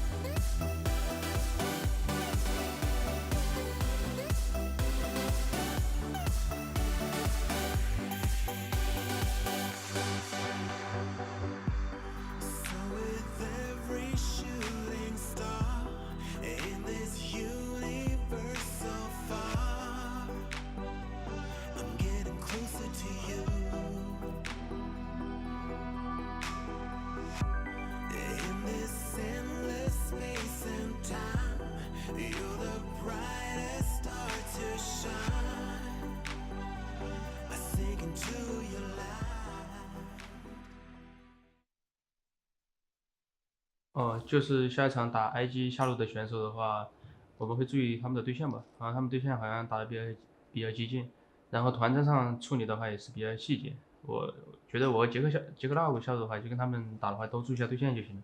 就自己的表现就是还是要改进一下操作方面吧，还有就是要打莽一点吧，感觉冲就完事了。I'm not sure rushing will fix it though. To be fair, being more fierce, I don't think Mark can be more fierce. Game number 1, bit of a mishap here for Top Esports. If you're just tuning in, I'm Asterix. I'm joined by Dagda. And oh boy, did IG take them apart. Uekai's your MVP, and Dagda, you were saying a bit before, it feels like Shun was a bit robbed here because he got the game rolling nicely. Yeah, I felt like Shun really played well around the invades and also then playing kind of off those next couple of steps, constantly invading the upside of the jungle. But look, at the end of the day, bigger number, better person. 9, 1, and 10. Uekai sitting there. Damage percent is off the charts as well. 34% of the team's damage. Look, this Ahri, when you get a double kill in the early stages, you've won the job, and that's to absolutely body the other side. Yeah, he did just that. He did. I mean, reset after reset, it was clean. Of course, Top Esports going to ban it here as they swap sides. Dagda, the Zeri banned by IG. And so we are getting a little bit more standard. I'd say also targeted as well. So we get a bit of everything. Walk me through what you want to see because I expect that we will see a very different draft. Yeah, I'm curious to see what the plan is if IG are going to ban away the Ryze, because Ryze first pick, yeah, would be pretty strong. Then we kind of go back to bog standard, right? Jinx probably going to be taken for Jackie Love. You see the Aphelios coming in the upside. Maybe we see the Hecarim again here for Shun. Nautilus probably pretty high priority in this draft as well. So let's see what the plan is. That's not the first pick. Oh, not anymore. Not anymore. Okay. Okay, Dagda, let's just sit here. Then suddenly we get Urgot first pick. Gwen's a big one as well, though. Gwen normally banned away on the red side. Jackie Love going to get the Jinx. Okay, they know that IG probably just going to take Gwen, which is too OP to miss. Yeah, the problem is, though, there's so many counter picks there at the moment. I know Kylie's banned away, but the Jace still being up and available for Wayward. You've already got the long range of the Jinx. It feels like taking a blind pick Gwen. It's just a really bad idea for IG, especially when you can still go towards, something like the Orianna, something like the Twisted Fate for Uekai in the mid. Take that for a blind pick. Even something like the LeBlanc for Uekai as well isn't a terrible pick. Rather than needing to hard force this Gwen into your composition. Well, maybe we go down a jungle path because things like the Xin Zhao still open and available. Jungle's been moving away from it. The Viego picked up by Tien in game number 1. Shun also has the Hecarim here, Dagda, so instead, no, we get the Gwen picked up and means that jungle pick is going to be left open to Top Esports. Yeah, so if I'm Top Esports here, I take the Jace, make sure that you're able to have that counter pick for Wayward. You probably take your jungler here as well, and there's plenty of supports that are left up and available, and then you put the pressure onto IG, right? It's like, hey, look, do you take your support? Do you take your jungler? Otherwise, for Top Esports, you could always look towards something like the Tam Kench. You don't necessarily need to have your big engage tool here when you can take the Hecarim. So you then go, right, you take the Nautilus away, you take away the Leona, and then on Top Esports side, you're like, we're still happy to take Tam Kench, maybe even something like a Braum, something that just makes it a little bit more difficult for IG to function. But we are going to get the MC Hammer front line with the Gwen and the Xin Zhao, and this makes it a little bit difficult for the Jace and the Jinx. Yeah, so make it interesting to kind of just see if they can get any of their damage off before ultis, before W's come through. We've talked about that quite a lot on broadcast, and a nice little tidbit here, Dagda. So we get into the second ban phase, and I need you to walk me through supports, because when Lucas and Mark played a pretty pivotal role, and yes, I mean that from Mark's angle as well, it feels like support bans need to come through. Yeah, and I mean, for Top Esports, Nautilus, Leona, those are the two big ones that I'm looking at. This, the front line that you're operating with the Gwen and the Xin Zhao is very, very good at denying the long-range damage on Top Esports. But one of the big things that lacks is engage. So you really need to end up pairing it with something like the Leona. I mean, Rakan fits that same boat, but Nautilus, Leona, Rakan, all these things that can get that guaranteed engage tool. I think the Nautilus is probably the best of that bad bunch for you to leave open here as Top Esports, just because super long range engage with the solo flare, AoE as well. So maybe you can catch multiple people with that, which makes it a little bit more hard, or a little bit harder to deal with, whereas it's single target and with the Nautilus, so oftentimes that can be blocked by something like the Hecarim, or at least kind of counteracted by that. We only get one, so Leona, Nautilus, they're going to have the pick of the litter, and then the counter pick towards mid if they want Dagda. Uekai was a pretty big Ari in game number 1, but it's been banned away. Things like the Victor Zoe as well. They've started targeting Knight's champion pool, which is off the face of the planet. We get a Vex final ban as well up against Yuka, so curious to see the direction here for IG. Yeah, I think like Leona, Nautilus probably just going to be your pick here, and you leave that counter pick in the mid for Uekai. And my biggest worry here is that for IG, you've got the opportunity to go back towards something like the Twisted Fate if you wanted to. So I was going to say, I think top esports probably go towards something like the Orianna, like round out this really nice kind of long range damage, good engage, good wombo with the Orianna ult to follow up in the Hecarim. But with this LeBlanc locked in, maybe we just see Knight go back towards the Syndra. Works pretty well against the LeBlanc and can make it a little bit more difficult for the LeBlanc to enact the control that she wants, and can be relatively good at just like placing down many of these dark spheres. So trying to operate in this fight for Wink can be pretty tough. I like that range advantage as well to get there, Dagda. For Knight, Syndra is such a great champion for him. We don't have a setup Nautilus, but we do have a Renata Glass down in that bottom lane. That's what I want to see here from Mark, especially since the Nautilus in game 1 was just atrocious, Dagda. Let's be real. So a different direction here for top esports into game 2. I mean, the Renata is going to do really well against IG. As we said, like, super short range. The only thing is that I worry about whenever I see Renata, quite squishy in the lane phase. So there is always the option to try and look for these, like, super aggressive plays down towards the bottom side. Top esports, though, we talked about the Syndra already. Works very well against the LeBlanc and just fits into, you know, as you were saying, the range hysterics, but just, like, the ability to make these fights, like, super difficult for IG to kind of operate in. Now, we'll have to see what Lucas decides to go for. Leona would be the big one for me. I actually don't like the Galio. I don't think he gives you enough engage tools, but yeah, Leona, Rel fits the same boat as well. Just big AoE engage is what I'm looking for. Okay, so we get the Leona you talked about. Dagda, round me up here. IG have a lot of negation towards top esports comp, but I want you to give it to me plain and simple. Yeah, top esports, ton of range. Ability to counteract the dive that IG, or at least the short range that IG are trying to go for with the Renata Glass. And then you got their own engage tool with Tien. He just flings himself in, gets these fights started. Good follow-up then from the likes of Knight, even Mark, just there to make sure that Tien can stay alive. On IG's side, you have the opportunity to try and play through sides if you want to with the Gwen and LeBlanc. Just being able to have that mobility in the LeBlanc means she can try and find these flank opportunities. But it feels very much like their team fight relies on Lucas. Like Lucas finding these big engages onto the backline or the squishy members of top esports to actually set themselves up for a good. I mean, he had a great game 1, so I'm putting a lot of faith here in Lucas's support diff, at least at the start of this series. Top esports, again, I said this in the last series that we opened up with. It was Weibo versus RA, and you might recall me saying, well, Weibo are favored. Game 1, I said that. Game 2, I even said, they should still be favored. Then RA beat them senseless 2-0. We're into game 2 where IG have opened up quite easily against top esports. Top esports, a team that's 9-4. They're secured in playoffs, but if they lose this series, it's going to make it that much harder for them to continue their 7-win streak. But importantly enough, lock in top 4 in playoffs, which helps them skip a series or 2. Dagda, as we run on into this one, TES have been outclassed, but they have not been outmatched yet. IG, with a revamped roster, have done so much work, but they have to get it across the finish line here in game number 2. It comes down to it as we swap sides and we get some pretty symbolic picks. A Knight on Syndra, the biggest one, Dagda, to open up here. This is the pick he won game 5 on for top esports when they won their grand final. For IG, though, it feels like this is going to be a lot more difficult to try and manage.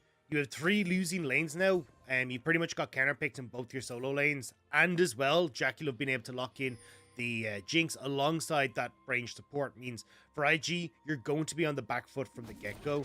So as long as Tien is kind of playing this a little bit safer than he did in the last game and not giving a bunch of kills to Uekai, it feels like for top esports, it's just kind of let the lanes enact their own will. Let them play out as they need to. And for Tien, just trying to match or at least keep control of Shun in the early stages will do wonders for top esports. I mean, Shun in game number 1, you said it yourself, had a really good jungle game.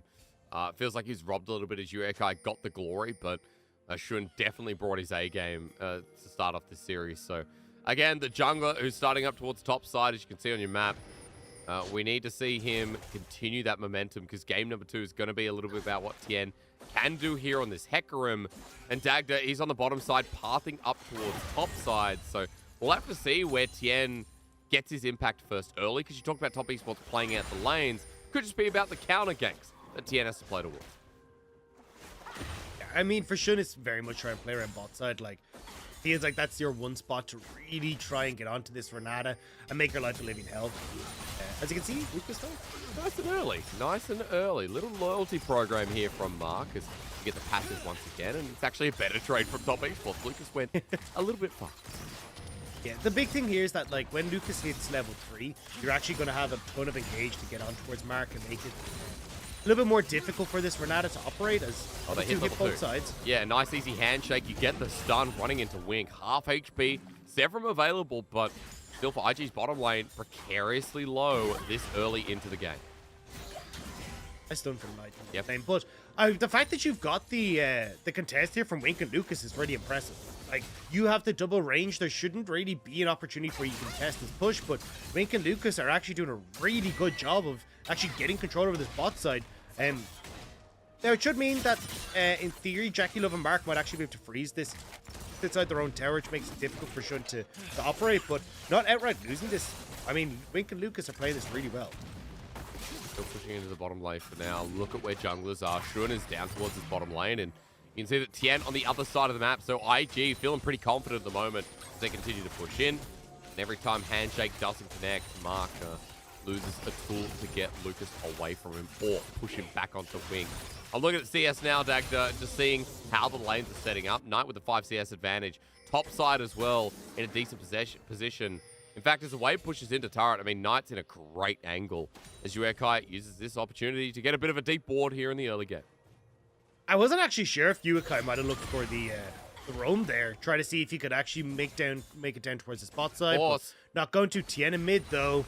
Dagda, I see a horse and I cheer because Tien in a great angle. Scout of the week, he's actually just outplayed it. Now running for the binding Yuekai, this is beautiful. Shun's in for the knockup, the flash first blood. This mid lane jungle duo better than top esports apparently. So well played by Yuekai, getting that snapback right at the moment that he needed to, so he gets completely knocked the other direction, and Knight tries to flash forward, nearly gets the kill, but means he's completely caught out. Now, once more, we're seeing these mistakes from Tien and Knight start to give the advantage to Yuekai and Shun. Again. Like, look at it here. Go, Dagda. It's just super easy. Yuekai goes forward, because he knows Shun is waiting in the wings. Tien does get the damage off, but because Yuekai is already knocked back, or sent himself back, it doesn't matter. And then Shun, just great follow-up here. Knight not expecting the flash forward, but the wind becomes lightning, so ends up getting hit by that and goes down. These underdog teams today, Dag. I don't know what's in the, in the coffee cups, but 4 and 9 versus a 9 and 4. You have to start thinking, well, numbers don't matter at the moment. Placements don't matter in the LPL. The underdogs are striking fast today. It's a 200, 300 gold lead.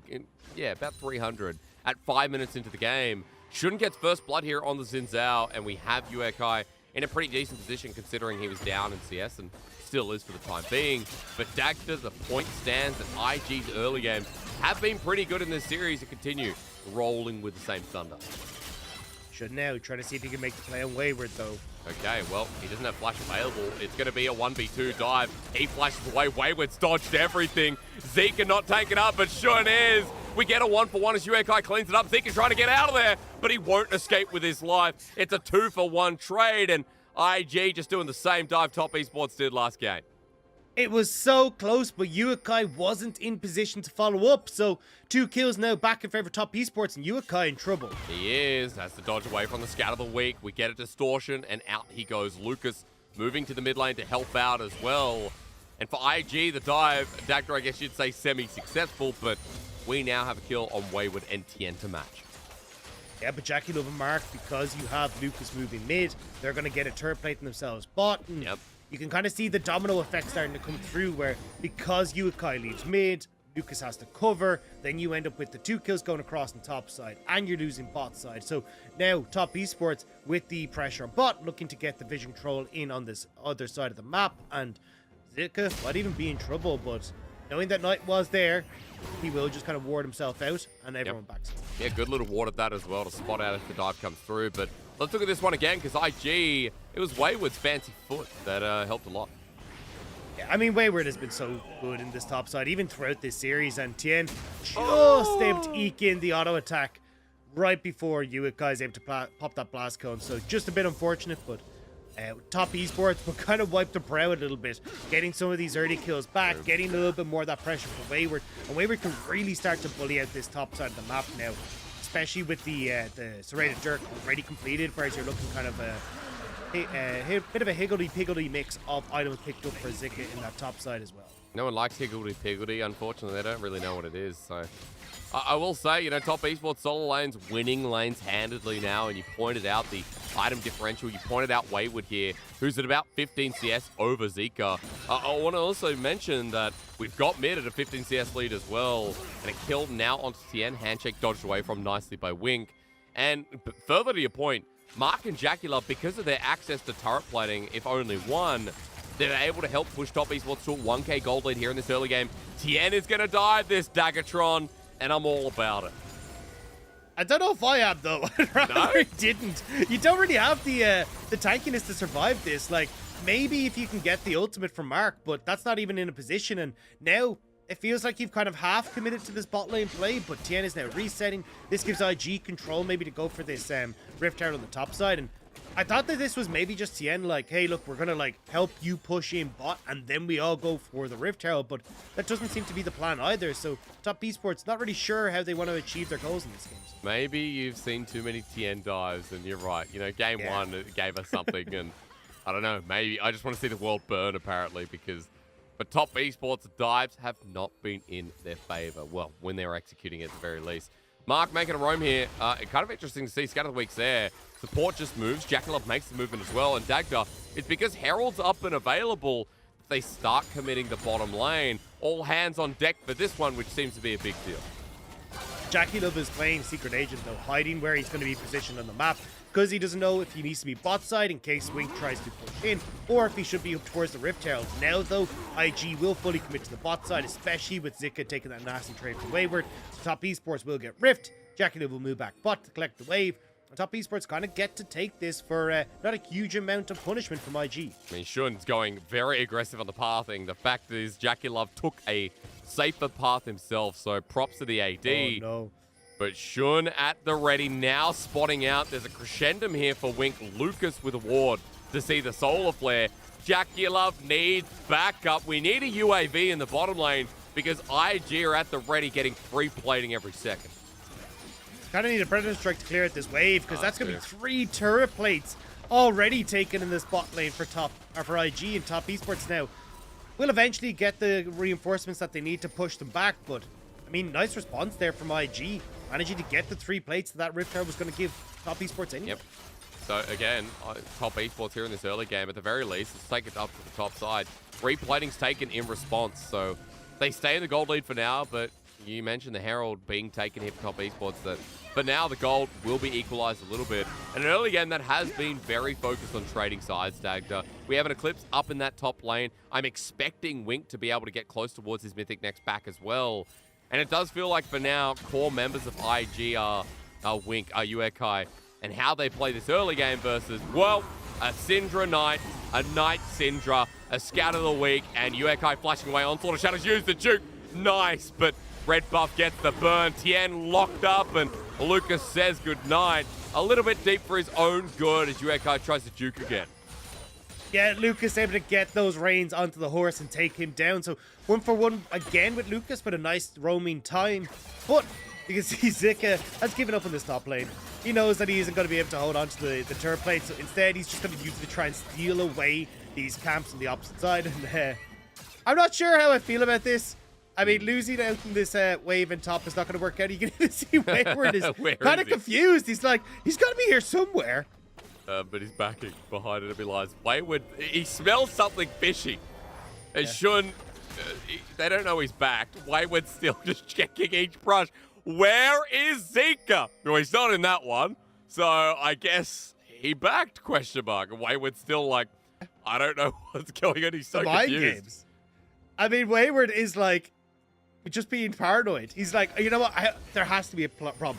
why am I being allowed to hit this turret? I shouldn't be allowed to hit this turret. And Zik is just like, you know what? I just was like, gonna give it to you, but now I get to come back and I got a blue buff. Now he's happy again. He's like, there's my top laner. And suddenly Wayward becomes aggressive again, confident.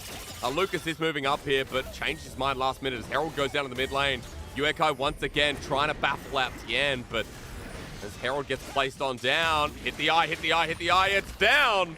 The smite goes through. Herald does not give the charge, and Dagda, now that makes for an interesting tale considering IG traded for turret plating, let's ignore top, and are actually not too far off gold, with the Herald unable to achieve its goal.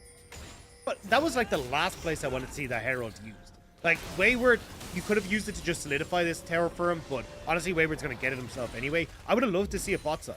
Like, use the fact that you have the dragon up, get some gold in towards Jackie Love, really accelerate this bot lane for yourself, and then you can turn it into a nice, easy play over towards Dragon as well, because Wink and Lucas will have to give up the bot lane turret, but instead now, you have the amount of defense coming through from IG. They're the ones now getting the dragon, and I mean, look, for Tien, this really hasn't been the best of series for him. Like, decision-making wise, we saw it really go away, or fall apart in that game 1. And now in game 2 as well, just weird decisions around some of the positions that he wants to take. And Dagda, let me kind of be the Nanette Manoir from Angela Anaconda for a second. And you know, be a bit of bad news bearer. I feel like Tien has been on and off. Like, there's been some amazing games in Splitters looking at the top side. Wayward's still battling down, but further to my point, you don't see Tien in that world's class form consistently. We saw Xiaopeng intro a couple of the games earlier in the season, looked amazing, then kind of fell off as well. And top esports are just trying to find their groove. 7 wins should be a bit of a groove, but here against IG, I don't see it as Lucas is moving in, but Zeke way too low. And there's still a lot of questions about this jungler who, despite being 2-1, Dagda has made you question him in yet another game. And I think IG are kind of showing me, you know, what would happen with top esports in the best. When you're actually able to prepare for 18, this is what I'd expect to come out against top. Being able to go, right, game 1, they're going to go for these weird invades. Let's make sure we're prepared for it. See it again here for IG. Lucas has been doing a really good job of being the one that matches Tien's aggression in the mid lane, making sure that he's able to support Uekai, and they're keeping it in check. The biggest problem for them, though, is that you can't prep for Wayward. Like, this is why we've been praising this guy so much. If he gets the counter pick, he's able to absolutely dominate in the side lanes with basically no jungle pressure. Like, he's had very little attention this game, which are looking at a 20 CS lead, a full tower down, and this is why Wayward has been such an exceptional performer on top. I mean, he was the carry last game, but he just couldn't get his foot off the ground because the whole of top esports was burning. This time, Dagda, you're right. He does have more than his foot off the ground. The turret open, Wayward in a great position. Zika can't do too much here on this top side. Without his mythic, while Wayward continues to stack up his tier with the Eclipse already picked up, I'm seeing numbers on the bottom of the screen. Dagda, just give me a second. I'm going to try and read the Mandarin. That character means shall. That means small. And that has 2600 and the graphics gone. Okay. Well, what did you get out of that one, Dagda? 918. That's okay. What I got 2600, and I hope, you know, someone knows what that means. So there you go. Could be CS, shall meaning small minions, but 2600 CS is a bit much. So I'm gonna pause on that. Could be gold, anything. Ignore me, chat. Don't worry about it. IG on the Herald. And I need to bring up a very revolutionary fact in this game that's important. As top esports push down bottom for the tier 2, IG have 2 dragons. They've now got the Herald as well. Even though gold is so against them in favor of Xenomorph come through, they're diving a Gwen. Solar Flare to buy time, and yeah, he's still going to die this early in the game. It doesn't matter. As Jackulove having a field day, the flash away, Lucas survives. I was going to say the objective takes are going to be big, but hey, props to top esports for keeping it going. I mean, Zika should not have defended that turret. There was 4 members of top esports there. You have no hope in hell of surviving that. IG, though, looking to answer. Top tier 1 is going to go down in a second. Our mid tier 1's already gone. Like, at least for IG, they do get 2 towers back. And at least with the way top esports have kind of set up the map right now, they can't currently use the fact that that bot lane is exposed. They'll need to try and get down this mid lane instead, but we'll have to see if they'll be able to do that, as we're just getting the replay on the bottom right. Flash burn from Wayward. I believe Dagda was actually the bottom right. I think. Oh no, I actually don't know. Wow, am I that bad? I can't even remember if it was left or right. Maybe I have a goldfish memory. You know, flash bird though. That's what I'll take away from it, Dag. Way would have to burn the flash, and that means that he can't pick up his 2700 minion, unfortunately. So he's going to be down a bit on the stats. Bad times. Yeah, I know. A Winker with a good little gravitum. So we return to the normalcy. And here, Dagda, in 45 seconds, we have the third dragon. And I was trying to set up before that IG have a bit of a win condition here, that they are starting to stack some of these neutrals early on. They don't have a herald. Where did the second herald go? I used it mid. That's how they cracked up the mid turret. But the big thing for me is first mythic not completed for Zika. Wayward, watch Wayward. We are going to get one accelerated shock blast. Thank you, Uekai, for my demonstration. He hurts. It's like a goddamn truck with these two items. So for everyone on IG, that's going to be the signal fire to be like, hey, you know, maybe we don't fight the dragon. Let's try and trade inside lanes instead. Yeah, give Gwen some of that CS up on the top side. Nothing really set up to push onto one of the next turrets. Lucas hanging over the wall as top esports are pivoting towards the right side. I love this pathing.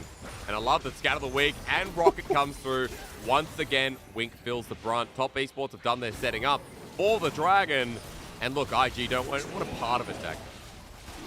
Yeah, they're just going to go and take over control of top esports jungle in this top side instead. Like, just trying to cross map.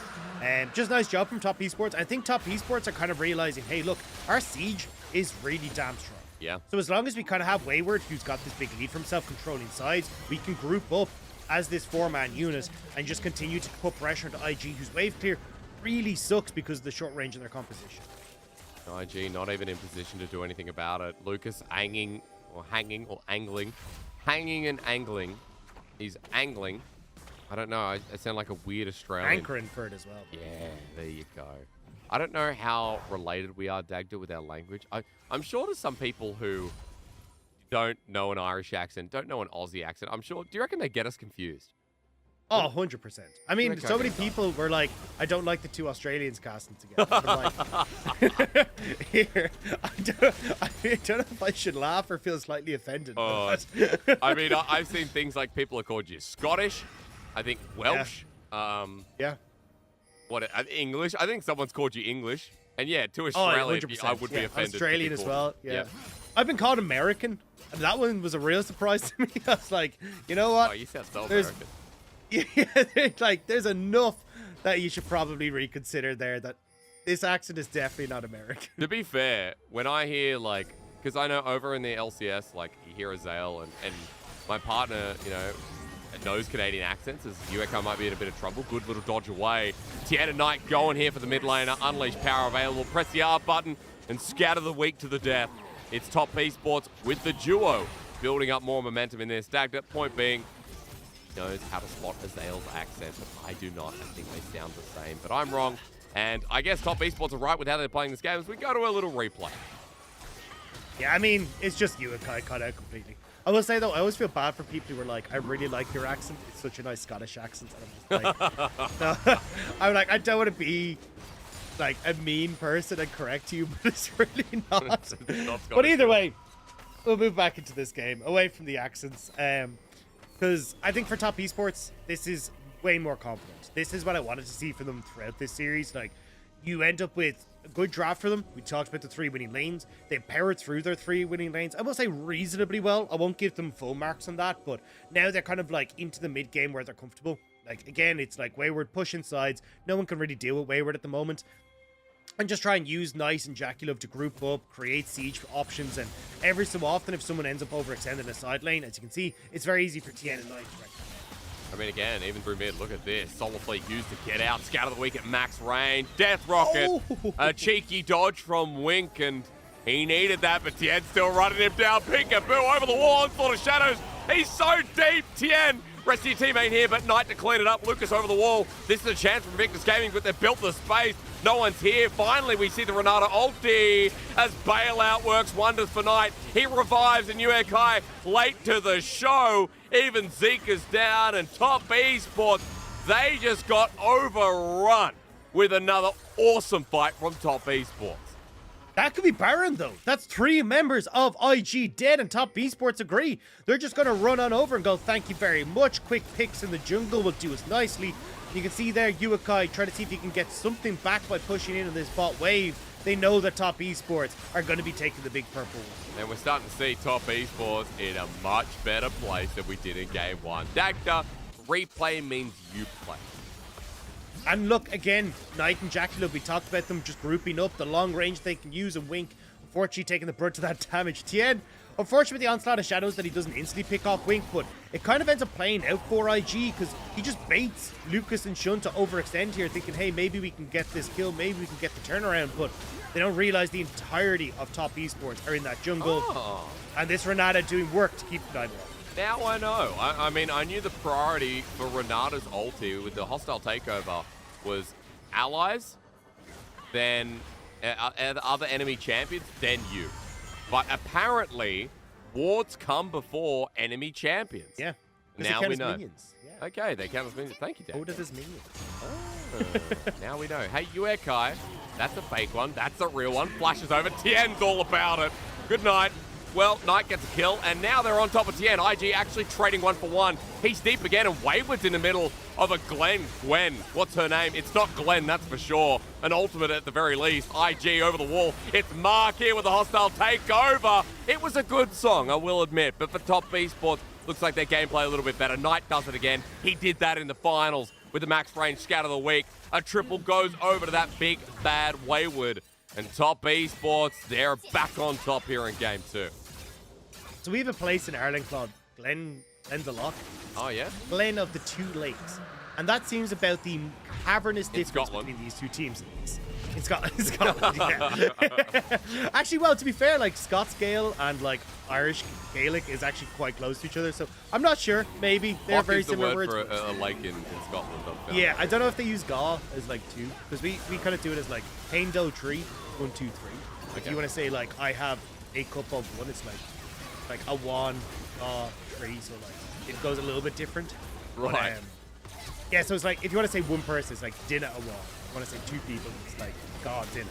So it ends up a little bit funky. But either way, coming back to this very cavernous difference between Top Esports and IG in this game. Top Yeah. Esports look like they're back in form, I mean, and now look they're at going to kill them again. I mean, Tien goes deep every time, and he gets caught out, but IG to trade it back uses everything. For a red buff, do you want to die? Uekai jumps in, but Knight, once again, onslaught of shadows, scatter the week. It all comes rolling down. Invictus Gaming, you've taken down Tien, but what did it cost, Dagda? Everything. Yeah, the ace coming through for two members of Top Esports, and it's the 3 carries on Top Esports that are still alive, so they can very easily look to break open these turrets. 2 minions with the Baron buff, and it looks like Top Esports will spread their love around the map, make sure they're able to get as much as possible off this play. Top Esports, they're looking angry after game 1. They are, and this is a good way to stomp out any of the doubt after game number 1. It's the Night Show once again. Tien as well, recovering quite a bit from the trash talking we gave him earlier on. And as Knight pushes down this turret, it's going to be an 11,000 gold lead here at 25 minutes into the game. Replay, Dagda. Again, Tien is just like the battering ram. I mean, this is just Tien, like, beautiful onslaught of shadows, and you just don't have the damage to follow up on this. You don't even have Jackalope here for the majority of the fight, which is why it kind of takes a little bit of time for Top Esports to be able to return the favor here against IG. Also, just the fact you got the MC Hammer there, where you're able to absorb so much damage as Shun and Zika, but eventually, Top Esports will win out. Now they've got 2 dragons to their name.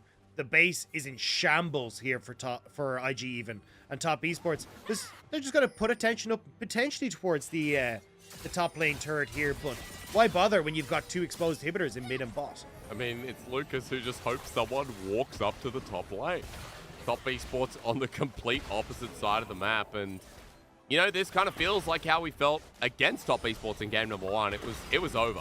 Dagda, it was done, and you know, again, for Top Esports, this one's done in their favor. IG hoping for that pick, but look at them grouped up, everyone together, controlling vision deep in the enemy jungle as they push in for yet another inhibitor turret, rather inhibitor. It's IG on their last legs before the game goes down to kaput to take us to number 3. Nice. Okay, Solar Flow's down, and there we go. Flash down for Knight, but doesn't matter. Tien's running in. This horse wants to look amazing. But I don't know if he's going to be able to. I mean, might be galloping gracefully through the field, but there's not much field left because Top Esports, they're just about to end us. One Nexus turret here, Dagger. We need to see IG pick something. Glenn is coming out of the base, and Zika, as Scout of the Week hits his allies. Wants to need to work across everyone, but the damage still just doesn't seem to be enough. That's so much poke coming through. Top Esports playing with their food here, Dagda.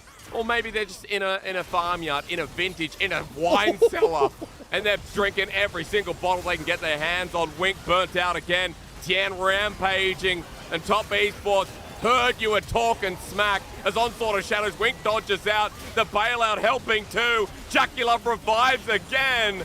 Mark with 3 successful ultis, 3 successful bailouts. That's all he needs here on Renata Glass, and Top Esports needed their own momentum to bring them back in this series. Yukai watching in horror as his team and base is decimated. Top Esports were taking no prisoners that game. You can see that as they walk off, Stoke in that win. They know they've got to do it one more time. Well, at least we get a game 3 where everything's up in the air, Dagda. We didn't know if this was going the distance because today is the day of upsets. Today is the day of underdogs rising to the top. And IG, when it is their elimination game, as we have a look at the Chinese casters. Okay, looks like today is Teddy and Miller. Big shout out. IG, backs against the wall all of a sudden. I don't know what Top Esports are. I don't know, Dagda, what you classify them as a team, but they are just all kinds of fanatical fun. Let's go with that. Yeah, I will say though, for IG, this does make it a little bit unfortunate for them because now they can no longer match. I believe it's Billy on game difference. The only way that they can actually get through into playoffs is if FPX beat OMG and then lose the rest of their games. If OMG lose the rest of their games and then maybe they can eke into 10th place just off of that game difference. So for IG now, they have to win every other game that they have as well. It just feels like it's getting closer and closer to IG kind of closing the door on them. But here, this is a Top Esports win we want to celebrate because this was confident. Look at that damage from Wayward. Right. Like, again, we said it, give this man the counter pick and he will give you back tenfold. And he dominated Zika in the lane. And then we even had a little bit of attention coming through from Knight as well eventually, where they could just take over. I mean, win lane, win game. Top Esports, it's been their mantra for the longest time. IG, when it had Rookie the Shy, it was very similar. And you might have heard us hyping this up or talking about, or at least reminiscing on the fact that this series used to be so bloodthirsty. We've had a bit of that, but we've had very different styles come through. So from Victus Gaming, this time around, really outclassed within the laning phase. It's not going to be the same story that we remember telling with the Shy with Rookie. But at the very least, we saw them try and go toe-to-toe, try and match this one Dagda. You know, that Glenn top lane didn't work out. And I feel like Wayward, once again, having a good laning phase, but this time the map wasn't burning and wasn't falling apart. So a nice little touch here as we go 1-for-1, and IG Top Esports Game 3 means we're going to be having a break to get to that shortly. We'll see you then.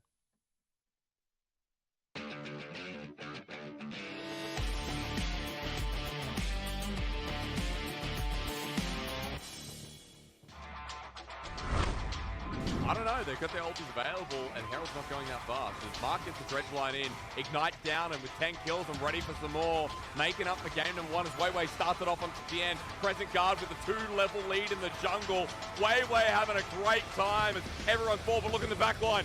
Knight with a Shadow Surge. He's got to reset. He's got to reset. We want to see him go in. He lands on top of Fofo. Will he take it? The eye of the Herald popped. It needs to go down. He's taken yet another kill. Shadow Surge was not taken and completed as he picks up his double.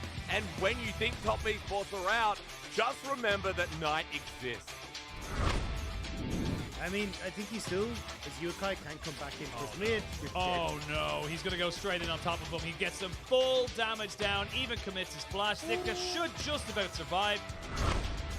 But the Ignite does give you vision, so if you're in the Shroud and you're ignited, it will still be able to kind of point you out. As you can see a flash forward as they go in. They're going to try to get him underneath the tower, but a knock-up. Cheated is dead. LNG's bot lane not to be caught out. They get a perfect combination. They stop that gank dead in its tracks.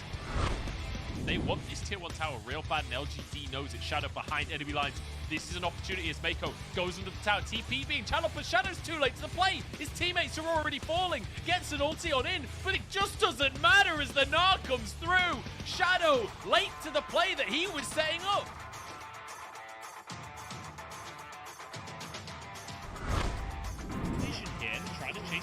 trying to find the opportunity. EDG continuing to move as a group. No rise in this game, so there are no There's realm the of Yakety shenanigans. Sax. There is no There's way the out. Yakety Sax. And now with TP from Xiaosheng behind the play. EDG go for the engage, but the Shadow says Xiaohu with one already finds a reset for himself.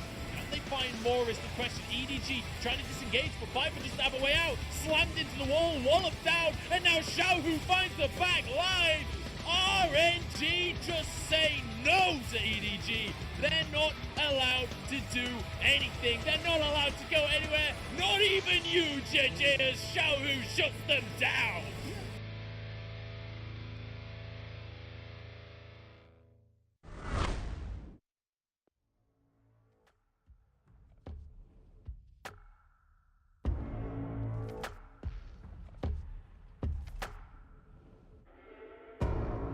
Something in the air tonight. Don't know why, but it feels so right. I'm waiting for the dead of night. Cross my heart, hope you die.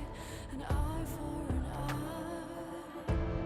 So when you discover that there's no one to hold me back, but that time is going to be far too late.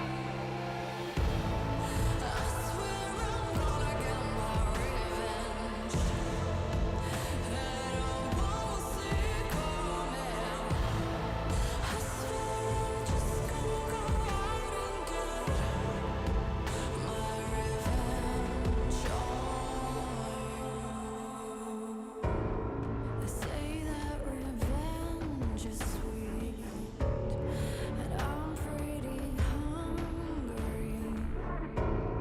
Been waiting to set me free. I cannot resist this perfect little kill. So when you discover that there's no one to hold me back, by that time it's going to be far too late. I swear I'm gonna get my revenge. I swear I'm gonna get my revenge. I swear I'm gonna get my revenge, and I won't see it coming. You might have beaten up so much more than you thought you could chew. I swear I'm gonna get my revenge, and I won't see it coming. I swear I'm just gonna go out and get my revenge on you. I swear I'm gonna get my revenge. I swear I'm gonna get my revenge.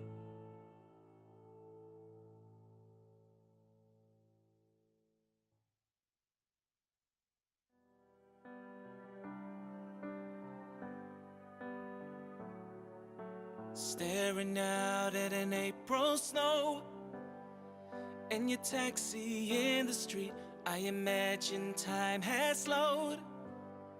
In sympathy, of packing up my heart to walk away. Still, it's all I want to say, 'cause I learned to love for you. I don't want somebody new. Impossible for me to let it go, let it go. So if it's goodbye, if you're running free, you ought to know, ought to know. You're the reason I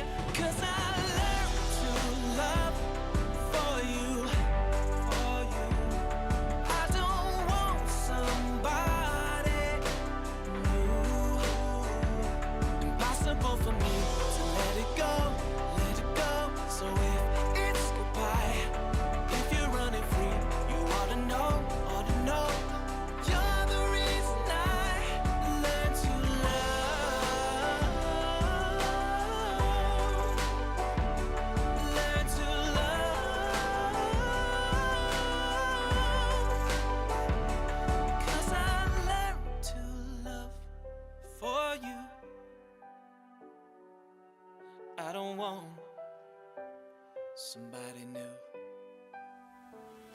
Impossible for me to let it go, let it go. So if it's goodbye, if you're running free, you ought to know, ought to know.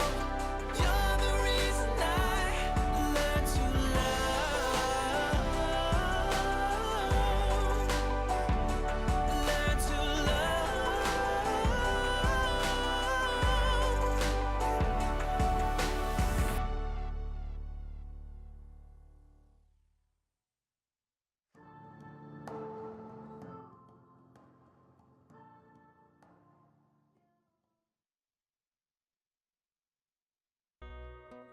Well, we're at the peak of a Game 3 series, but that's the silliest thing I've said today. Game 3 is the peak of a series. I don't know what's happening with the water. Are we found? Is it raining? Not sure, Dagda, but welcome back anyway. IG took Game 1. Top Esports came back in the series with a banger, and it's been stomp after stomp on reverse sides. Dagda, Kai. He's not MVP because he's on IG. Who got MVP? It's a good question. It's Wayward. It's Wayward. Thank you. Good. I'm glad because I'm like, why would Kai be getting MVP of this game? It's Damage Central up at that top lane, of course. Yeah, Wayward with that Kenner pick, just absolutely bodying Zika. This is why, like, I've just completely moved away from teams prioritizing Gwen. Like, there's so many answers to her right now, and Jace, as people have gotten better at kind of playing around the range of both the Skip and Splash and also the Hollowed Mist, they're just playing so well. Wayward here, as you can see, outplays the dive, and from this point forward, he's just able to get so much work done in the side lane. From there, every time he popped up to any sort of fight, he was just bodying people with the acceleration. He was, and alongside Tien with the potential top lane to continue powering on. So much control given over, and we talked about the jungle proximity not really being there.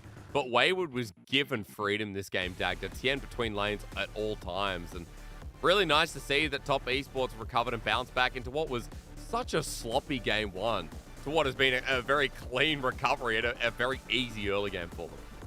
Yeah, I will say we're still seeing some mistakes coming through from Tien in the early stages. I haven't been the biggest fan of kind of his decision making so far in the series, but when you end up with like 3 winning lanes for Top Esports, it becomes very easy for you to play through that. Yeah. Like, Knight doing a really good job in the mid lane. We saw him consistently bullying out Kai. Even though we had that kind of flub with the gank mid, Knight was still able to hold control of that matchup. Wayward, we just highlighted, and also in that bot lane, Jackie Love and Mark were able to just completely hold on to the matchup alongside, even getting that turret play pretty much solo, just off the duo lane.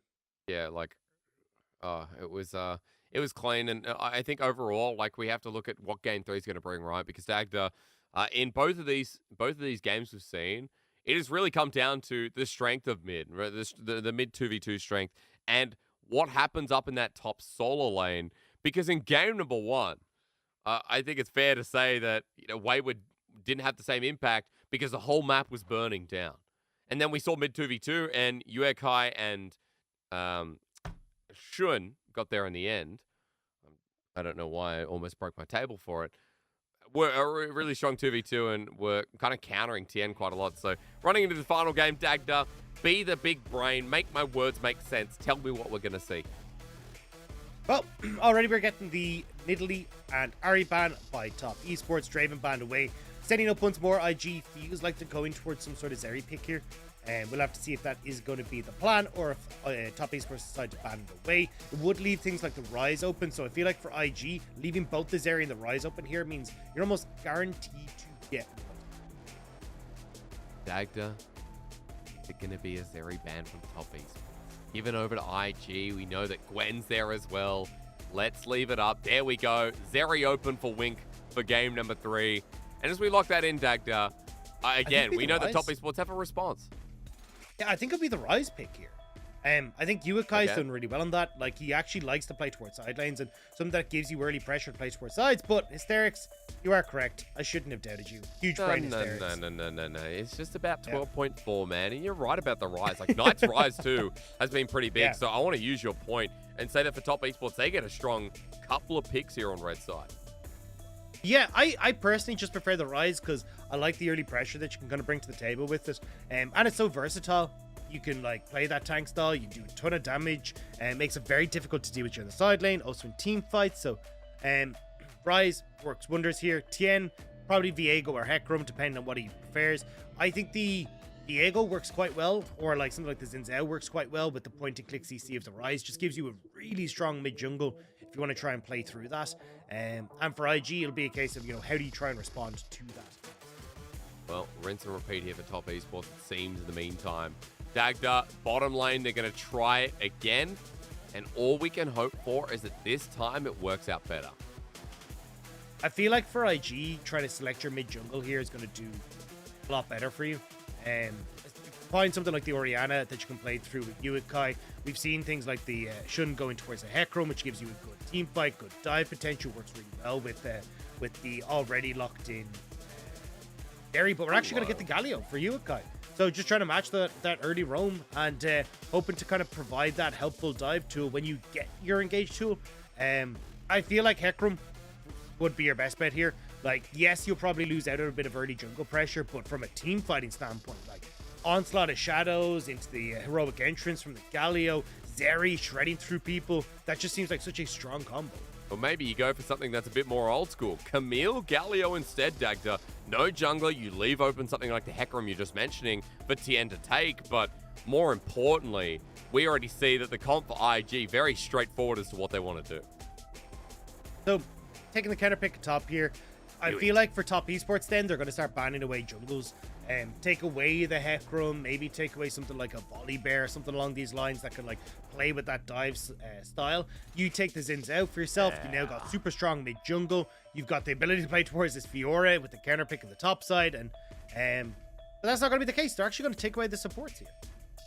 Well, we have no junglers though, Dagda. That's more surprising to me. The Tarek pick for Lucas. Okay, makes sense. But the Fiora locked in. And people will be tuning into LPL the first time and be like, oh my god, it's a Fiora. We do have a lot of Fiora players here. Wayward obviously showing that he is one of them as well, alongside the Bins, the Alas. Who else am I missing? The Shy, a Fiora player as well. So kind of fun to see in this final game that we get the Flourish thrown out. While I already mentioned junglers, Doug, you pulled up supports. There's a couple of picks left wanting, but at least it's the same on both sides. Yeah, I still think Hecarim ban here for top esports would be really, really smart. It just feels like it kind of solidifies all that, but they're just going to keep going for the support. So maybe Tien takes the Hecarim for himself, but I feel like it doesn't work quite as well with what top esports have. Like, you want to try and play side lanes. I think things like the Xin Zhao that are banned away from IG are a bigger threat. Maybe we get the Viego ban as well. But yeah, then you're kind of looking at, okay, yeah, Hecarim got him banned away, so maybe you're looking at like a Volley Bear here for Tien. We've seen things like the Viego as well, but yeah, I'm just not entirely sure exactly how you want to try and set this up as your mid jungle for top esports. Yeah, there's a lot of questions. Viego won as well, that Tien has played quite a bit of this split. It's his actually equal most played. Last game we did see Tien on the Hecarim, so excuse me, it is third most played. Viego gets locked in here, Dagda, and now it's just a question of what Shun has left. Like, dude, this guy used to be a big Lilia player. He's played Rek'Sai. What do you want to partner this? I think the Trundle. Okay. Because it provides you that CC that doesn't really stop, or Fiora can't really like work off of. Same you look at that, but okay, Shun. This was not a pick that I was expecting to cast here today. The Kindred coming through. I mean, it makes sense if you're not going to be under a huge amount of pressure from the Viego in the early stages. Being able to like keep your distance against the Viego means you can't really do a huge amount. And you've also got a bit of a safety net there, but like there's not a huge amount on top esports side where I'm like, oh yeah, this is where they're going to try and dive you. This is very much a 1-3-1 comp from top esports. So I feel like for IG, this Kindred, actually more I don't know how I feel about this Kindred. I don't think it really fits what you're looking for here. I mean, we talked a lot about how IG are going to play with this top mid duo, like how Camille Galio works, Dagda. There's a lot I want to break down. Renata going to get locked in here for Mark once again. Start with top esports comp for me, because I think it's important to note that when we have Fiora, we have a side lane, we have Rise. It's obvious that through the laning phase, it's going to be opposite. It's going to be important here for TES. Yeah, so for top esports, it's very much play through mid jungle, try and utilize that to move up towards Wayward, get Wayward ahead, and then operate in kind of a 1-4 or at least a 1-3-1 sort of composition. You've got Renata here just to absorb the dive potential from IG, which I think is again a super nice pick here against what IG are trying to do. For IG, this is where it kind of runs a little bit of foul, right? You don't really have a huge amount of mid pressure here for Uakai, for Kindred to be able to look for invades. You don't have the pressure on the top side either. Like, they start to get these camps in your favor. Same when you look at the bot side as well. Zeri's going to be pushed in. So the Kindred, for me, this is where I start to kind of go, hang on, like, yes, you can kind of be that an extra AD carry in team fights, but you don't really have the tools to get Kindred ahead in the early stages because of the way the different lanes are set up. So yeah, I'm really not sure how Shun is going to operate in these early stages, even when he tries to put the pressure. Like Wayward TN, I feel like TN and Knight, I feel like win out in the 2v2. The ability to play down on bot side, I still feel like they win out. Yeah, I just don't see how this Kindred is really going to get the ball rolling for us. I'm curious though, for Shun, it's such a big niche pick here. A Kindred we haven't seen quite in a while. I'm actually just going to pull up pick and ban stats as well, because I know that over in the LCO, I think it was Peace pulled out a Kindred top, and that was reportable as an offense. But we've had no Kindreds here in the jungle. Our first one debuts here, and it's from Shun, who has loved this pick in the past. PTA pulled up as we head into Game 3, our final game, where Invictus Gaming are eliminated if they lose this. Top Esports need this series win to continue their stroll up towards the top 4. And I'll be waiting for this one as Wayward and Zika have a bit of a stroll. Shun as well, remember, we're going to get that 50-50 as he's heading up to Shun too. Dagda, it's all about that mark, and you got to roll the dice for the first scuttle, or sorry, the third scuttle, to have it. Yeah, for me, it feels like you need some sort of cheesy play here from IG, and I know that sounds kind of like hard to say, but if I feel like Uakai, like a flash taunt or something on towards Knight, or like maybe like a level 2 gank, like catching top esports off guard is probably your best way to try and get Shun up and rolling. But even then, still feels kind of hard. You can even see they've got the ward there on the opposite side, in on that red buff, just to make sure that they're able to spot where Shun's starting. And as long as top esports just play through their lanes, they're going to be fine. Like, they don't need to kind of put pressure into the enemy jungle. Just spot out where Shun is and move in towards a strong mid game just off of winning lane states. And I like that you pull that up. Like, tracking the Kindred is always half the battle here. Knowing marks on the minimap as well is super easy. So we'll see how we go. It's red side start, and Dagda pointed out the ward that is going to continue following him. Shun is heading towards bot Krugs, while you can see Tien on the same side of the map, all paths heading up towards that top lane. A top lane Dagda that is pretty volatile, if I say so myself, with both taking Grasp of the Undying, both actually taking Flash this time around as well. Yeah, you kind of need it for Zika in a lot of situations, just to try and help, not only in the lane phase, but just when you get towards team fights. Zika's the primary engage to alongside Lucas, so Zika being able to like hook shots into a flash, stun, onto the Hextech ultimatum, say for someone like Jackie Love, is going to be a really good way for IG to set things up. Again, Jackie Love gets a buster shot, rocket jump, Wink just hit so hard. They hit level 2 first, and IG's bottom lane punished immediately. Halo Blade's Tristana hurts level 2. You can see right there, forcing Wink out. That's the advantage that I wanted to see played through in lane, and this is why I'm finding it really hard to see how Shun actually gets a chance to invade. Like, Wayward controls top side because the counter pick. You've got full pressure for Jackie Love. Uakai into on the Galio ain't going to be able to support you in the way that you need to.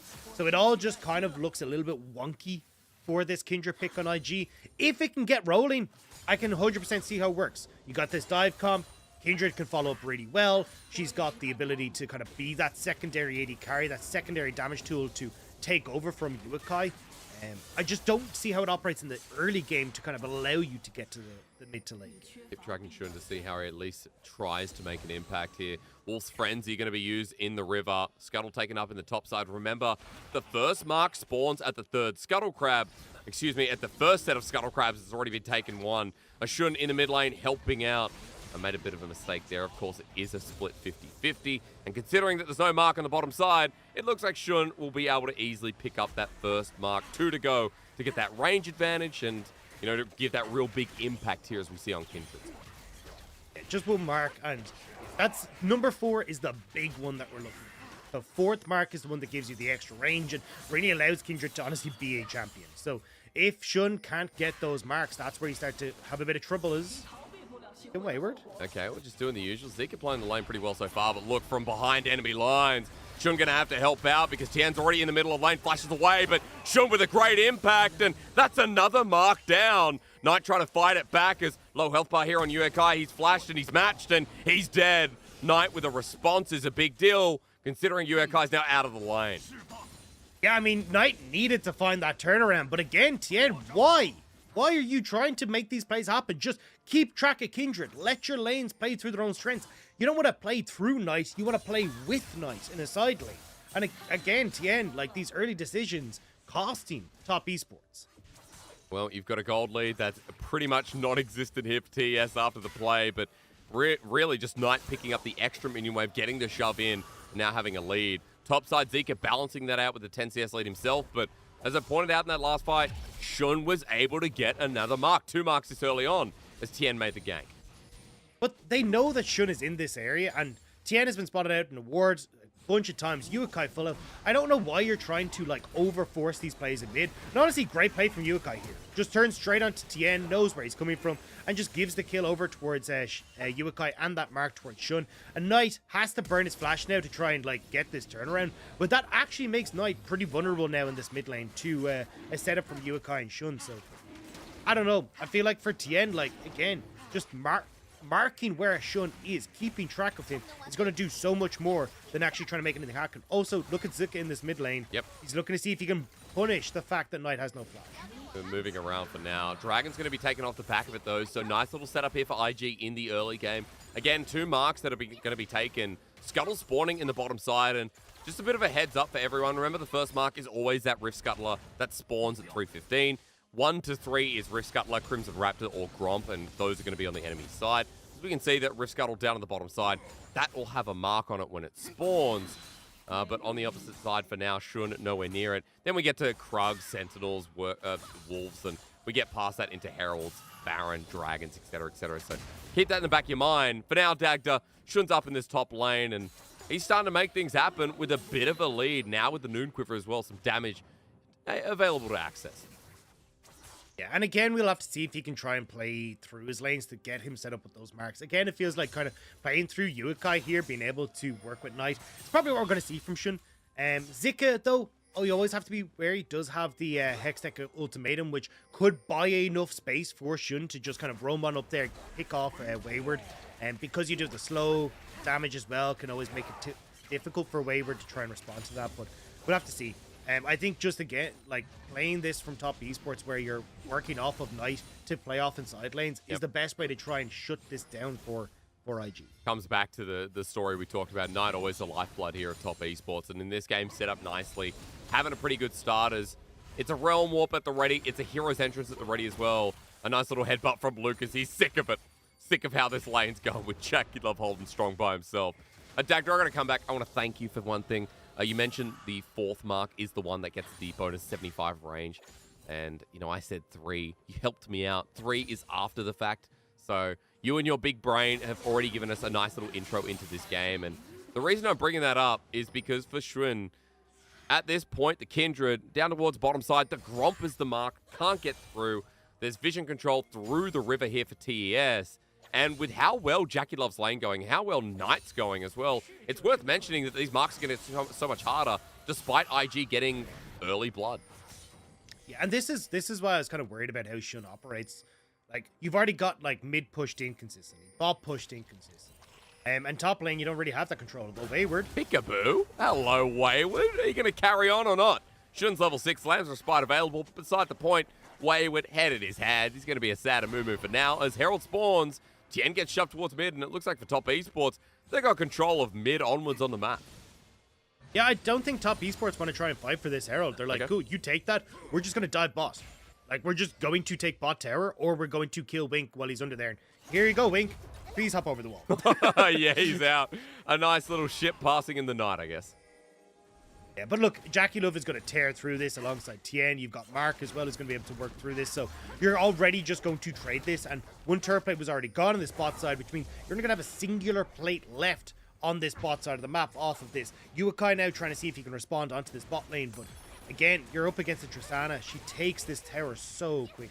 Yeah, it really does. I mean, another explosive charge incoming here. This is going to be the third bit of turret plating. More than their Herald's worth. Jackie Love steps up for the final bit of plate.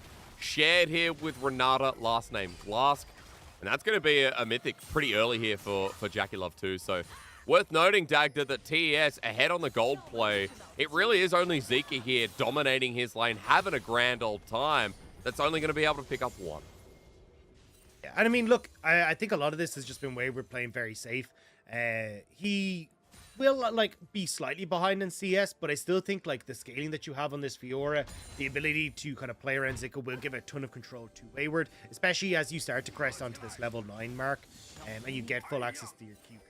Knight's going for a journey though, Dagda. He has flash available, but Lucas is here waiting for the trample. Rooted up as Top Esports want to bring the cavalry. A handshake, a nice hostile takeover. Again, when we're taking over, we want an AD user to hit him away. Shun wasn't hit, and that ulti meant nothing. As said earlier in the LCS, a bonk on the head. As Tien has been knocked up deep in enemy lines, a heartbreaker. Away he goes with the hero's engine from Uekai. Shun is dead, and Dagda Tien up to old antics. No mark on Tien, though, so you can still see only 2 marks on Shun. But still, again, Tien, this series just has not been good from him. There was no reason to try and go for that invade. You'd already saw that Shun had cleared all his camps. What's the point in trying to get that deeper vision? You're totally happy with the vision you have. And now with 10 seconds to Dragon, should be able to actually get this reset, come back with the Kraken Slayer, and now it becomes even harder for Top Esports to try and take away this Dragon. At least for the moment, IG, their team fight does look stronger. And Top Esports, maybe with Wayward having pressure top, can look to contest, but if you ever end up in this 5v5 at this point where you're even, it favors IG. And Big Daggy, I think it's important to note that Tien has constantly done this in the series, but recently, it always comes back to the fact where he had a great last game as Mark, with a handshake, gets himself out. But Tien constantly goes down this route, and for IG, giving them openings when they're a team that can play so aggressive in the early game. Speaking of which, Uekai with a shield of Durant, the Goliath in the mid lane having a series as Wink flashes forward. And I was going to say, you give them an inch and they'll take the whole kilometer. Top Esports are playing this so poorly. I don't understand what's going on. Tien has been running it into the jungle all series long. You have Knight, who's had full push and had absolutely no opportunity to roam because of the way that Tien has been setting up this game. And now, every time IG have this big setup, there's nothing being responded from Top Esports. Why are you face checking there? You have zero vision, River. You can play up on try and make a play on towards the large wave that's been pushed to the top. Look for a dive on Zika, and instead you lose Dragon, nearly lost your mid lane turret, and now Wayward's going to die in topside, if not lose his turret. This is everything for IG. I mean, Wayward's so low. Tien trying to help out, but 0 and 3. He ain't big. Zika going deep. The Hextech ultimatum underneath the grand challenge. He wants to heal up, but Wayward one hit away. The winds of war, and it's Shun who takes him down. No extra mark. He's still sitting on 2, but IG is sitting on more gold, and Dagda, that is a Kraken Slayer for a Kindred jungle, and IG, the early game is coming to them. This game's over. IG are just going to be able to power through this. There's no way that Wayward's going to be able to control side lane. Knight has been able to do nothing all game long. Tien is 0-3. And the only person that is going to be big is Jackie Love, but it's really hard for Jackie Love to operate in these fights when you're going to have Zika with Flash, Hextech ultimatum, follow up with Uekai, and you don't get to play the game as Jackie Love. IG have got the perfect setup now to carry this game forward, and you can see it every time Top Esports try to look for something that involves a potential fight at a neutral. They've had to back away or they just die. Imagine you're on a 7-win streak in the LPL, and what comes up against you is an absolute collapsed Invictus Gaming that are probably not making playoffs. Let's be realistic. It relies on the smallest of percentages. It's kind of like the XL situation. It's the Schalke run that needs to come through here, except it relies on many more teams. It's hard to look at how it works, but for IG, at least they've got the spunk, Dagda. At least they've got the prominence to show us here on the Rift as in game number 3. They're up 1,500 gold. Shun over the wall. This is a bait on top for Wayward. Here against the wall again. A handshake can't do much as Mark's running away. Jacula, meanwhile, getting hit by a massive statue. No huge Hugo smash for you as Top Esports get one, but it ain't over yet. TM with the lockdown on top of Lucas. Mark running in. And Kindred's going for a little run. Okay, Lamb and Wolf together. It's very cute as Zeke are going to come in to help out. Look at the damage. Look at the pulverize. But a hostile takeover doesn't help out. No, that ulti not doing too much at the moment. And Top Esports want to play the yakety sax with their scraps. Yeah, starting to get a little bit scrappy from IG. They will still move up towards this top side. Should still be able to get that tier 1. As you can see, the tier 1 in mid is nearly gone. But at least they got...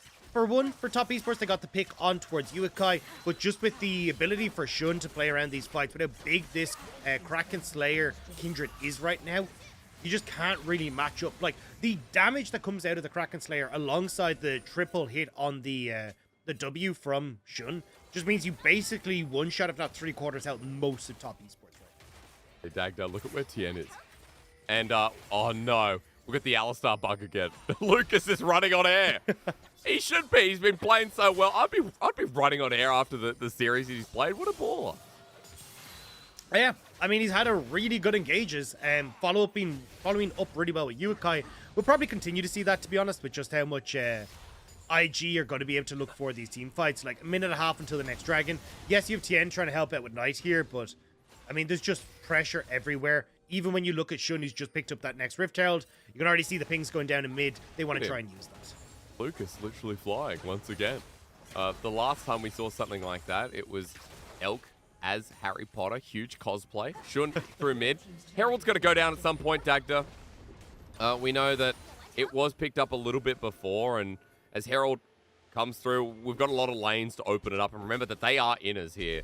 So big opportunities. We look at the replay again. Dagda, you're up because this is the part where Uakai almost destroyed Jacula. Yeah, thinks he isn't on vision because he's got that pink board, but it doesn't spot that one right there.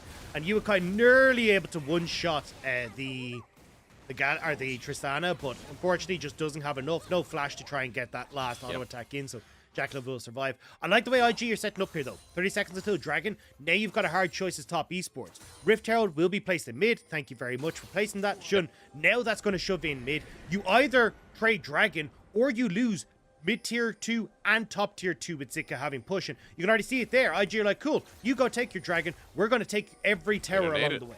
I mean, Shun is going to crack this down so quickly as well. Zika does a lot of damage. Mid is just open. I mean, Top Esports, you're losing the base. And with it opening up the map for more marks with his Kindred, Herald's going to get value. Thanks for the Dragon. And now the base is cracked. Huge 5-hit, I guess, Dagda, because that Herald got so much value. And now they can just collect that top wave as well. Maybe even look for the tier 2 if they really wanted. But Top Esports going to let this go down. So 5 head in return for Top Esports. Like, look, we'll take the extra gold, the extra resources that are going to come from this push in mid. And mid by far the easiest of the lanes to try and defend, because you don't have to, like, worry about, oh, well, you know, we've got to move away from Baron or move away from an upcoming dragon. It's like, no, you just push it out, and you're still able to always be in range of helping out at both those objectives. And on the note of opening up Inhibitor, I'm sure some people like confused, like, why would they do that? Remember the gold. When they're so far behind, Dagda, when Top Esports against, you know, they're literally, I wouldn't say, they're the humans in Helm's Deep. Let's make a Lord of the Rings reference. They want to funnel them into one point and then ride out to meet Gandalf. So essentially, get all that gold in, build up the Tristana, build up the Rise, get some gold into this team, and then be able to do something in this game, because IG still with the gold lead. They've opened up the map in pre-18-minute fashion. Again, I said Shun has access to the marks here, and turrets are starting to fall all around. The Orcs, the Urukai are running in, and it's looking pretty dire. Yeah, I will say I think it was a bit of a mistake from IG to, like, index that heavily into mid lane. I would have preferred that they kind of made the mid-tier 2 and the mid lane push while Zika continued in top to get the top tier 2 as well. But look, that's minor grievances. IG, you can see here, just going to push in bot. You have 3 members of Top Esports, and they're all kind of looking here going, well, lads, anyone want to step up to clear that minion line? Because they're going to kill us the second we do. That's just by himself and one of his own. of the only turret left standing that's an inner now on that top side. Knight looking for an outer. It'll be the second one this game. Teleport with a huge note button, and Knight's out of there. Back towards the lane. He takes some minions with him as well. It gives them a little bit of freedom before they know it. So 5k gold lead just about. Excuse me, I can't count. 4.5k at 19 minutes. Dragon number 4 is going to be up in about 2:45. Dagda, we're getting Baron territory as well. What's Shun's mark? He's got 4 marks off of some pretty big plays. So now, if I can salt the Book of Armaments, Ancient Krug, Blue Sentinel, Greater Merkwolf, or Red Brambleback. So we're starting to get to the big boy buffs that give him more marks now. This is kind of just like the icing on the cake for Shun. Like, he's done the hard work. Getting to 4 is what actually makes the difference. And you can even see he's going full, one-shot potential here with his build. Kind of realizing how far ahead he is. The Kraken Slayer and that Collector now built. And that's kind of indicating how far ahead of TN he is. An entire item picked up ahead of his counterpart there. Like, I don't know. It feels like, to me, TN, honestly, kind of the bad decision-making in the early game is giving Shun so much leeway. And Shun now going to be able to ride this wave, what feels like, to an IG victory. Top esports are the ones that have to check it. Look at this level 12 Kindred. It's around blue buff. I think there's a mark there, and they're like, no. We cannot give that over. Shun walks in. He won't be able to get the steal. And it is just more jungle to take, however, because IG owned this space. Uekai forcing Jackie Love out, and that's okay. We'll take Wolves, we'll take Gromp, we'll take the rest of it. There's actually a mark up in that top side, and Shun's going to have free access to them all game long. A really good sign here, Dagda, considering that IG, they're 4-9. I didn't expect this coming into today. It's like the day of upsets truly is a thing. Yeah, and especially when you're looking at top esports, we're on the 7-win streak, taking down the biggest and baddest that the LPL has to offer. And IG are like, yeah, that sounds real nice, but we got a playoffs that we need to keep in contention for. They start up this bar at top esports, walking over the vision. I don't think the IG do it fast enough before TN can get here. Well, I'm not sure. TN flash, and he's out. He is out. He's shielded, Duranded. If you're wondering why he couldn't ulti there, Uekai with the quick fingers. Baron goes down. IG just take it in front of their face, and for top esports, a mid lane turret's all they're going to be able to get out of this one. Yeah, and a perfect reset timing here for IG as well, because Dragon, now in 35 seconds, they're going to be able to move over into the river. Top esports at least should be set up already, but you don't have the vision control really established to keep an eye on where Zika is going to be coming from. If Shun is going to be a threat and Lucas has his flash, I'm ready to see it happen. Okay, I want to see a hostile takeover more so, Dagda. Tien's going in, he sets up the engage, he's knocked up, and as Tien goes golden, a lot of questions to be used. As Uekai on the side, takes no damage, hostile takeover does nothing, and now you're in a 5 versus 4, Knight flashing away, Wink ready to go. He's spreading his damage, but it ain't enough, and for top esports, they have given up the rights to this Dragon. On top, Jackie Love jumps, but a hero's entrance in front of the Tristana to make sure that's a no. Top esports, again, what can they do here, Dagda? It just goes from bad to worse. Not go in. That's the answer. Tien cannot go in. Tien wants to go in, just though. launch himself in. Uekai, though, trying to see if he can make it happen.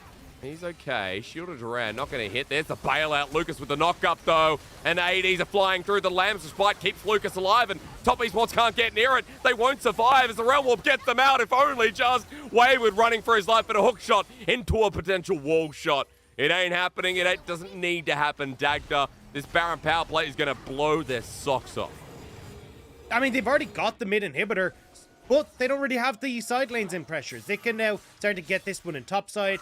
You have the resets coming through for both Wink and Lucas. So, honestly, IG not really in a position to try and get more off of this, but at least here they did get the Dragon and Uekai. I like the attempt to try and go forward, but again, we said, look, Lucas, he has his flash. That's the person I was keeping my eyes on. And just a wonderful engage from Lucas. And a beautiful ult from Shun as well. I mean, Lucas surviving at the end, kind of showing how in touch this IG roster is. Luckily, with a Realm Warp from Knight to save Wayward, the only reason he really survived after that play. So, props to Knight for what it's worth, but this game has been IG for the past 10 minutes. Dragon Soul is available in 3 minutes 45. IG have everything on the map that belongs to them at 60 CS lead. I think Dance of Arrows from Shun was a fail, but there's always next up. Just it's like the war goes down. They bait him to stay. They do. Uekai over the wall, though. He goes golden. Shun poking from afar. That range advantage doing wonders as a heartbreaker used, but IG have gone way too far forward. Top esports can actually pull this back. Wayward spot on the outside. but it depends on Zika's ulti coming through.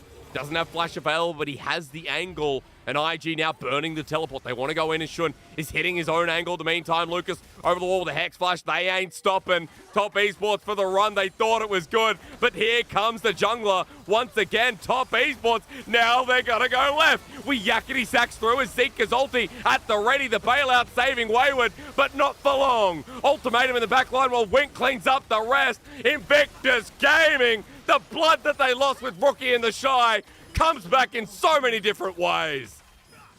And Wink is going to finish them off. Lucas will take one, Mark will go down, and IG will control the game once more. Who needs the Shy? Who needs Rookie when you've got Zika and Uekai apparently? Shun as well, the lifeblood of this team. I've said that word tonight a lot about Knight, but I feel like it's deserved here with IG's jungler. As they press up through the mid lane, note that the death timers are pretty low. It's going to take a bit of a push here as minions start to channel in. The turrets get weak, and Tien has died 5 times. Please don't make it a 6th here. As Invictus Gaming bare Nexus, they're already playoff teams here for Top Esports. They can't do it. No defense necessary. A 2-1 for IG. They stay, if only just, in the LPL 2022 Spring Split. Lamb's Respite doesn't save Nexuses, so Lamb's Respite will mean that IG can just take that one down. And for IG, this is far more what I wanted to see. We said at the start of the day, look, if you want to take fights, take a composition that can fight. And this one had the option to 1-3-1, but when you end up with Zika 2 games in a row on this Camille, where he's able to have a better impact in the fights, that just feels like where IG is able to have these engagements. This is much more confident from the IG side. All smiles as they pick up the win over Top Esports. I mean, now 5-9, it's a good sign here from IG. Again, it's so hard for this team to make playoffs, but at the very least, a sign of life towards the end of the split. It was against WE where they lost out to a team that's already out, and WE are 2-11. Now against Top Esports, who are secured in, they end their win streak. Their 7-win streak, Dagda. I don't know how. And I mean, it does end up a little bit tough now still for IG. Because they lost that one game here today, it means that they really need FPX to beat OMG in a kind of 2-1 fashion, and then for FPX to lose every other game in 2-0. Like, that's how they can kind of claw themselves back into that. It's still not a done deal. There's still one opportunity for IG, but that is still a very, very small window for IG to keep themselves in play. I mean, it would have been nice if previous series like WE, they pulled out the win. IG could have done it against anyone's legend, LGD. These series, you look back and you see an IG like this, it's a very different case. It's a potential playoff-ready Invictus Gaming. But again, you know, we praise what we see, and that is Shun here on the jungle, on the Kindred Dagda. Even though being tracked by Top Esports in the early game, jungle difference is a nice place to start. Yeah, I just didn't want Tien to track him with his face. Yeah. I would have liked it to use wards instead of just wandering into the jungle and just giving the kills to Shun. So, yeah, I think for Tien, this was one of the roughest series I've seen from him. Honestly, the decision-making just wasn't really there. And it ended up impacting the whole game, because when you get that early kill going across towards Uekai and Shun, you're getting the early stacks from, you're not allowing Knight to actually push up the lane as aggressively as he'd like to try and roam, because he's flashless, he's got to worry about Lucas roam, he's got to worry about Zika who was roaming. Like, there was a bunch of people who were trying to enact pressure into this mid lane, and it meant that Knight never really got the opportunity to get out into those side lanes. Wayward then falls behind. I was kind of surprised, to be honest. Wayward didn't look as comfortable on this Fiora as I was expecting. Sure. This Fiora has a really good matchup against the Camille, because Camille can't really hookshot onto you, so you can't really get the trade. You're able to very quickly take those poke damage trades, especially off of the vitals, and it's really difficult for Camille to try and pair the precision protocol with that damage. So I don't know. I think I kind of expect a little bit more from Wayward, but overall, just a poor showing from Top Esports. I mean, I think it tells when Lucas almost did as much damage as Tien on the Viego. That was the influence in that game. Lucas, to be fair, though, as well, a really good Alistar game. A really good series overall. I think it's fair to pin on Lucas. And today being the day of upsets, like, you know, we have WE versus RNG next. You have to start thinking that this is going to turn around. Top Esports might already be in playoffs, but this actually changes quite a lot. Now that Top Esports are 9-5, they can only reach 11.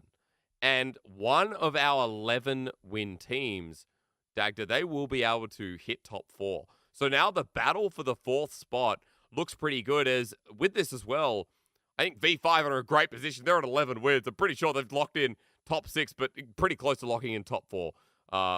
I don't know at this point. Like JDG, EDG, LNG, top esports, all right now battling for the top 4. We get a 4-way tie, at least till we resolve it coming up. Wink with the interview. We'll hand it over to Wendy and then talk more about this when we return. Hello everyone, welcome to interview, and now we have invited Wink from Invictus Gaming with us. Congratulations on today's win. And my very first question is about the playstyle of today's game. It feels like in today's best of 3, the IG whole team, you guys really played very aggressively and proactively in the early game to try to have so many skirmishes, to have so many invasion. So tell us more about the early game strategy made by the team for today's matchup. 那首先恭喜 Win， 可以恭喜我们 IG 获得了本场比赛的胜利。第一个问题要问到的是关于今天的一个前期的打法风格，感觉你们今天的这3局比赛前期都打得特别凶，然后一直很主动的去找机会，所以说也想问一下，可能你们今天整体一个前期的节奏思路是怎么样的呢？今天阵容上来说，打前期跟对面也能抗衡吧，所以我们前期就尽量的多去找机会了。I think in terms of our draft, we can really play quite aggressively to face the opponent's draft. So that's the reason for us to try to have so many skirmishes to try to grab the more early game tempo in the early game. And I feels like for the in the ban pick phase, you guys have picked very interesting picks for today's game. In game 1, we have seen the Zeri and Tariq balling. So what's the background of picking that Tariq, and how would you evaluate the strengths of the Zeri and Tariq balling strengths? 那第二，其实感觉你们今天整体的一个 BP 也是蛮有趣的，也拿出很多有意思的英雄。第一局的时候，你们也是很果断拿出了泽利和宝石的一个下路组，所以说当时让宝石登场的一个契机是怎么样的？你又怎么去评价泽利和宝石的一个下路组的强度呢？我们选宝石是因为当时阵容挺适合宝石，然后也跟对面阵容有关的吧，就对面都是冲链的，我们选宝石可以反打，然后宝石泽利强度还可以，也不是特别强，也不是特别弱。The reason for us to just pick Tariq in game 1 is also based on our draft, and also it feels like this can be a very good pick in facing the opponent's draft, because in game 1 the opponent's draft they have so many hard engaged skills. So it feels like with Tariq it's super easy for us to just make the feedback in actual game. And also I feels like Zeri Tariq this balling is not that strong, but it's still okay to be played in LPL. Yeah, and definitely I would like to say you guys just perfect so good in game 1. And let's move on to game 3. In game 3, we have seen this champion, Kindred Jungle. So tell us more about why did you guys would like to pick this champion as a jungle, because we haven't seen this champion for such a long time on the stage of LPL. And playing with Kindred, what's the some game strategies made by the whole team? 那其实来到第3局的时候，你们也是很果断的选出了千珏作为打野。我们也是很久都没有见到千珏打野在 LPL 赛场上的一个表现了。所以说，你们当时选出来他，可能整体在游戏内是怎么样来和千珏来进行配合的？选出的原因是什么？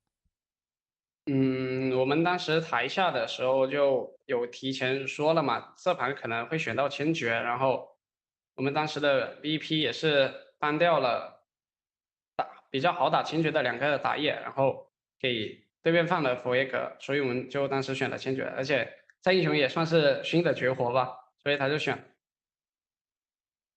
To be honest, before the start of game 3, we have already predicted that maybe Kindred will be picked for today's game. So during the ban pick phase, we have banned out some champions that can be a very good counter pick against Kindred as a jungler champion. And also we just opened that vehicle to the opponent's team.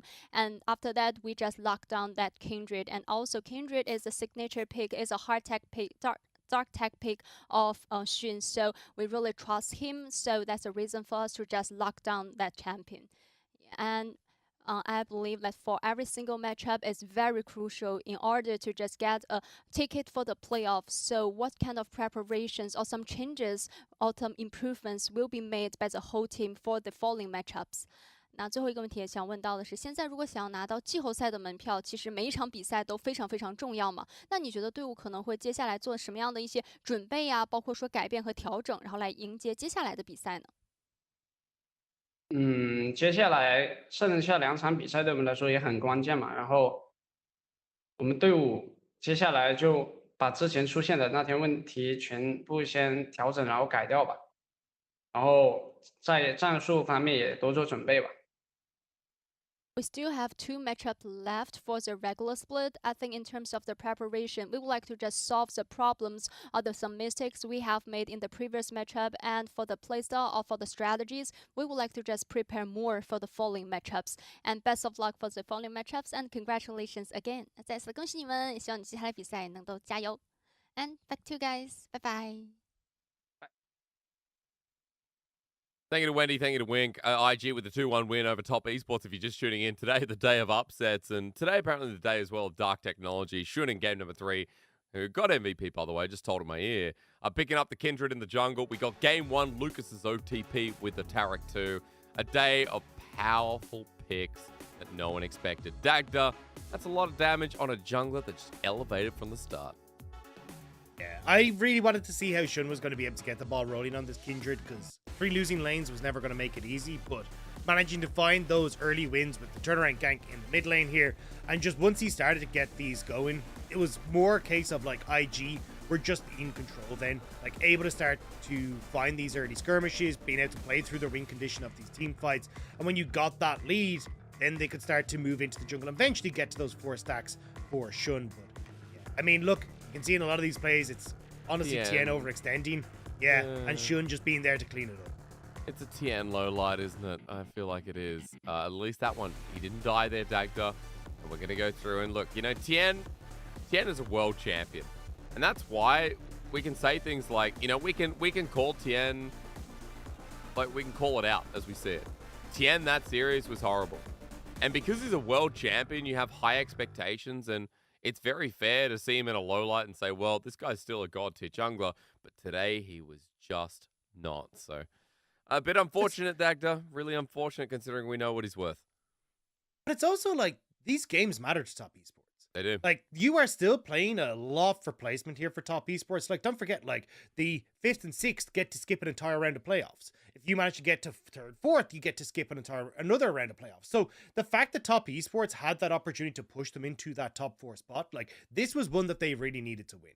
Yep, and to drop this series to IG means that, I mean, they're sitting in 7th at the moment. I don't know if they get up to 6th place, which means they will be in round 1 of playoffs. And that's a big dip for a team that was on a 7-win streak. Yeah, I mean, anyone's Legend LGD, the rest of their schedule, it looks relatively easy. But for Top Esports, going against teams that have nothing left to lose, who knows? Honestly, who knows here? An upset, to say the least here. IG getting a win. And as we go to our break, remember that our last series is RNG versus WE. Straightforward, but apparently nothing tonight straightforward. So as we go to break, keep that in the back of your mind. We'll see what happens next.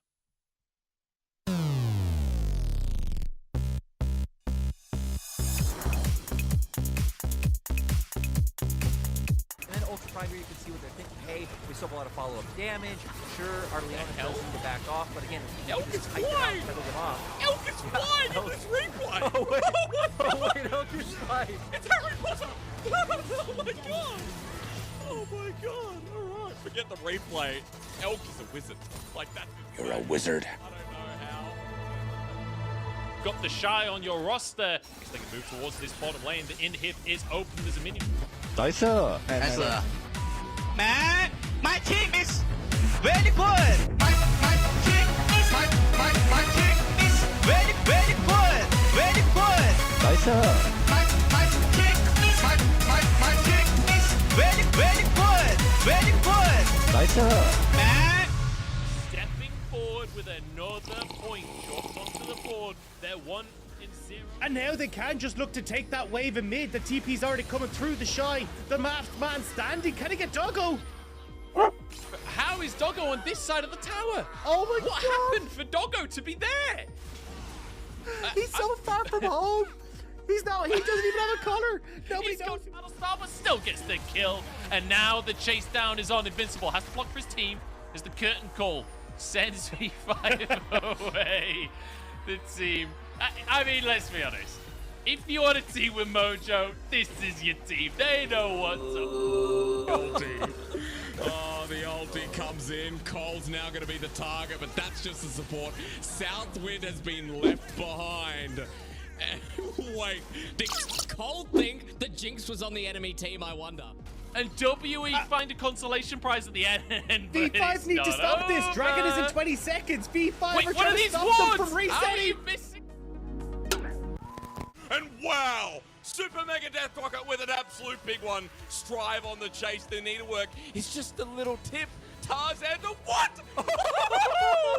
Strive is a madman. That target selection lyric, that was insane. That wave out, and it feels like they're trying to get pressure on that bottom side while they can. 2.5 minutes until that Baron comes up, so they don't need to worry about getting caught on the wrong side of the map. This is 9. He's found us. It was at this moment he knew. He f***ed up. He must have gone past that control wall to get there. Goes for the slice of Maelstrom anyway, but Viper flashes away. And 369, you know, it was a good attempt. I like the gumption there. You're down on death row at this point. You might as well try and make something happen, but it just cannot come to fruition. Try and use their map pressure, use their mobility, look for picks, and see if they can kind of catch out Ultra Prime. Oh, they're going again. Oh, they're doing it again! They just have no chill. EDG, these guys have families. Come on. Very curious about that. So no TP available for ZDZ. Let's have a look at the inside. Oh, no! Or sorry, in the base, I should say, is actually just been saying, look, I don't care about the 1v1. So where are we going, observers? We're looking at one, the other. RNG, take the next. No, he didn't the inhibitor. No, wait, did he? Wait, no, the inhibitor respawn. We haven't finished. Go back to the game. Go back to the game. Go back to the game. Observers, please. Go back. Thank you. Okay, they're gonna end it. They're gonna end it. They got it. They got it. They got it. They got it.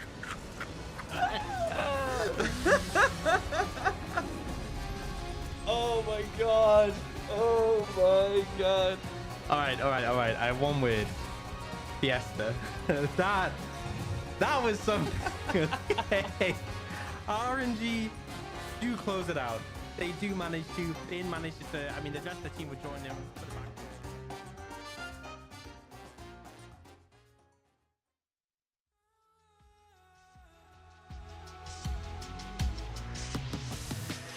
Why do you speak on my name? Why do you treat me so bad? 'Cause I never made you feel like this. Why do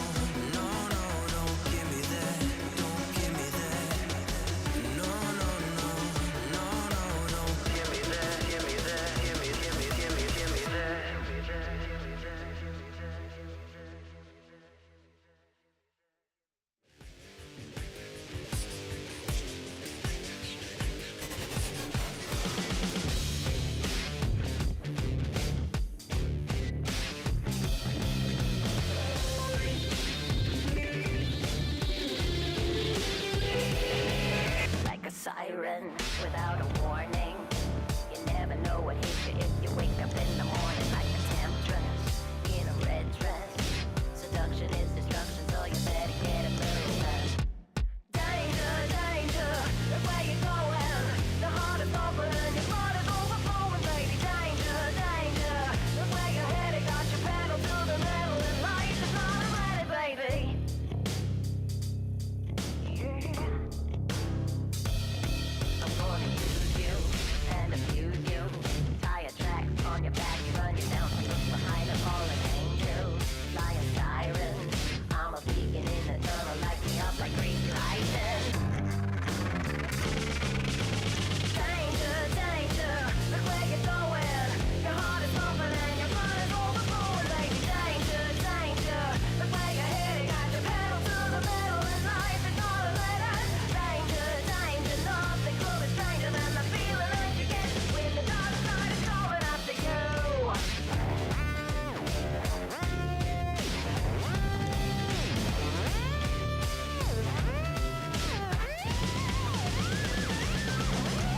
Danger, danger, danger, danger, danger, danger. Look where you're headed, got your pedal to the metal, and life is not a letter. Danger, danger, nothing could be stranger than the feeling that you get when the dark side is coming after you.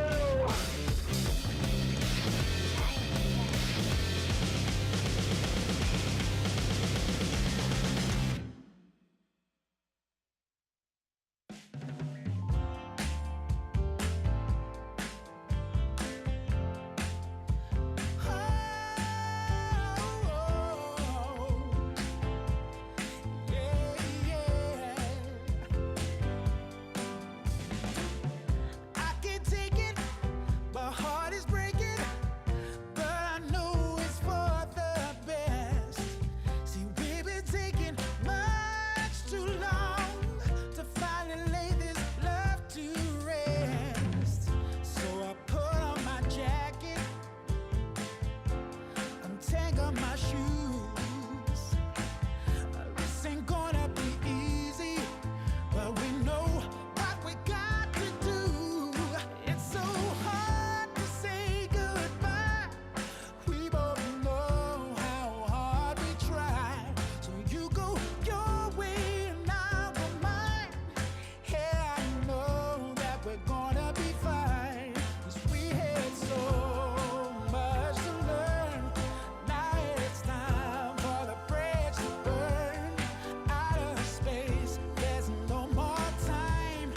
We both know it, and show it. I want you to know that my heart was sincere. So sincere. Whatever you wanted, ooh, I would have taken you there. But sometimes life changes when nothing. 下一场我们对战 W1，其实我挺想跟 BBU 在上路切磋一下的。和 BBU 对线的话，我就找机会抓他的失误去单杀他吧。我觉得我们队从开赛到现在的话，一直都在进步的。然后常规赛也快结束了，我们就会找我们自己的失误，然后季后赛打得更好。Been like, dude, I'm going to abuse Bubu essentially. I'm going to put him into the dirt. That is Dagda, the most exciting trash talk I think I've seen in a while in the LPL. My name is Hysterics, and we're going to be taking you through the next series. And sir, WE versus RNG, if we're going by the trajectory of tonight, is bound to be an upset too. I know. That's why I'm listening to Ben. I was like, no, the prophecy is too strong. Today has to be the day of upsets. This is the day that we go to 3 games and WE somehow end up winning it. And That's right. Especially when WE are just off the back of a win over IG. Who knows? Maybe WE looking to keep the upset streak alive. Hey, good point. You nailed it down perfectly, Dagda, because what I want to talk about is the power of the schedule of both of these teams. But we're not going to go into WE and their upset potential first. We're going to nail down RNG and what they need to essentially get top 4. RNG at the moment, their remaining schedule quite easy. And I want to pull that up first because RNG are a team that are sitting 10-3 in the league right now. Now, they cannot hit, Dagda, hang on, math, excuse me, brain. They can hit 13 with a win here today. And we talked about 12 securing top 4, especially with top esports going down. RNG actually have a really good schedule, Dagda, I think, to make top 2, even first if V5 falter. Yeah, even Weibo losing today means that they're in an even better spot, right? Like, there is really a good opportunity here for RNG to lock themselves into even top 2, top 3 spots. So realistically, like, for me, this is where I need to see RNG come out with a solid game plan, take this 2-0. I want to see them worrying about game difference, because realistically, that could be what this all comes down to. Yeah, like again, there's a really good case for RNG being a top 2 team here in the league. And we can look at how they went in their recent series, right? LGD, if you missed out, which was their recent series. Dagda, walk me through this, because they pretty much dunked LGD. They bodied LGD. And it was so confident from RNG. It was really nice to see as well. Kind of like Wei kind of understood what his job was in a lot of the early stages and trying to help out and make sure that like Xiaohu was set, getting Bin these big advantages, and it all just came together so damn well. And I think that's the thing about RNG is that like we kind of know that this team is a team that, regardless of who they're up against, always come in very serious. And you see here like Xiaohu, once he got these early leads on the Orianna, this guy hard carried against LGD. Like it wasn't even close. I mean, again, Xiaohu has still been a great mid laner. A couple of ups and downs, but ultimately still in that amazing form that we complimented him on the start of the split from top to mid. This guy is bringing so much to the role, and for RNG, stability there, power up in the top lane. Wei as a jungler has improved and gotten back to his recent form. Like, what do you fault at the moment for RNG? Very little, to be honest. I mean, it feels like Xiaohu has been an absolute monster, like kind of understanding like what he needs to do in a lot of the early stages. I think Wei has been a little bit weak, but I kind of feel like as we got into our most recent series, Wei's kind of understood how he needs to play around Xiaohu better. Bin at times has looked a little bit faulty, but again, that seems to be shored up with him getting a little bit of attention from Wei and from Xiaohu, and Gal and Ming have really been stepping up as well. So it just feels like RNG, after kind of a rocky footing in the start of the split, have really come together well. Which is nice. Nice to see, because I put RNG at the top of my power rankings, and I was wondering if I went a little bit too far, but RNG, again, in a great position here. And you wanted to talk about a special dynasty in the bottom lane, Dagda, so I'll let you take it away. Yeah, I wanted to talk about the Ming dynasty, because it feels like we're setting up as Ming being the best support that we've had for quite a while now in the LPL. Like, we talked about him last split. Chris potentially in that conversation, but for me, Ming does actually kind of clinch this. I think Ming has been absolutely incredible, and one of the difference makers between him and, say, someone like Crisp is just how well he's able to roam and impact the map. I feel like he's so strong in the lane phase, and then when we get towards the kind of being the big engage tool for RNG, because when you look towards Wei, he's not really playing these big engaged champions. Same when you look towards Bane, he's much more situated for the split push. They're oftentimes playing this kind of 1-4, so it does land on Ming, and when he's on the Nautilus, which has kind of been his most go-to, this guy finds engagements that I didn't even know existed. Like, he is so good at being able to set these fights up well for RNG. And when you look at how RNG play, although we put a lot of attention towards Xiaohu, we're looking at Bin and his playing the top lane. It feels like Ming kind of is the unsung hero of this team that really is the rally cry for RNG. And of course you put solo kills in again, didn't you? You and I did a BLG series the other day, and you put in solo kills for Chris. Crisp is number 2 and number 1 in support with 2 solo kills, and Ming is number 2 with 1 solo kill. So I like that once again. He's a beast. You've highlighted through there's a solo kill for a support. I mean, that is actually that is a big deal. Getting a solo kill as a support is near impossible in a competitive game. So very impressive to see. Dagda on the other side, let's talk a little bit about WE, because we haven't mentioned them yet. WE are out of playoffs. They're 2-11. Like, this team was a bit disappointing this split. I want to point out, though, that they can still thrill us. Have they thrilled us recently? Against IG, technically. But can they be spoilers here? Unfortunately, I had a picture of Michael Jackson here. That is copyright, so we had to get the roster instead, Dagda. A bit of a shame. Yeah, it is. It's a bit unfortunate, but yeah, look, they definitely upset the other day, but I don't know if I was thrilled by that series. In one way you were. In one way you definitely were. Yeah. It was like, hey, who's going to throw this game harder? And fortunately, WE managed to throw slightly less than their counterparts at IG, but I mean, if you were going into that today here against RNG, they will destroy you. And a lot of that was kind of like Beishang kind of running off by himself, getting caught out. But to give WE their due, some of the early stages of the game actually looked pretty good. We started to see Beisheng like being able to operate around Xie in the mid lane, and it felt like that was kind of how WE were going to set themselves up and try and power through those early stages. Well, let's talk about it a little bit, because I think Xiaohu's a great discussion point, but I do want to look at Xie here. And you feel like today, you know, could be Xie's day, especially since we talked about WE playing spoiler. Xie, the person who, you know, has been in the league for quite a while and still has some good games. Yeah, Xie's day was certainly against IG, and this was the guy that we're kind of looking at to be the big carry. Not so much when you look at the goal difference of 15, because he was playing things like the Akali, where he fell behind in the early stages, but certainly when he got into the midpoint of the game, that's where he took over in team fights, been able to find really big opportunities, especially on picks like the Akali, to be able to turn those fights in their favor, consistently finding like multi-man perfect executions. Xie was an absolute monster, and it feels like today, if you can try and like play through Xie with Beisheng, shut down Xiaohu, it's kind of a double whammy, because you're setting up Xie to succeed, but also looking to shut down Xiaohu, which, as we've kind of said time and time again, is the main player for RNG, is the lifeblood of RNG. And I mean, Xie and Xiaohu were mortal enemies in 2017, RNG versus WE. Like, these were some of the best mid laners in the league.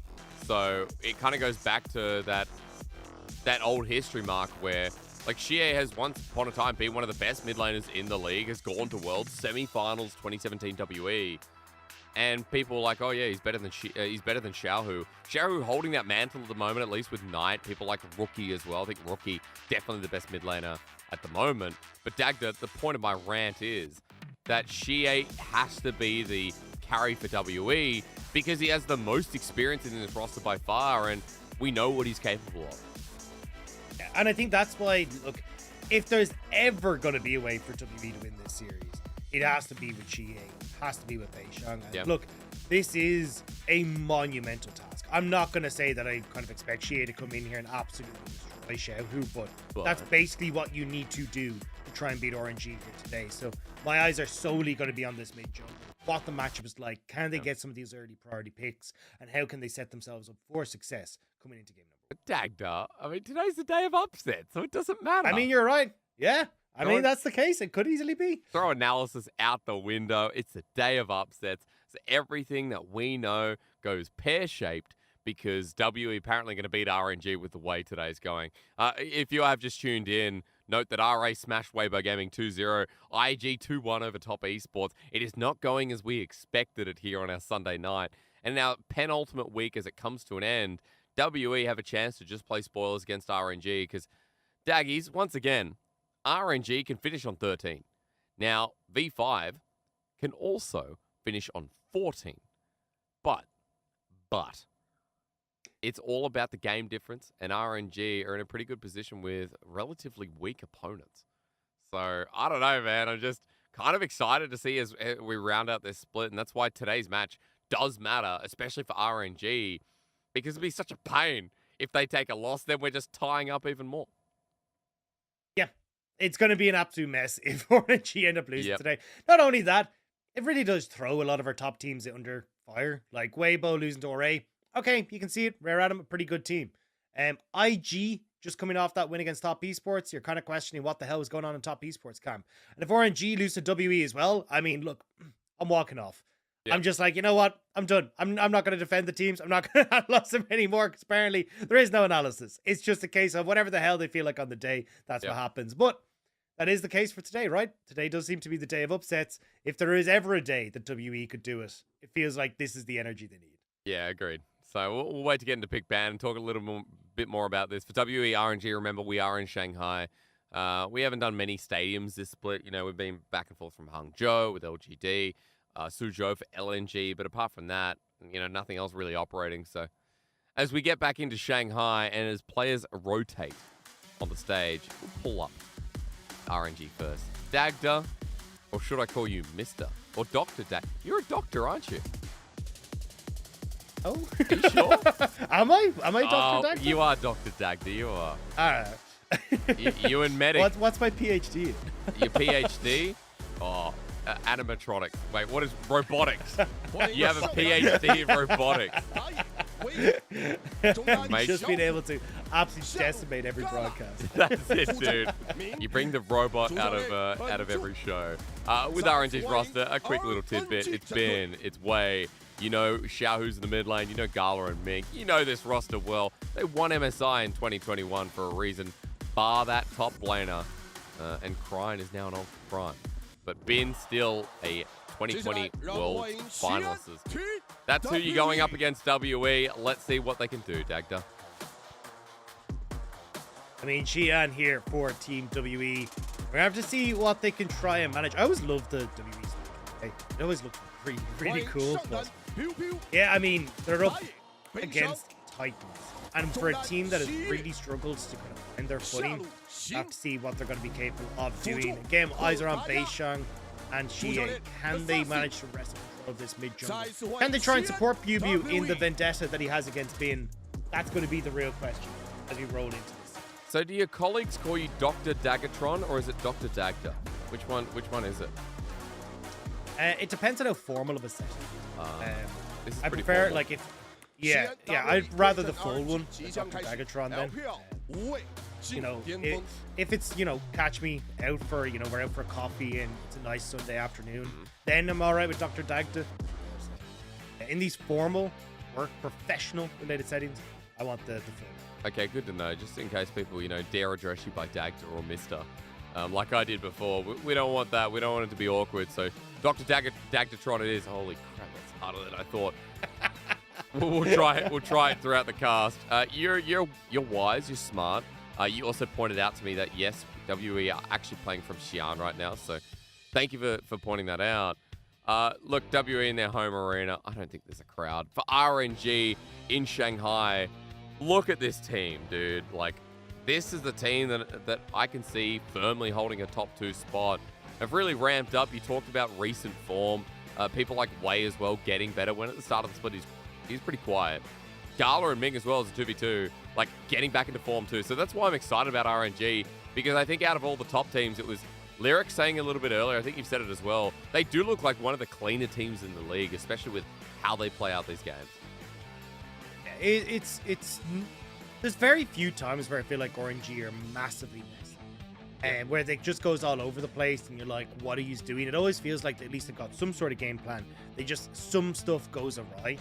And coming in against WE, I think that's the most terrifying thing. Like WE, when we saw them play against IG, it was them very much punishing the mistakes that IG were making and then making a ton of mistakes that were then rightfully punished by IG, but it wasn't clean. It was very scrappy, very messy series.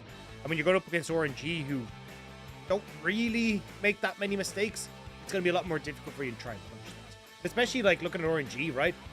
They're going to go, hello, Weibo. You just lost that series earlier on.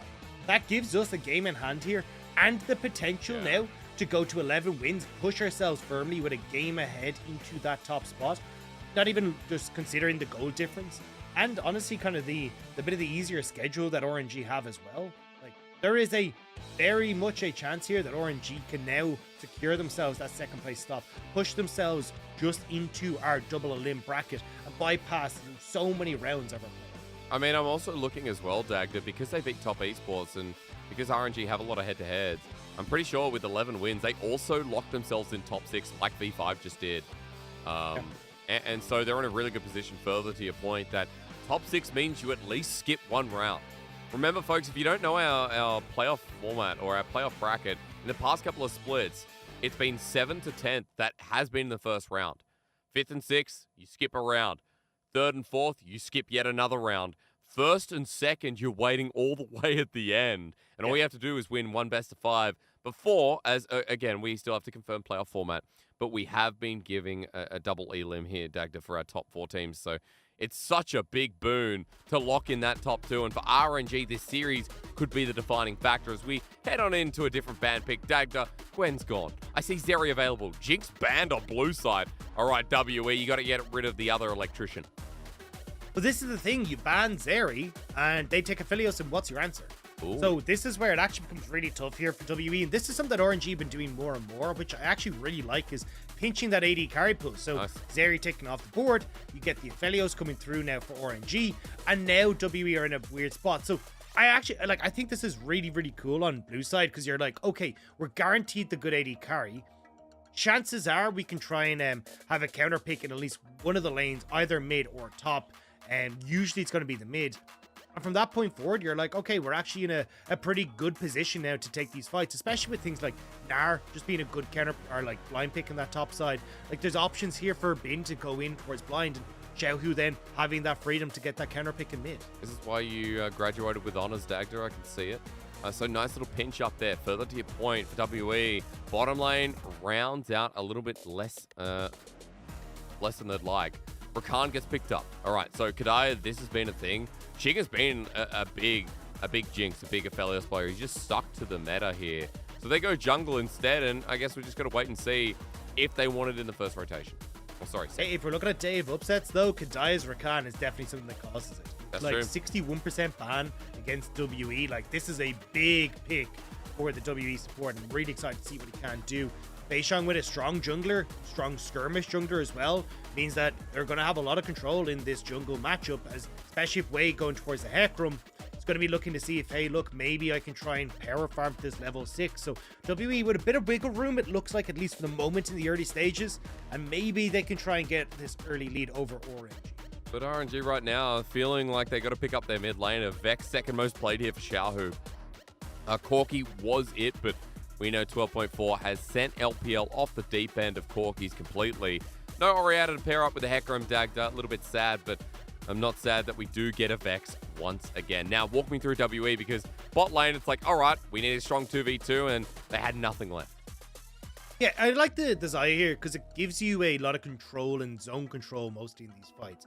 Like, Feathers being down all over the place makes it a little bit tough for someone like Aphelios to try and operate, because you've always got to worry about being stunned or locked up. It's also a good amount of self-peel from both the Vex and the Hecarim, because RNG, you're definitely going to be looking at this more dive-orientated composition. So for WE having this kind of self-peel AD carry, it's going to work out really well for you.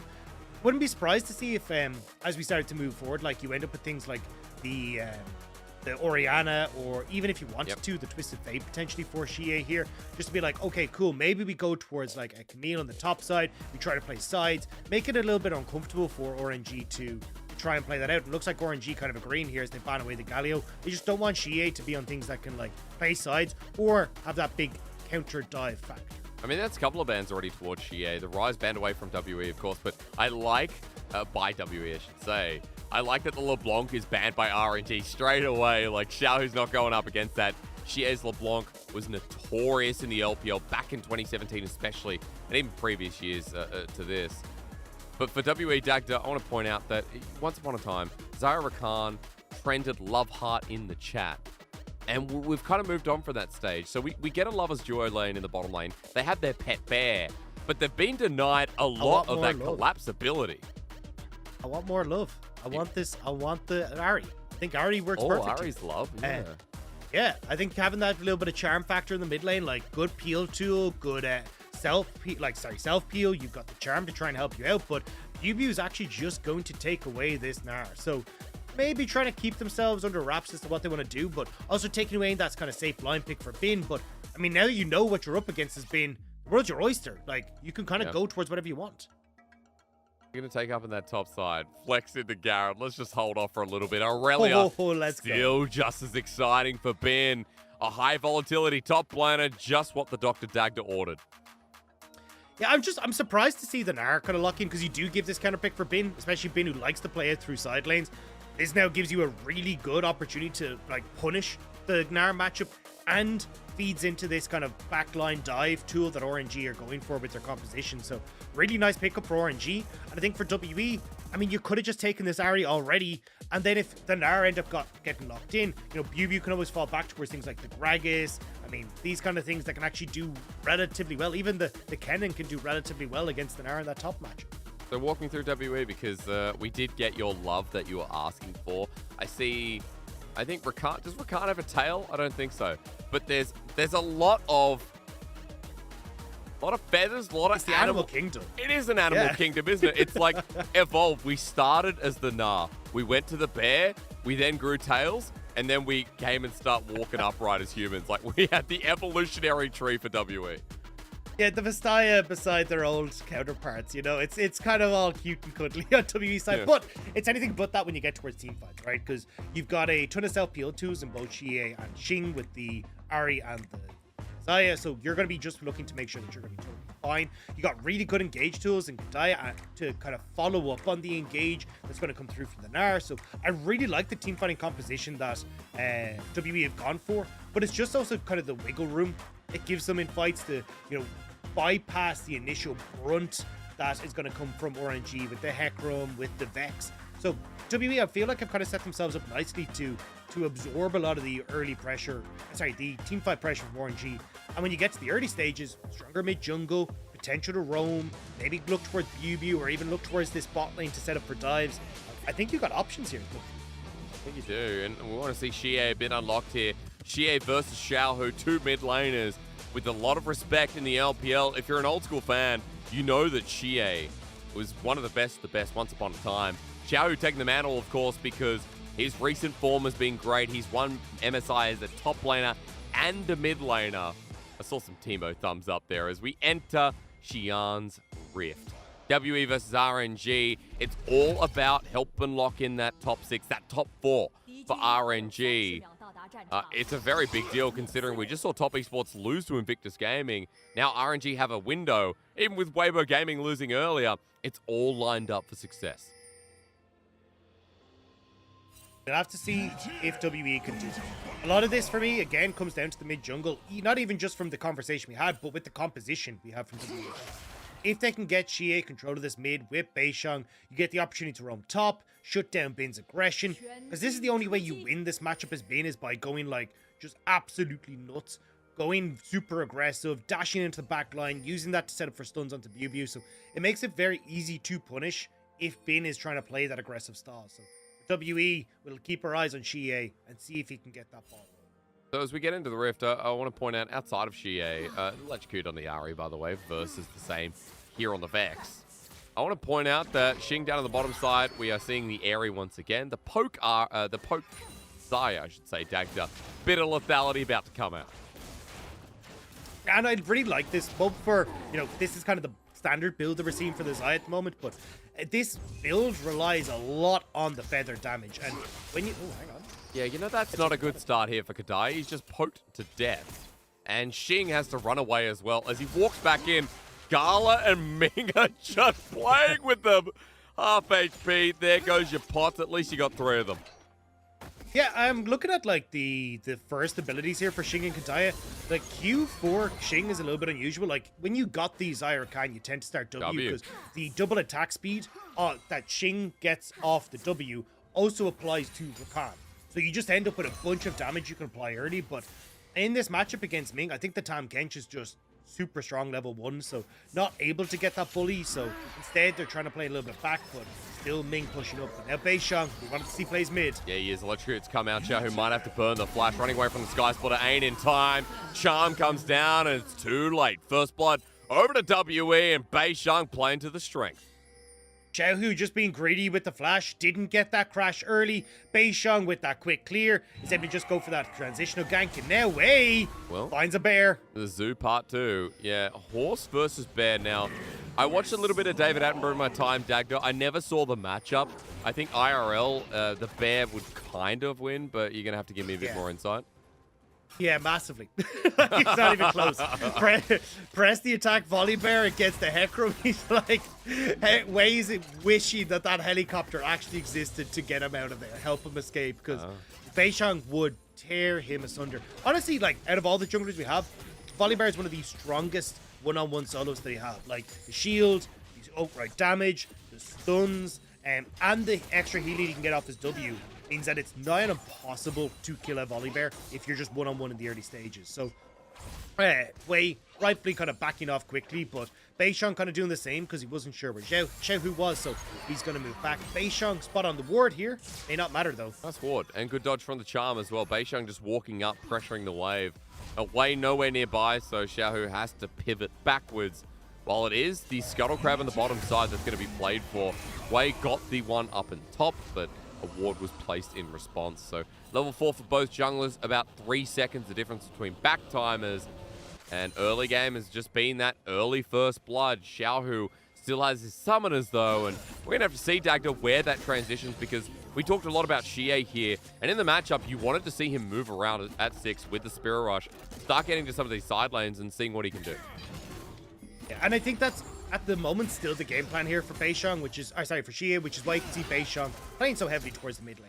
RNG though are learning from the past mistakes, consistently getting vision control where they need it. That ward was just there to spot out that Beishang had in fact taken that Scuttle Crab River, so you are getting to track Beishang, and knowing that Beishang was on the bottom side, not clearing out his top side Krugs, means that Beishang coming off reset, RNG would know he's on bottom side. So again, RNG kind of feeding that information, seeing how they want to try and play around it, and Xiaohu did keep his flash off that first gang, so not going to be too vulnerable unless Xie wants to commit a flash of his own to try and get on top of this phase. We'll knock up here though. 2-man, in fact. Ignite goes down. Kadaya rooted up with the Graviton. Beautiful stuff. Ignite through. One more tongue lash, but Ming can't reach. And that's a summoner down in response. WE's bottom lane getting harassed. Completely pushed out. And a nice job here from Gala and Ming. And again, we were kind of saying, the Ming dynasty, this guy has been so good at commanding the lanes he's up against. And with that really smart double knock up there, there's just very little that Kadaya and Xing can try and turn it around. Gala getting pushed with his Burnham, he'll take the first turret plate, and without interaction coming through from Xie and Beishang, they're not really going to get any sort of help for a while here. No, they're not. They're on an island, and Xing and Kadaya low on the mana bar as well. Turret plating going to be taken here. Ming and Gala were talking them up in champs like what they do, but I'm going to pause because now Xie in a bit of trouble. The flash burned immediately. He pays the respect way with the summoner advantage, making down mid.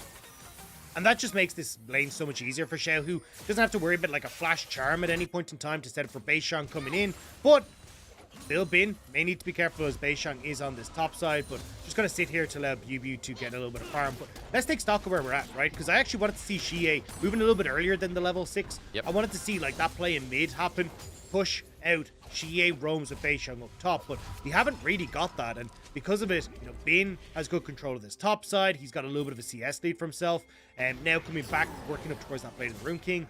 You're looking at bot side, Gala sitting with a 300 gold lead thanks to turret plates and the CS advantage he has. So really for WE, they need to start getting that impact in side lanes, because they are just losing out to the matchups and towards the drafting that RNG has managed to come through with. It feels like with ult, it's only going to get worse, right? As Beishang, well, he wants to do exactly what you want, Dagda. Open up Xie a bit in this mid lane. Spirit Rush is available, but Ming's behind him. There's Beishang spotted out. Tongue Lash slows him down, and Xiaohu will stay safe. Ming to the rescue. This frog in the right place at the right time. Yeah, Kadaya here as well, but a little bit late. Means that he won't be able to try and help out there. So Xie will just back away. Ming, that was just a nice roam timing. Realizing, hey, look, I don't need to be in bot side right now. Gala's totally fine. So I just pop my hood into mid lane, make sure there's no funny business going on, and he catches the culprit red hand. I mean, we've had really good support roams today, haven't we? It was game number 2, I think. Was it on? Oh, no, in the first series. First series, I'm not going to lie. First series starts while I was asleep. At what time, Dagda? What time? That was at like 7 a.m. Oh, that's not gamer hours. Hey, I don't blame you, dude. You know, if I was in Ireland, would I be waking up at 7 a.m.? Well, if I had to cast, obviously. But you guys wake up at ungodly hours, and as a gamer, I don't think I've woken up before 7 o'clock for a couple of years. If I have to do the, say, like yesterday, where I have to do the first best of 3 of the day, it's 5 a.m. Oh, yeah, that's what you want, isn't it? Bin, big lad in the top lane. Meanwhile, we're having this chat about getting up before 7 a.m. Bin wakes up at 3 a.m. to eat a can of tuna. That's how big he is at the moment. Double dagger at the top side, and that gives RNG a bit of priority around the Herald that spawned 30 seconds ago. Bingo. Just getting a little bit of poke onto Ming and Gala as they start to make their way up. So, at least from WE side, don't think they really want to try and contest this. Although, as I say that, Xing Kadaya already starting to move up. And this is going to be a toughie. I feel like RNG, just with the control that they have over River, will have the advantage because they can just kind of pull the trigger first. Depends on if Xie gets the charm. The answer, no. Beishang now running away with the Sky Splitter. Xing and Kadaya, they want turret plating through the mid lane, and there's a lot of wave clear here on the lethality Xayah. But Dagda, RNG, they're already grouping up in front of the eye. Smite will come down, but Beishang in smiting range. It's taken here by Wei. He's knocked up twice, and the Hecarim with Onslaught of Shadows, but not going to use it out of the pit to get out the Stormbringer. Meanwhile, RNG have split them up. WE low. Bin with resets as well, but no vision. This is messy as hell. Dagda, I don't even know what the hell happened.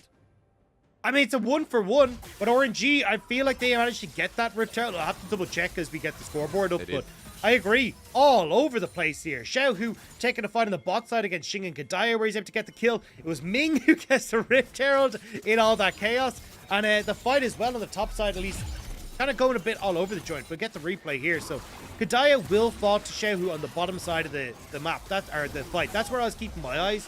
So I'll have to try and look at what happened here in the top, because Wei just about able to get out, it looks like, with the Onslaught of Shadows. Couldn't get the follow over the wall from Beishang, which has been unfortunate. And then nobody on RNG kind of following over in time to catch out the members of WE. So very messy, but all said and done, a 1-for-1 with Rift Herald going the way of RNG. So we'll have to see if RNG will be able to try and use that to their advantage. Because Gold's dead even, and yeah, the Herald's going to have to build up on one of these members. Ult here for Bubu available. Would Bin like a meeting with the Rock? I think Beishang has got a better idea into the Bear's Claws. Bubu with his first kill, and WE back to the open up top. Yeah, punishing the fact that Bin had flashed over the wall in that last fight to find nothing. It means that Bubu, when he gets that ult, able to set up beautifully for Beishang. This is what I wanted to see, kind of that pressure from WE. Problem is that the Rift Herald now has already been given over to RNG. It's a little too late, because RNG can now respond with plays for Gala. Xie coming down to hover as well. Gala getting the turret plating, you're right. It's going to be a big deal. RNG's bottom lane continue to bully out, but Wei going to be spotted on a ward. Xie not hovering though, doesn't want to contest it for now. Just taking the long way around to the mid lane wave, and that means RNG get the first dragon as well. Gold might be even for now, Dagda, but it's still an objective game that RNG are winning out. And the thing is, as this game starts to go on, Bane is going to become more and more of a nuisance in this. At least Bubu for the moment has done a really good job of getting this gold lead for himself, you know, getting that push in, getting some turret plates, all thanks to that gank from Beishang, so that'll help ease the pain. But when you get this Blade of the Rune King completed, when you start to look towards things like the Triforce for Bin, that's where you're really going to struggle here in this top lane. So WE kind of need to push the pace of the game further ahead to stop Bin from being able to just have control over the side, because WE want to group up. So finding these ways to maybe outnumber people at turrets, get some map control in your favor, start to play towards these dragons, that's what WE need to do so they can solidify themselves in this game. So walk me through a bit more about RNG, because, you know, it was mentioned that some of the skirmishes here, like ultimates are really important, especially from Xiaohu, from Wei. There's a lot of all-in, a lot of dive, dagger, and the side waves feel pretty easy to influence in the first, I guess, 15-20 minutes of the game. And again, because Wei has now got the ultimate available, it becomes a bit easier for them to look for these skirmishes, look for these long-range engages, because Xiaohu able to join in fairly easy with the Shadow Surge, especially if Wei gets a big fear off, you can get that long-range combo coming across. Gala has full control bot side, which means that RNG can just keep playing that way. Like, you don't need to really push the envelope too much. Just get this bot lane turret, continue to settle through Gala, and Gala's now the other strong point on the map for RNG, where WE also need to shut him down. So you're kind of putting WE in a bit of a pinch with just how much gold Gala's managed to get. Got himself a Gale Force. Note that the Eclipse actually picked up a Xing on the way to the Manamune as well. So despite our talk about Gala, Xing not in the worst position in the world despite what we've seen in the lane. Also, Xie 20 CS up in the mid wave. The mid lane matchup will hyping up. Doing pretty well. Top lane, similar fashion. The only person that far down is bot, is jungle. Maybe I have to hold my words. Dagda, it could be top 2. Like it way here. Mega though. Don't know where Xie is. Don't dive a Mega Gnar. I think diving a Mega Gnar always goes bad. I think RNG just gonna back away. I mean, they don't know where Xie is right now. They know that he reset, but he could be moving up towards this top side. As you said, Mega Gnar as well. Not going to be the best of calls, but Bubu still not confident, especially as Xiaohu gets that push in mid. He realizes that he's in trouble. Oh, is he going to come back in? Bubu's thinking about it. He wants to throw a boomerang, and he gets Wei, and now he definitely knows. But Bin gets the pressure enough to hit him onto the turret. 3 turret plating taken for this top laner before it expires at this 14-minute mark. And for RNG, despite that, they're still behind in gold, Dagda. Like, I'm so surprised. Yeah, I mean, they're just running out of, like, when it comes to the early fight, getting that kill is going the way. Oh, hang on. Gotta back away. Like, the early fight going the way of Xie and that early gank also giving them some kills there. Xing being able to match with that gold as well. And again, like, the lane discrepancies that you're talking about in mid, not helping either. Plus the turret plates in top. WE trying to cross map, but RNG are already in position. Remember that Licky Tongue has dives, so WE paying the respect and backing away. Going pretty deep with this invade onto the red buff. It's spotted out on a ward, but WE puts so much priority and vision down here, Dagda. Tracking RNG really well, and in this game number 1, we have to give them props that this 2-11 team is playing with a lot of information. It's flash from Bubu. Wait, onto Bin. He's about to go Mega now. Bubu wants this 1v1 as Bin's running for his life. He has a Vanguard's edge, though, as he backs away. It was Bubu who flashed very early on. Yeah, trying to see if he could outplay Bin, but not going to be the case. WE, now with the ebb and flow of that mid priority, seeing if they can move bot side. Gala with his ult back up and available. Both summoners there as well. The knock up, the dodge from the Gale Force. Kadaya dead. Ming eats him up. That was so clutch out of the 2v3. That was nasty from the RNG bot lane. So well played. And not only do they shut down the WE priority play in the bot side, Bin, because he's now got control of that top lane, gets that top lane turret for himself. That was beautiful from RNG on all accounts. And I mean, look, even at the top side, give you 6 around Vanguard's edge. Bin. But maybe he goes into the trash himself. Too deep, too hyphy. He felt it, Dagda, but Bubu laughs it off. That's the sin bin. That was not the play. I mean, you just saw him go mega. He was so close to it, just caught it off. He didn't need to go that far, but we're going to get the pro view here for Gala in this bot lane, and this was gorgeous. These base Shang, Gale Force is out of the way, and even though he gets hit by the quickness, it doesn't matter. Ming is there to save him, but yeah, look how close the Bubu is to going Mega Gnar. Like, I don't know why you go for this. Felt it. Even the bone plating there to absorb a good amount of the initial damage, so yeah, Bin, this was not it. It looked so good. It was so smooth until it was not a good play, Dagda. You know, I feel Bin. He's someone who will either hit 100 or 110, and then sometimes he realizes that 100 quickly becomes a 0. So unfortunate there. Yeah, he's some kind of tech. He's a strange one. Either way, RNG, I guess a win out through the bottom side because they're now on top of the Herald. What's happening top? Horse runs and... Ooh! Friend! Nah, friend! Yeah, that's a bit unfortunate. The Zootopia friends are not really having the best of time here as Wei managed to get the kill. WE trying to respond on the spot side. And you have Ming and Bin here, though. Gala is holding mid, so WE will get some damage down to this mid turret, bot lane turret, but won't be able to actually crack that one open as Xiaohu is trying to do the exact same on the top lane. Yeah, there's just like this massive fan across the map right now. Everyone in the same pathway as Bubu has a hull break. Look at his damage. This Gnar is about to get upset. Throws a boulder. What is it on that skin? It literally looks like a table. I actually don't know.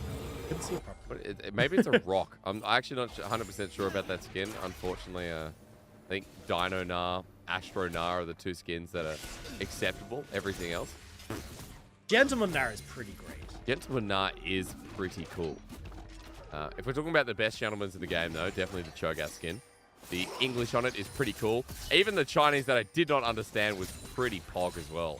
I don't know what he was saying, but he was very, very up, you know, very, very happy about it. I mean, that is just the way it gets. But coming back into this, this is, you know, starting to teeter in favor of RNG. And it's not like they're making any like massive plays, you know, there's no big team fights, but it's just the way RNG are playing them. And Bin being able to control the top side does end up giving away a little bit with a kill, but he should still be relatively okay. Xiaohu now pushing in this top lane as well. They're starting to kind of creep in this slow vision control into the jungle of WE. And you can see WE have done a reasonable job of responding to it. A lot of pink boards on their side, but it does give up with river control, which they're now trying to get back. And that's what RNG are actually fighting for here, is control of river, so they can start to look at plays in towards this mid. I mean, every time, WE still deep enough vision that they're spotting out these transitions from RNG through mid. We're A-ramming for a little bit. WE confident at the moment, knowing that Ari's off on the wing, looking for that charm. Dragon coming up in 2:30. Baron in 50 seconds. And an A-ram to boot. Dak, I've seen so many A-rams today. You know, I'm not sure if I should say, unfortunately, I watched the Golden Guardians, the 100 Thieves match, but definitely did. That was, again, I mentioned the previous series, a bit of yakety sack through mid for a long time. But at least this time we get a push. RNG have open mid with the Herald there, but WE are forcing the play in front of it. Shadow flashes away, Shadow Surge onto Kadai, but the Gnar backwards. The Aurelia Vanguard's there just late from Bin, but he still goes in against everyone. The onslaught of Shadows, can they clean it up? It looks like it's up to Ben, but he's blown up. WE with the root back, a triple kill over to Shie, but they've stolen it all. It was all perfect, set up by the Big Bear. Day of upset is real. The setup from Beishang, the great Gnar ult from Bubu, and now with that timer, the Baron is up. And WE, just like that, are taking it to RNG. I mean, RNG looked like they had this game building up to slow, momentous fun. And for WE, they come in with a big Gnar ulti, and we're all of a sudden back to the day of upsets. Baron going down pretty slow, but at 20 minutes, it's still going to be gone. Fortien's there, the teleport too late as well. Wei wants them on the way out, but he ain't got an ulti, and RNG lose it all in a matter of seconds. But again, I don't understand the ARAM that you're kind of talking about here. Like, RNG play sides, then group, get the vision control. They were working well, but the second they group up, Bubu, phenomenal. That Gnar ult there sealed the deal, and Bin tries his best to go in. Gala has the Infernum, so I think the call is, hey, look, as long as they're grouped up together, you can maybe make something happen. But replay in the bottom left. Hello, Bubu's found some more friends, and Bin's going to try and take him out, but the rest of the team are waiting. He's baited in. WE having so much fun. They might be out of playoff Stagda, but they're not out of tactics. What is going on today? What is happening? We have a 5-kill Ari with the Shadow Flame picked up in the mid. You've got the 2-item Muramana just dotted over for Xing. And they're about to kill Gala. Okay, well, Gale falls forward into that, but remember the Feathers Fly, the Feather Storm does enough damage. Trying to charge him down. Kadai getting low. The quickness again. A bit of fear from Xing, but he's turning it around. Beishang off on the wing as Bubu now joins in. He might not have Mega Gnar, but he's got mega damage here with the Trinity Force. I love to see it. Dagda, WE up 3,000 gold, and this game's only just begun. This game is going out of control here. RNG trying desperately to see if they can find picks, but look at your score lines. 1 and 4 for Bin. No longer in control of the sideline matchup with the Hullbreaker picked up. 1 and 4 on Xiaohu. We said this guy's the best. What's the name of that shot? Vex. There you go. Gwen. I was like, Glenn? Are we back to this game again? Mumu. But, yeah, Mumu's wife. time, yeah. Yeah, exactly. And it's just like Xiaohu has had no impact in this game. Beishang and Xie have done a wonderful job of keeping him in check in these early stages. Now WE are reaping the benefits. Second Dragon going their way. Baron is in their favor. Unfortunately, doesn't look like they'll be able to crack too much open with the Baron, though. Maybe get this mid lane turret, but that will be the last outer turret for Orange. WE are cracking them pretty fast. Bubu grouping up. Despite having the Hull Breaker, this is a 2-item Gnar, who, with the Trinity Force, is pretty scary within himself. Look at topside. Bin wants this as a trade, but it's a 2-fold trade from WE. Sheer having his own time. That's 600 gold in his back pocket, and he's already way too damn fed. WE now opening up the mid lane. Bin, we require your assistance at base. We're getting overrun. Yeah. Oh, that's the engage. Well, it's going to be over. Okay, Dagda, let's see how much further it goes. Bubu about to turn into an angry gorilla again, and WE get a pick off. In the flank is Wei, and look, Xie, even in the base, he has to flash over the wall, but they're just going to open up the inhibitor turret. It's not going to take the inhibitor, though. You don't want to try and contest that with RNG starting to respawn. So they will just back away. Way on the flank, though. Might run into Bubu. Yeah, again, angry gorilla Dagda. I'm not sure what animal Gnar is. What is he? I ask this every broadcast. It's a prehistoric warden. So that's as far as I know. So, nice. Wait, gotta get what you gotta get. I'm not sure if I called him Wei. I apologize. It's only the singular way today. So dinosaur. So he's actually a dinosaur. As far as I know, Like that kind of like a stegosaurus a dinosaur kind of thing. Yordle. Right. Okay. Kind of wondering because again, we've got a lot of animals in League of Legends.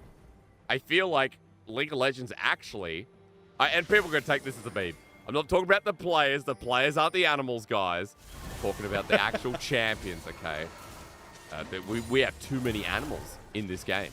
We keep adding more. Like Gwen's an animal.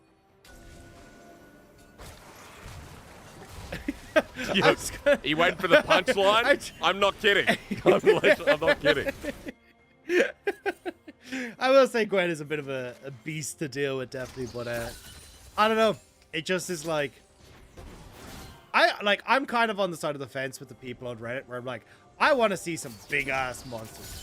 I want to see just like you coming in as like this grotesque thing that's gonna go buck wild, just take over, like slap people around. But I don't know. We just don't get it. It's all like the pretty and handsome.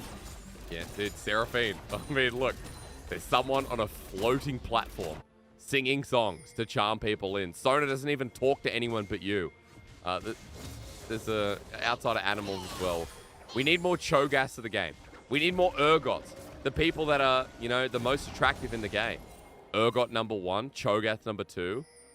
Rek'Sai number 3. Rek'Sai, very beautiful woman, number 3.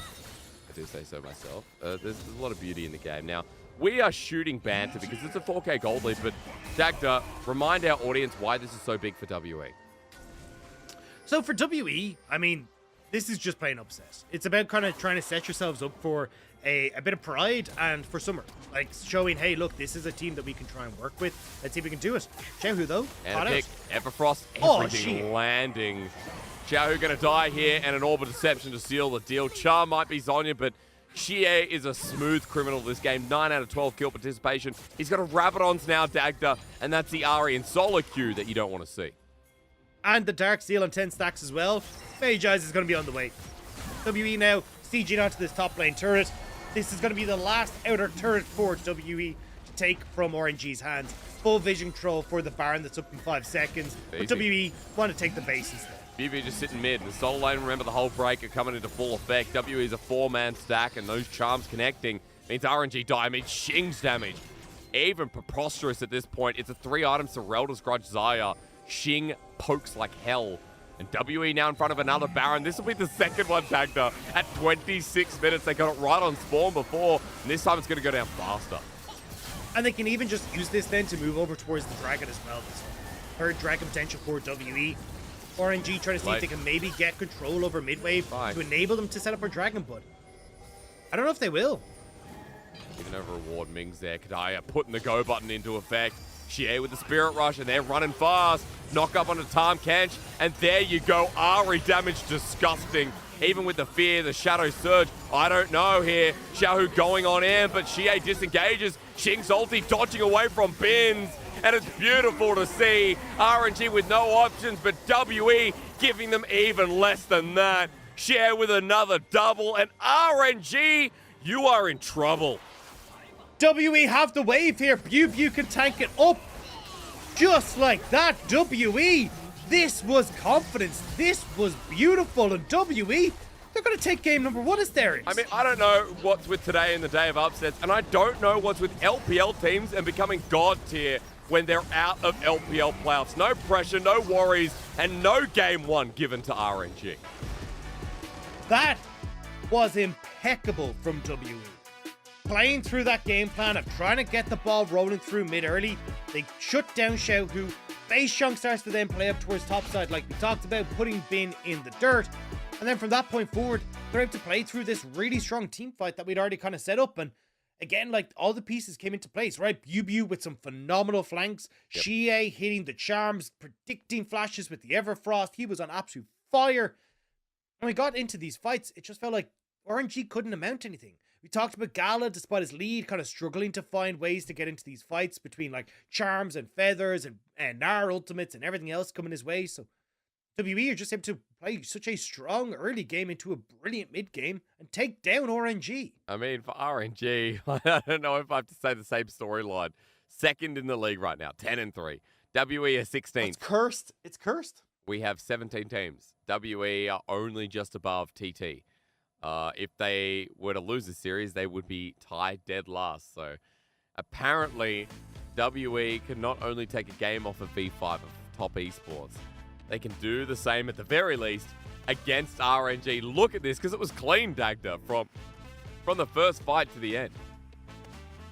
And it was just a case of like slowly building on the win conditions that WB had. Like Beishang and Xie playing well together. Being 100% going over aggressive in that top lane like gives Bubu a lot of recourse to come back into the game, but Beishang kind of again solidifying Bubu in that top side. And look, Jing and Daya were struggling in that bottom half, but when you have like 3 out of your 4 lanes that are kind of going well for you, you're going to be pretty alright. Bubu setting up wonderfully for Kadaya, like everything that we talked about, like how this team fight operates for WB, they played it perfectly. What more could you want? Beishang as well, hitting that element that we talked about a lot in 2020. Even last year as well, like Beishang, one of the best junglers, and came so close to getting towards Worlds. And I kind of felt sorry because I think Beishang was the top 3 last year, Dagda. Was it last year or 2020? Or was it 2021, both? yeah. Honestly, it could have been both, right? Beishang's been an elite tier for quite a while. And on a W roster that's kind of falling apart, it's nice to see here Xie and Beishang working together. A very good sign of life, if only for Summer Split, but at the very least against RNG. Play an upset here today, Dagda. I love it. And it does feel nice for Xie, like coming back to WE after kind of like the prodigal son, and then working with Beishang. Like it was Shanks who was in that mid lane, but even with Beishang coming back in and thinking you'd have the synergy there, it just wasn't quite working with Beishang and Shanks. But Beishang and Xie, I mean, we're seeing it now. Beating IG, playing through that mid jungle. Beating RNG, playing through that mid jungle. We have to see if they can do it for game 2. They have upsets continuing to roll out. A game 1 over to WE. RNG striving to hit into a top 2. Continue in that top 2, I should say. But WE just won't let them, at least for now. We're going to go to a break, and when we return, see if RNG are going to take us all the way or if we just continue to upset everyone.2015年跟 WBG 打季后赛，就最后一把好像，然后玩个压缩就把我认为那个时候好像没人在比赛上打出过 EQ 3仙这个连哨，然后我用了这个连招把我们队友就是从劣势到优势，然后就导致我们赢下了那个比赛，然后拿到就是选拔赛的名额，就那个操作比较难忘。最难忘的操作还挺多的，但就是最近突然想到一个以前确实是忘不掉的画面，就是以前那个就在18年打 IG 的时候，那个就决赛嘛，那个大狼升级，就最近让我突然想到那个画面，就挺难受的。太多了，我不能一个一个说，真的是太多了。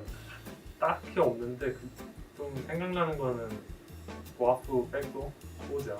Here's around the base, it's the base. Yeah, control ward goes in. There's the flash from Khan. He just wants to kill the Evelyn before she can get there, but Sword has teleported forward. Empowered recalls are going to be available, but Griffin, can they actually make this win? Oh my god! 其实我感觉我操作的很多很好的操作我都会记得，其实没有一个特别固定的。记忆比较深的话是可能。 有就是抢大龙的那种经历吧，就比如我有时候玩布隆，他们抢过大龙这样子。Stops him. Haro can't get into the pit. He can't steal it. But what the heck? Mako! What? Throws out the... 最难忘的操作，其实都忘了。就去年那个卡莎反杀镜吧。应该就差不多就是很沙发也有，然后差不多很神的法的也有，就是这种盲僧什么末眼闪。 都很有，然后沙发的差不多都是这种，就是王皇是1Q 3控或者什么周通1闪控这种也有吧，就不太记得哪把吧，사람들이 많이 기억해주는 게 남지 않을까? 솔직히 너무 많아가지고 그나마 롤드컵 때가 기억이 나는 것 같아. G2전이랑 했을 때. 아 그거 피오라 마지막 그 우리가 진 거. KT still marching.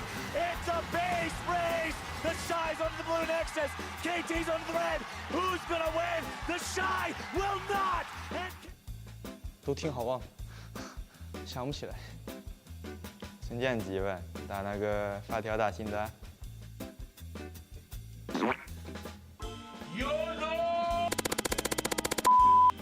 还是偷家吧，因为我给他们当眼了。那可能就是去年偷拆主堡的那一场，对，打到苏宁吗？有点忘了，就是玩金克斯拆主堡那场，对。没有吧，感觉每一波操作挺正常，就没有什么令人难忘的。就那个 TP。 The TP's already coming through the Shy. The masked man standing. Can he get Doggo? Oh no! How is Doggo on this side of the tower? 很恶心。 S 几来着 ？S10决赛晋级5杀吧。 The Quadra looking for it. Bin will pick it up. Get the pentakill for Bin and Suning Gaming. 其实这个问题之前采访过我，我也说了，就是可能是2018年夏季赛闪现秒那个宁王的岩雀嘛。但其实去年一整年对我来说也是，我打了1年上单嘛，对我来说也是一段非常那个丰富的职业生涯吧。然后特别是奈尔这个英雄，我感觉还是对有很多局拍的挺爽的，对。 就是可能红 buff 拍了1DG 4个人那一波，就感觉蛮帅的。And now we're back. We're doing this again at Shower. Oh my god! 打 LPL 的时候吧，就是有一次侵略抢龙吧。暂时还没有最难忘的操作。去年打那个 OnePlus 的时候，就是在下路我们高地那边玩南仗，应该一个人打4个吧，那个操作是不能忘记。 Kanavi, you absolute madman! He's 1v5 in the whole team. 就挺多的吧，像就硬要说一个，就20年季后赛打方 plus 那把LG，就操作了一下。Yagao jumps back in and ignites. What a big ballsy play! I think was in LC when I played against G2. I mean, I had so many good moments against G2, but the best probably was when I kicked Willie Sin perks into our team and we won the game. Oh, early ignite on top of Rookie. Rookie alert. Gotta wait for your flash. He's still gonna die. 正常操作啊，就是打RNG，他那个阿卡丽把那个加掉单杀。 In the mid lane is Kareem. 去年打RNG那把齐亚娜吧。 On Kareem, but Kiana in a dragon fight. You can get a big ult. There it is, immediate supreme display of talent. What a way to burn open. 没有吧，没有什么操作，都差不多。目前还没有。令我难忘的操作一般都是别人的，我觉得别人都好帅。印象比较深刻，基本都是在锤石吧，因为可能我从开始打职业的时候就是一直玩锤石，玩到现在，然后有各种，假如什么闪现预判钩啊，那时候就会自己做出来之后就会觉得啊，肯定很多人能为我欢呼，觉得这个很帅，所以说这些场景都会记着。没有，就可能好像先打 LDL 就那个睿智开车到人脸上，直接全崩了，好像。可能是就是我们春季赛刚打的那波飞机首加吧，如果导弹中一个的话就好了，就收下来。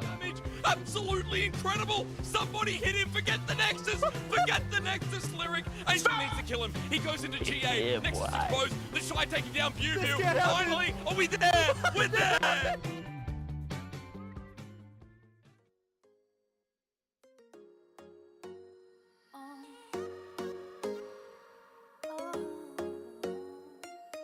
I don't care what you think of me. Live my life like I'm 17. Late night party lights, oh my, I've lost my mind. Glitter eyes, watch me do my thing. And I know what you came here for. Eyes down, staring at the floor. Your mind says go, but your body resists. Your feet start moving to the sound of Prince. Don't say no, no, don't lose this. You gotta give it up, baby.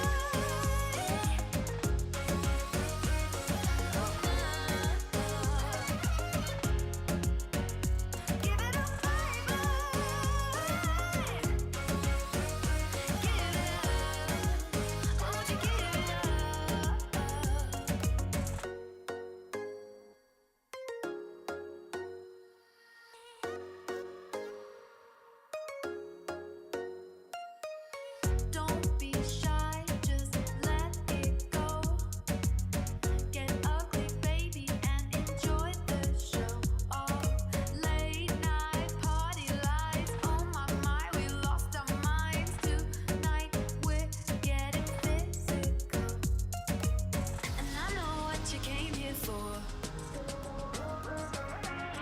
Eyes down, staring at the floor.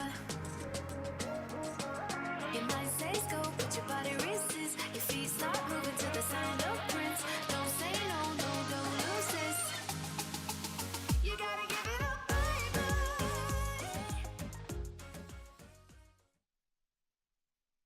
下场打 RNG 的微选手，然后微选手是一个非常喜欢帮队友的选手，然后我也尽可能的多帮点队友。下场对战 RNG 的话，他们中野联动非常厉害，然后就也小心他们中野联动吧。 Okay, well, that's good. Let's watch out for mid jungle synergy. Dagda, my name is Hysterics. I didn't know if you knew that, but welcome back anyway. It is a pleasure to have you in what has just been a crazy day. Everything's upside down. I can be Dagda, you can be Hysterics, if you're okay with that. And Hysterics, tell me who's MVP of that game. I was going to try and put on an Australian accent, but I realized that I wouldn't want to offend everyone's ears. No, it's a terrible. I'm terrible with accents. So we'll just say Shie. RNG. There we go. What my favorite line from you ever was, like a bear in a honey tree. There you go. Yeah, but you just say, mate. He sang a banger. Mate, hey, mate, get us a Bundy. We're going all the way. A Bundy. Shie, honestly, really, really well played. Bayshock setting him up early, and from that, Shie was able to just take over this game. So well played by WB, and honestly, really impressive. Like, the way they kind of came in with the game plan of, hey, shut down the mid jungle, try and play through the side, set ourselves up for team fights, and even their execution team fights was just really, really good. Yeah, I mean, it was so clean, and for WE, we were surprised because this is a team that's down and out. They don't have anything to fight for, apart from pride, apart from, you know, making themselves playmakers in the standings. And against RNG, that's what they did in game number 1, and it's nice to see Beisheng and Shie with strong mid-jungle synergy themselves. Because Dagda, they talked a lot about that being an issue they have to face with RNG. In that game number 1, RNG didn't get mid-jungle off to a start at all. No, I mean, kind of talks about it with the Hecarim, right? This is kind of what you give up for the Hecarim. Hecarim, wonderful in team fights, sucks in the early skirmishes. Yep. So if you're able to kind of play through that, that's where you can oftentimes punish that Hecarim pick. So we see things like Xin Zhao do well against a Volibear, do well against it. And we'll have to see if WE come in with the same game plan here. Ari banned away though, RNG will respect that. Now we got to see how this changed things up. Jinx was the first pick last time. Do we just get the same again? Well, I mean, last time around, Dagda, you talked about RNG banning away the Jinx, so they got the Aphelios, you know, pincering WE in the bottom lane, but it didn't seem to change much. Xing and Kadaya with the Zaya Rakan bottom lane won't have to go it around this time. We have the Aphelios open. I'm curious as to whether we just get an early lock-in, and for WE, we get something a bit more standard now that they can. I mean, Kadaya will more than likely go back towards his Rakan. It's by far and away his best pick. And also the pick he's just kind of starting, well, honestly made a name for himself. Beisheng could go back towards the Volibear once more, kind of taking the most skirmish orientated, or probably like one of the strongest junglers that we have on the current patch. So Beisheng just looking to go, hey, look, whatever you decide to go towards, we're trying to win that. And I mean, we could actually just go towards Zyra again. She had such a good game of it despite being bullied out. We'll wait and see though with stronger options up and available. But at the very least for RNG Dagda, junglers are open and available in the plethora of them. And even if we see top lane here, I just want to get your opinion into what jungle you pick. Yeah, I mean, you've seen the Viego come out a lot of times into the Volibear. Even things like the Xin Zhao can do relatively well. Weasley Sin is also quite good if they want to go towards that. It doesn't win out in the 1v1, but if you want to try and look for the ability to like play through your mid lane, that could also work. But looks like the Xin Zhao is going to be the first one that they go towards. Again, I think it gives you a lot of like fighting power, but also the ability to try and make things difficult for whatever AD carry comes in. Wouldn't this be something? I mean, they're hovering away the Aurelia played last game. We're going to get the AD carry instead. The standard left open and available here for Xing. And now I'm curious to see what the plan is here, because you imagine banning away mid laners for WE. Maybe they set up for like a Twisted Fate pick, but actually just going to go towards the support. So I wasn't sure if like we'd get like a Vex ban, maybe something along these lines, and you can go towards something like the Zoe here for Xie in the mid lane. Still an option here. It is only the Nautilus banned away, but I'm just really curious as to what WE's game plan is here, because you're going to have to blind pick your mid, or you could just go for like the counter pick on the Nara on the top side, which I imagine RNG you're going to start banning away some picks that could do well against that. There's the Aurelia guy. Okay, well, Aurelia, Jace already banned away. Gwen's gone off the pool. Trying to think, they hovered something like Akali? the Lucian before. You mentioned Akali, that's a good one. Yeah, I think Akali could work out pretty well. Also, just because of the flexibility. Like, you can still give it towards Xie in the mid lane if you want to, but Vex can do relatively okay against the Akali, so we'll have to see what the plan is here. But again, like, this is where like drafting on this patch is becoming super hard, because a lot of those quote unquote like safe blind picks aren't actually safe, particularly when you look at like the top side of the map. Like Gwen has issues with Jace, Graves even has issues now with Tryndamere. You get the Nara is kind of the most blind pickable, but even then you can still see like Aurelia. Even if you're super worried, like Yasuo used to be an old school counter to him as well. Like, there are still things that Nara can struggle with. I mean, you mentioned something like the Graves as well. We've seen a lot of Graves LPL do okay into it. Camille there, another one there, Dagda. So strong top laners, kind of off the place for Bubu, especially since Camille is one of his favorites. We'll have to see for WE. They already know what they're versing up on the top side, but there are no mid laners yet available. Do they want the counter pick for Xie after what a good game one he had? So this could be the Tryndamere into a TF. That's actually what I'm curious to see if we go for, because there's not a huge amount of stuff that can kind of match that. Maybe Xiaohu tries to take it away here, but then Xie answers with something like the Galio, and you've got like great follow-up on engage coming through from the Rakan. You've got the opportunity to kind of play like keep away if Nara ever tries to engage as well for people like Xing. So this is getting like super interesting. Like, you're several layers deep on like, hey, do we just take away the Twisted Fate here for Xiaohu? Exceptionally strong Twisted Fate and can try and play it through sides, but or do you just try and go for something like the Orianna and just play for the team fight? Like, it's super hard. I actually don't know what the correct answer is for RNG, but looks like they are going to go with the Ori and just play for the team fight. All right, well, team fight there, and then on the other side for WE, you already mentioned something like Twisted Fate could come through. Galio's still open and available as well, Dagda, worth mentioning, but definitely I like your first option there more. WE for Xie, yeah, it's such a good game, number one. This will be more lane focused. Dagda, how big a brain are you? Wait for it. Wait for it, folks. Akali, something you brought up a little bit earlier. Fate, Syndra, So I feel like it's a case, like, I would prefer the Akali or the Twisted Fate. I like the side lane option here, but all right, Xie just gonna go for the Syndra. Like, I think playing for the 1-3-1 might have been better here for WE, just with the ability to play through like Beishang being very strong, and you can try and set up plays in the early stages. You've got the counter matchup brilliantly for Bu in that top side. So as Beishang, you just get to put all your focus down to the bottom lane, and it means that you can kind of like get yourself in a position where you're taking turrets, taking dragons, making it just difficult for RNG to operate. But it feels like WE here, we're kind of like, look, we want a bit more of a safety net. The Syndra does well into the Orianna in the early stages, gives you a bit more mid priority, and it means that at least Beishang, if you can get some early plays down onto this bottom side, you can take some dragons and kind of ease the pressure on you to actually take fights at the neutral objectives later on, and just let you continue to win through the side. And early in the lane as well, point out that it's a strong 2v2 Dagda. Syndra Volibear, lots of chain CC, lots of early burst.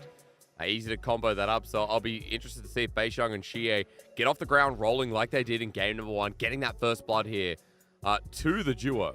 WE, they came out of the gates rolling, and WE, the team that aren't even fighting for playoffs.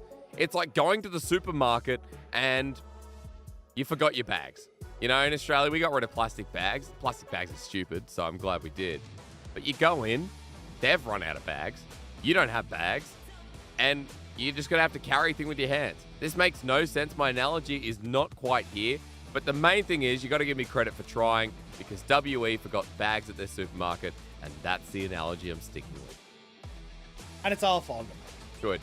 No, it's hard to keep it all in check. It's hard to kind of keep it all in your hands. But for WE, they have already made RNG blunder. They've already made them trip, fall, and spill their tomato soup everywhere in game number one. So we're going to have to see if WE, game number two, can do the same. Well, thank you for cleaning that up, Dagda. Nicely done. You viewing the Tryndamere up the top side, and I think I've had this conversation with you that Tryndameres in the LPL are hardly seen. When casting PCS, I noticed that Region gets away with it a lot more, but we have a lot of big counters up in that top lane. Doesn't go too well. And, you know, this time around for BuBu, side laning going to be a big thing, especially going up against this Nah here for Bin, if he can get through the early laning phase. Oh no, BuBu, what have you done? He has been spotted. He's in a bit of trouble. Hello, there's Wei. Excuse me, singular Wei. BuBu is going to have to ghost, and if the early lane is like this, then it is not a good start. It's not the... you even see BuBu giggling on the camera. But yeah, look, it's not too bad for BuBu. Ghost being down, it's a pretty short cooldown. And realistically for BuBu, like, you don't really get to go full aggro in this lane until kind of your level 5, level 6. So you should have that that cooldown back up. Still, though, may try and consider being a nuisance here. But yeah, with the Doran's shield as well, just going to be able to heal up just off the passive. So going to be totally fine. Didn't even burn the top agent. Faced the back. As Beishang starts on the bottom side, so opposite map start here. Meaning BuBu is going to get some of that attention. Early little start. BuBu, without the ghost, though, still worth mentioning. Bin trying to walk up to the wave, and BuBu not going to let him for now. But the problem is every time that spins down, Dagda, Bin is going to whack him a bit more. And this is why this matchup is so obnoxious to play against. It's basically the same as the Graves. Similar kind of attack range, and every time you try to move up, BuBu does this. Thanks for the fleet footwork. Yeah, BuBu getting crits now, though, as his Fury builds up. A nice little spin in, but Bin has range. And he knows that your cooldowns are there. Once again, wait for the Boomerang Blade as fleet footwork heals him up. And it looks like BuBu now hitting level 2, feeling a bit more confident. I'm glad, though, it's neck and neck. BuBu, once upon a time, was looked at as V5's top laner as one of the most explosive. He can hit 100, he can hit 0. Kind of the Shy-esque in the sense that he could also throw away camps. Feels like on the training board, though, this should be his game 2 win. Beishang even coming up here. I think we're looking for an early dive. Oh, we are. Maybe we are at the very least. That ward has expired too. Len's going to come out. It's a Mega Gnar, though. Even without ulti, still the health bar, the stun to come through. Dagda, how scared are you on this sort of scale of 1 to 10? They need to get him before he goes for Mega Gnar. No level 3, though, so doesn't have access to everything that he needs here for Bin. And that Mega Gnar bar is about to explode. Beishang thinking about a BuBu at level 3 as well. Bin going to do it. Let's look at the bottom lane. It's a reverse dive. Here we go. Bin's got the first stun. BuBu's at half HP, but the bottom lane more successful for RNG. Xing flashing away. He survives. Wade jumps back in as the knock-up from Ming is beautiful. In the top side, meanwhile, Beishang flashing away. The reverse dive works out for everybody. 1 for 1. Just about going the way of WE in the top side. Does have to burn his flashes. Beishang gets out from underneath the turret, but nice job from Wei setting up on Gala and Ming to be in control of this bot side. And that's one of the things that, again, how to shut down side lane pressure is getting this winning bot, getting a winning mid, looking for dragons, so then you can force WE into neutral objective fights. So Wei trying to set up his own win conditions as WE very focused on their own. I mean, but look at bot. Xing is 15 CS behind. And if we compare the difference, I mean, Gala now has a pickaxe and a longsword, like, versus a Carl. That is pretty scary. That is kind of terrifying. I mean, Cole at least will help you get some of the gold back, but it's a long way off before that really becomes viable. And you continue now as Gala to get good push in bot. You can play towards getting more of those turret plates. Like, Gala and Ming very much in control of this bot side, and that's why I don't necessarily agree with Beishang, like, trying to look for this early dive. Like, BuBu will just automatically win this lane. Like, once he gets to level 7, level 8, he's going to be totally fine. I mean, even maybe now. Pop actually dodged away from as well. Look at this. Spin to win. BuBu going to be dodging away from the Boomerang Blade as well. It means Bin doesn't get the trade back, and heal comes through. BuBu going to continue. You're right, Dagda. It's going to get more abusive. 6 on the way, too. And so now it is just top versus bottom. Xing's able to catch up down in that lane. I think it's also worth mentioning that mid starting to weigh in Xie's favor too. So for WE, it definitely feels like we're off to a similar start as we were in game 1, Dagda. And I think for WE, like, you've kind of got a little bit of an easier time here because Cloud Dragon, no one really wants to try and put resources into that. If anyone, I feel like RNG should, but if WE kind of just leave that dragon sitting there and continue to have Beishang play through lanes, you're going to be actually all right. I would like to see Xie, especially off the fact that he should have push here, like push in, reset, come back, then look to see if he can roam out of mid with Beishang to make plays bot. Try and like get some control back here for Xing and Kadaya, just because otherwise this gives RNG a really easy way to blow up in the game. But meanwhile, Dagda in the bottom lane, the police are here. Wei searching. He's the robber. Bei Shang is the popo. Now, the lens is going to spot him out. Yeah, he knows. He knows, but Bei Shang doesn't know, Dagda, that he knows. They actually just going to start up the dragon off the push that comes in from bot side. So, yeah, this was what I was saying, is that RNG, like, they're the ones that really kind of want to start getting these dragons so then they can have that, like, hey, we're on third dragon. Come fight us. But they're just going to be able to get this Cloud Dragon. WE not going to worry about it too much. We're more interested to see potentially what can happen at this Rift Herald in a minute and a half, because you've no bot lane control for Xing and Kadaya. Yep. UBU should be able to look for some play. So it feels like for me, for WE, your best way to try and like get that advantage for yourselves is look for some sort of dive on towards in these next few minutes, so that then you can actually like go, okay, we've got numbers advantage, no TP on Bin, we can use that to get the Rift Herald. I mean, Xie walking up for exactly that fact. There's no flash available. Bin knows. There's a lot of knowing and not knowing in this game, Dagda. I think I'm going to be repeating myself.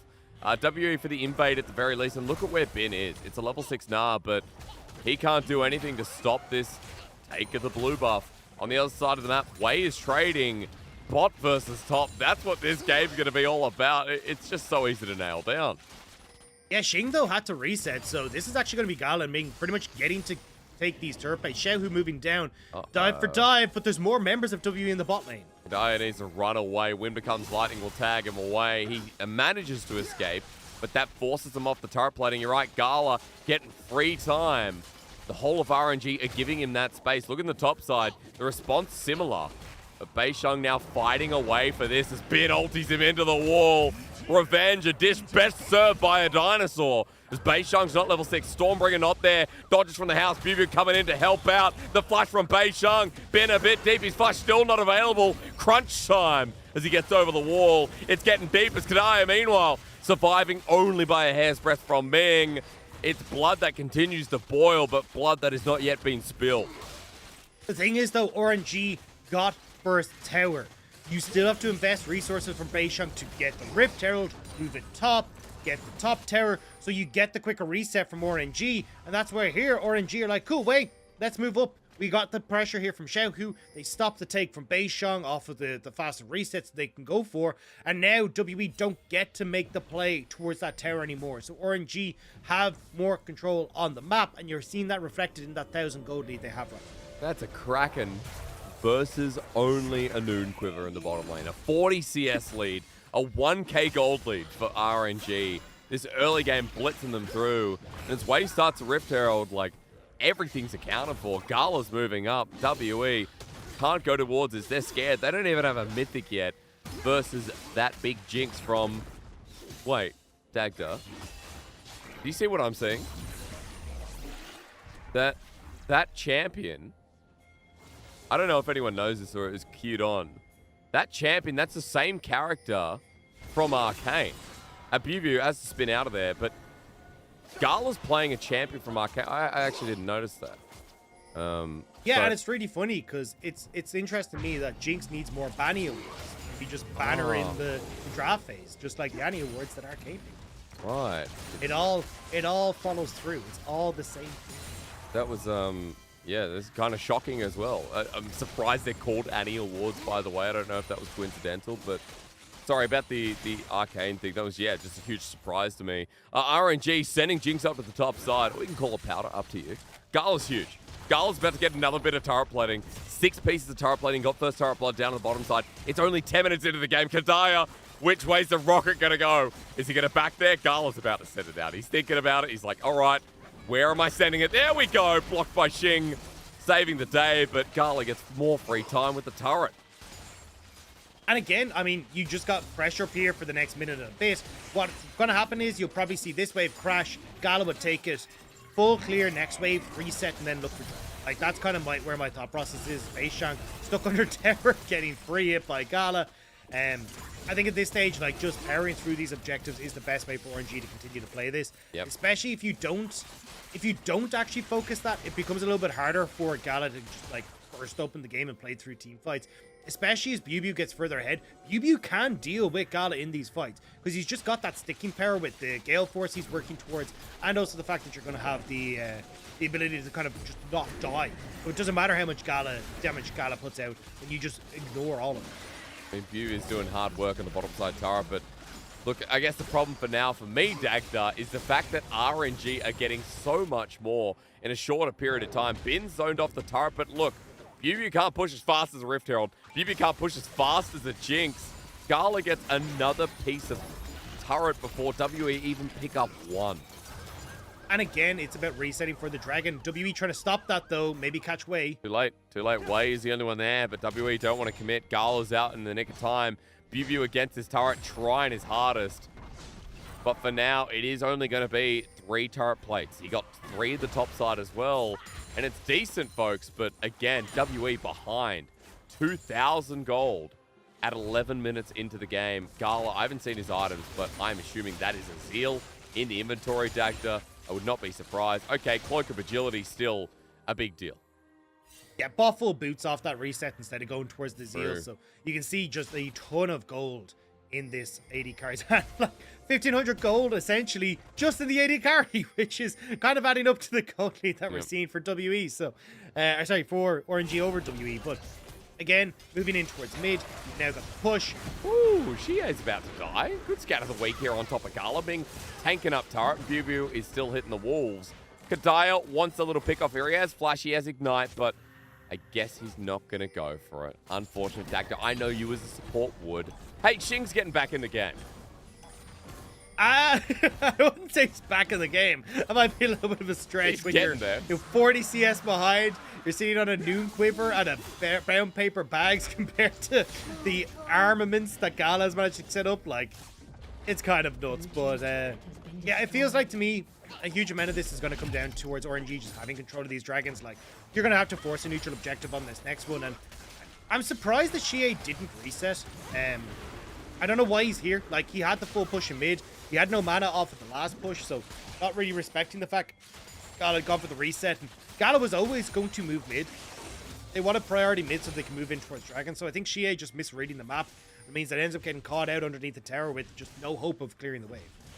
And as we come back to live, look, it's time to take stock of items once again. When this game's elevated so quickly in the early game, Dagda, we have Gale Force up at the top lane. You talk about getting on top of Gala as a target. It's a very big deal. We have Gala, who still hasn't backed. He's sitting on about 1,500 gold. 150 CS, by the way, as well. And, yeah, no, a very big deal. Talk me through the next Herald that's coming up. Talk me through, like, what this game's going to be about, because mid has been quiet, jungle's been quiet. It's all about the side lanes, whether it's bot or top. Yeah, I mean, for Bu, just keep trying to shove. It's just unfortunate that WB haven't been able to give him the time or resources properly to, like, let him take over a side lane, and RNG have kind of accelerated the pace of this game beyond where Bu could just focus on. RNG have too much map control for this split push to really work. So now that's why you're seeing Bu not go for the whole breaker. He's going for the Gale Force. He knows that he's going to have to try and find some ways to get access onto Gala in these fights, like find good flanks. I wouldn't be surprised to see like a change in build as well, like going towards Navori quick blades, just to be like, look, the more spins, the more dashes, the more opportunities I have to close the distance onto Gala. That's the most important part. Because realistically, like, where's the rest of the damage from RNG, right? Like, Xiaohu hasn't even completed his first item. Like, he's gone for the Merc Threads, doesn't even have a blasting one. So if you can actually, like, get onto Gala, shut down Gala, you can potentially win these fights. Now, it's going to be hard with Ming there and with, like, Xiaohu being able to play protection as well, but that is the, like, one job that Bu has right now, is try to crit out Gala. Bu as a player has filled me with doubt over the years, Dagda. I want to see the carry performance here from WE. They already won game 1. They're a team that had not even fighting for playoffs, but still looked competitive here with RNG. Now, despite that, RNG still ahead in this early game, but gold has shrunk quite a bit. Looks like there is a mid CS lead building up. Top as well continues to grow out. WE now in front of this Herald, going to be contested by RNG. Xiaohu with the shockwave, Bu with the angle. He'll be spotted out, bursted out. Half HP just about as there's the TP in from Xie. Ultimate misses from Xing. And they're fighting pretty hard for this, but I don't like the chances. Dagda, Gala moving up, stolen by Wei. Thank you very much. Scat of the week Unleash power, not used yet, but it will. Gala with the ulti in the backside, and WE running for their lives. I mean, Gala has 2 items, all right. Now, WB can't fight in Chie. Took the long way home, but sometimes the scenic route will work out as the safe route. As RNG now will be able to get this mid wave. Gala can just push it in to get the mid tower. So not only do they get the Rift Herald, they're getting that tower as well. So again, RNG coming out on top of these trades. Well, Dagda, with only 3 kills. And I, for one, am a little bit upset that we've played such a trading early game that we haven't had enough blood. We've had a couple of dives here and there, but 3 kills in 16 minutes. LPL. I don't like that. Hey, look, RNG, they realized, look, he kind of screwed up. Let's just slow the pace down, back to basics, kill people because Hysterics wants it. Yeah. This hap goes wide, and now they will just use this Rift Herald mid to get the mid lane turret. Can WE defend? Not in your chances. No, it's an easy take, right? Gala even walking up with the rest of the minion wave. He'll do hard lifting, and follow through is there. Getting excited. WE opened up map is what they're facing. Look at this. The outer turrets are all down now. However, being aggressive towards his bottom side, moving as a unit. He spotted out in a control ward, but WE still looking for the pick. Dagda trying to play around their strong member this time around, but look at where RNG are grouped out towards mid. BB now spotted, and Xiaohu on the bottom side. They're still trying to find that window. Trying to see if he could get the engage, but unfortunately, he'll get spot on the ward. TP now from Bin towards mid lane. Said the third dragon was where we're going to see a bunch of fighting, but Xing has already been halved health thanks to Gala. He just presses Q, goes to the range. Now it's a rapid fire cannon, by the way. 202 CS here from Gala. Zap hits Kadaya. That's a regret. And Gala's ulti up and available, so the kill threat's there. Misses, though. Ocean Soul is going to be the game, by the way. As, yep, Kadaya just dead. That's what I mean, Dagda. You cannot get hit by Gala. It is lights out. And that's what I was saying, is that, look, unless BuBu can be the one that just puts so much pressure on Gala that maybe WE can find the window. But that's not the case anymore. I mean, Gala, now with third dragon, 2 items, working towards Infinity Edge, there's just nothing you can do. And honestly, I wouldn't even be surprised to see if Gala, like, kind of holds off on the IE and just goes, hey, look, I'm going to go for the GA or something. Like, the only way RNG lose these fights is if Gala goes down. So a stopwatch, something along these lines, even with Ming there, wouldn't be surprised to see that picked up and just go, hey, look, I've got so much gold, it doesn't matter if I take a quick hit. When there are tools to get into the back line, you talk about Tryndamere, we know as well, Xie with the burst, like, there's a lot of things that can take down the Jinx, and then suddenly all your gold is down in the pits. Now, we can also say the same thing here for BuBu, like, a lot of gold for WE has been reliant on this top laner. It's fair to say that Xie at a balance point as well. Xing coming back into the game, but nothing in comparison to this Jinx. So, avenues here for WE, Dagda, and as BuBu hits the side lane, can we finally see WE get a second turret? No. BuBu actually just on the run, and Bid's chasing him.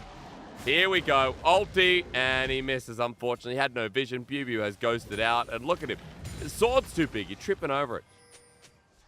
I mean, being unfortunately not able to connect means that even though RNG committed members down to try and get BuBu, he's just going to back away. Doesn't matter in the grand scheme of things. It's again just RNG getting control of River, getting control of the vision, and Hysterics. I don't know if we're going to break this like 10 kill mark like you'd really want to. It just feels like Gala's going to poke people out, Chehu's going to poke people out, and BuBu just doesn't have control anymore to try and like go for these crazy dives against Bin. Okay, so let's wait for the next objective then and see what happens. Because, I don't know, Dagda. You know, I came in today and we've had some pretty heroic games. Like, if anyone's tuning in for the first time, I always let you know. I always tell you. WE today are doing what multiple teams have done. IG, Rare Atom, beating down Weibo Gaming, and Top Esports respectively. Today's just been the day of upset. Today makes no sense in LPL. But for new viewers, I think LPL wouldn't make sense. Is he out? Yes, he is. RNG aren't going to follow through. Dagda, LPL to new viewers doesn't make sense at all. It really doesn't.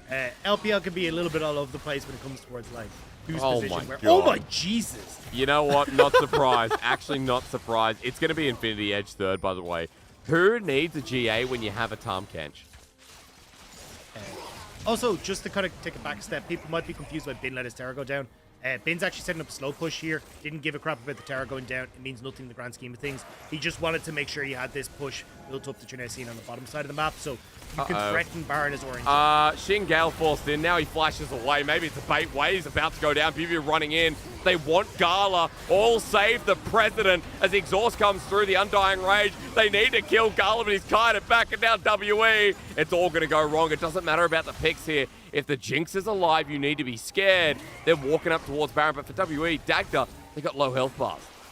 Yeah, I don't think they could actually go for this Baron. They'd love to be able to, but just not going to be healthy enough to go quite towards that. Someone has to deal with that slow push again that Bin just built up on that bottom side. So Gala managing to just about kite his way out of that one. But that was a dangerous one. That was actually a really good shot from WE, and a lot of that coming from Xing, willing to say, hey, look, I'll go down for the cause here, because all I need to do is set up this Gravitum to allow Kadaya in, and very close to being it. But as we said, Ming able to keep him alive. Gala as well, having the flash, meant that he was just able to get away from Beishang. There was a lot invested, but WE do come out on top, at least in a slight way. Dagda, Xiaohu hula hooped. Xiaohu sombreroed. I don't know, guys. You saw it, didn't you? I know there's a lot of people out there right now. You guys saw him sombrero. Happens to the best of us. Happens to the worst of us. At least Xiaohu is mortal somewhat, you know? So, you know, that shockwave... a lot more to the worst of us. Well, yeah, aligning with the rest of us, you're right. So for WE, I can't actually see right now. We've got a highlight, because Gala's done 48% of his team's damage. Now, that's no surprise. I need to see the summoners. Shockwave, Kadai is out. And Xiaohu's ultimate, yes, it was available, but he doesn't have flash. Gala without flash as well. Ming with his ulti, but Dagda, summoners down here for the core carry. WE with an opening. So BuBu hasn't been spotted here. He's actually sandwiched between two wards. He moves, he will get spotted, but now into the pit. RNG don't know. Trying to spot Gala. Ulti hits onto Gala, but again, it just passive or pulls away the shield. Bit of poke onto Beishang. He's trying to run at them, but there's good dissonance damage. Gala about to step up again. Remember, rapid fire cannon is there. BuBu comes on in, eaten up by Tahm Kench again. Ming has the quickness on top of him. Xiaohu goes down for RNG against the wall. It's Bin trying to save the play. Gala getting chased to the ends of the earth, but WE do it again. The day of upsets continues.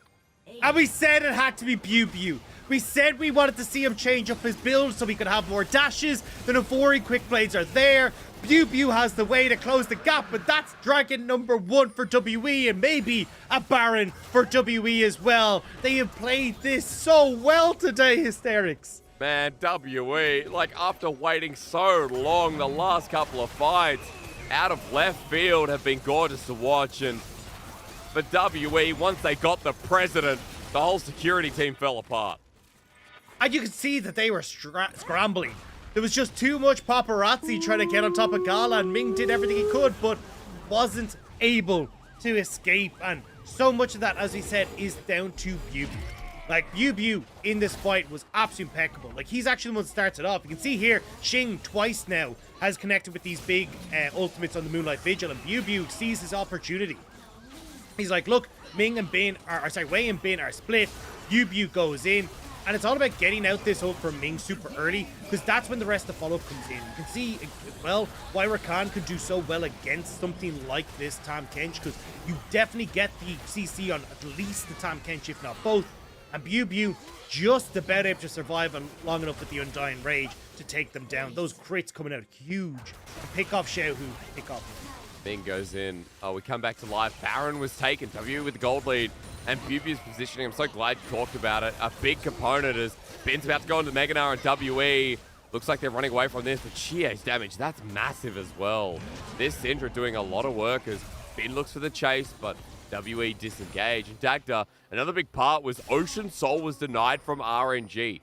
This Jinx, who has gone full damage, doesn't have the sustain that, you know, we're going to get for someone like Xing with the Severum, that we are going to be able to see through burst. WE have a lot to play with now as BuBu in the side lane is starting to tear apart these turrets.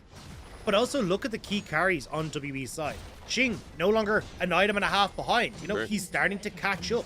You look towards the mid lane. You got the Shadow Flame now completed for Xie. He's in a reasonably good spot. And because you've got access to the map again, Bu now has control of the side lanes, especially with the Baron, but may look for a dive as Gallo desperately wants to clear this way. Level 15 Dagda. This is a big Tryndamere. It's a bait. Wade takes it.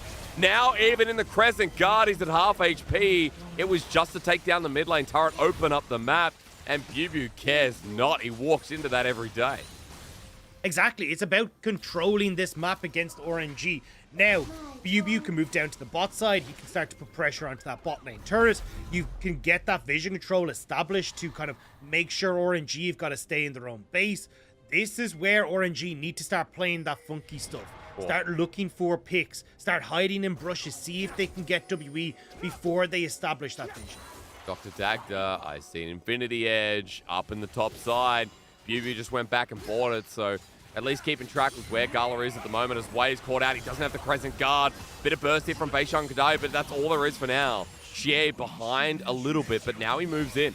RNG is a three-man unit. If Gala gets caught out here, it's big. Stormbringer down. Ming needs to save the President.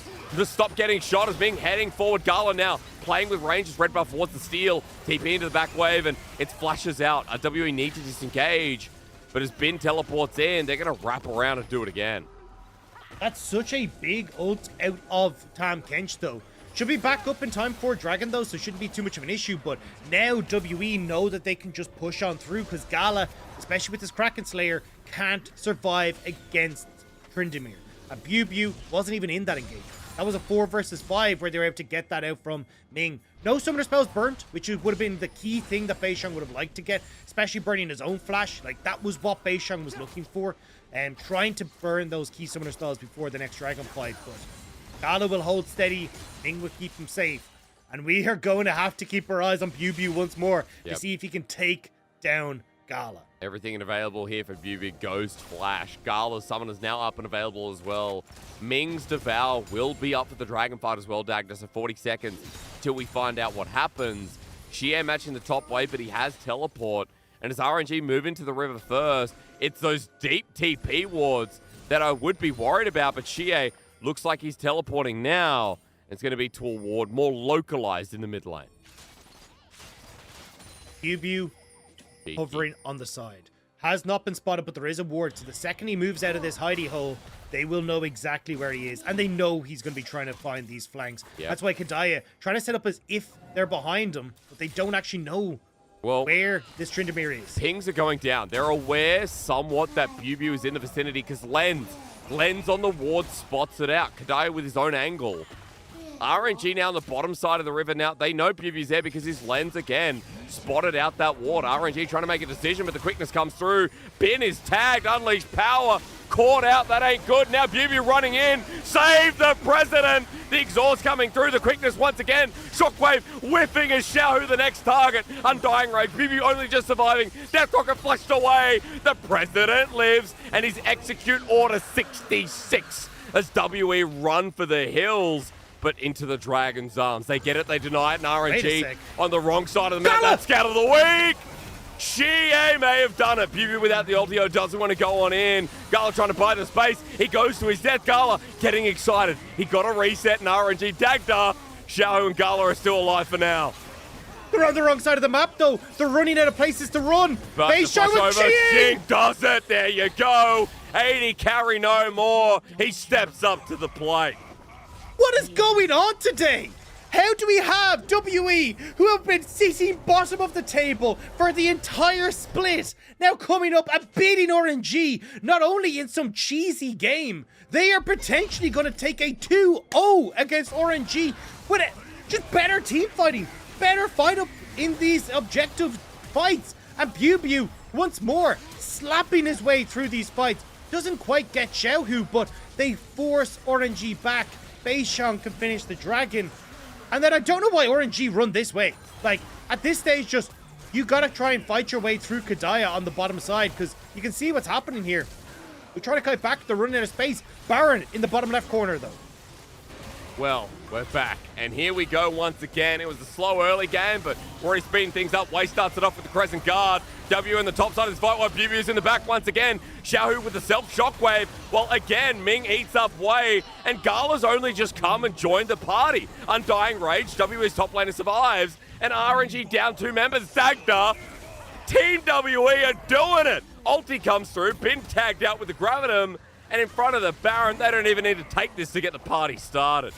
I don't think you go for Baron. I think you go for the base here. RNG, they've so much poke, and you don't have your tools to close the gap anymore. Kadaya has no quickness. Let's get out of the week. Shallow again. Look at the angles, though. There's no escape. RNG, if they want to get out this way, they're going to meet a man with a very pointy stick. Knock up on top of Bin. He hops away, slows down with help of Biu. Xiaohu's over the wall. Gala poking them. WE, that's not a good position. Ulti from Gala is going to be available soon as well. This man's a one-man army. And Gala, all he has to do is send that ult over the wall with low health bars, and he resets. WE fumbled it. They just needed to join up at this top wave, take the inhibitor, crack open the base. Now they're low health. They don't have the tools, and RNG are coming back on the map.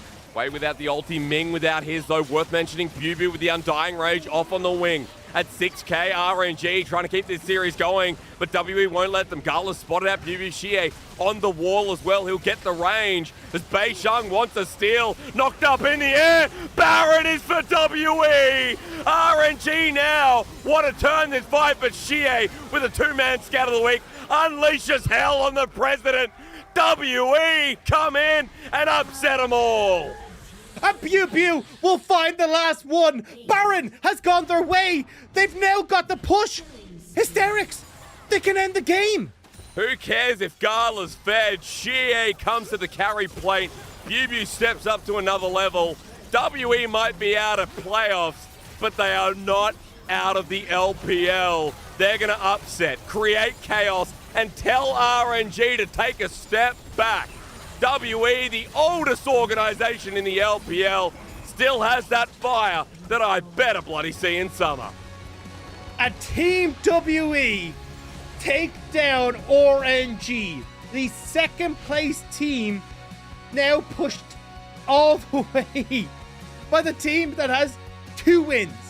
This is the 3rd win for WE.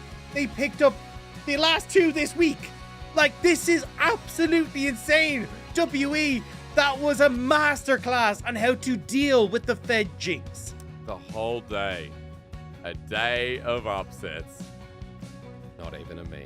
I mean, I came into this series, Dagda, saying, hey, with how today's going, WE are going to win this series. Now, I'm sure people who listen to my advice are probably saying, thank you, Hysterics. Thank you for telling us that WE were going to win this one. It's a day of upsets. Of course, we knew WE were winning this one. It was just about how. And game 1 was clean. Game 2 was back and forth. It was top versus bot side trade, Dagda. And Biu in the end, a much greater force. But I will also say, Xie with his Syndra pick, really showing some of that 2017 form here in this game against Xiaohu. Yeah, twice at those last 2 fights, Xie, Syndra, that scatter of the week, caught Gala. And it was just after Ming had used that Devour as well. So it was really crucial that they found those stuns. But my word, that was a game and a half. And I'm not going to lie, I came into today, I was like, I wrote off WE. I saw them in that series against IG. It was like, you guys suck. That was a horrific series. And I was just like, RNG are going to spank you. Yep. Come into today, and my word, this is a different breed. This is a different team. WE coming in super strong, understanding what they need to do in the early game, playing well in the mid game. Kadai's Rakan linking up really well with Bei Sheng as well. And then we got towards team fights. Xie's day came up. We saw Biu having an absolute stomp in this top lane as well. This was impeccable from WE. It's just the way it's meant to be, apparently. Xie gets my honor.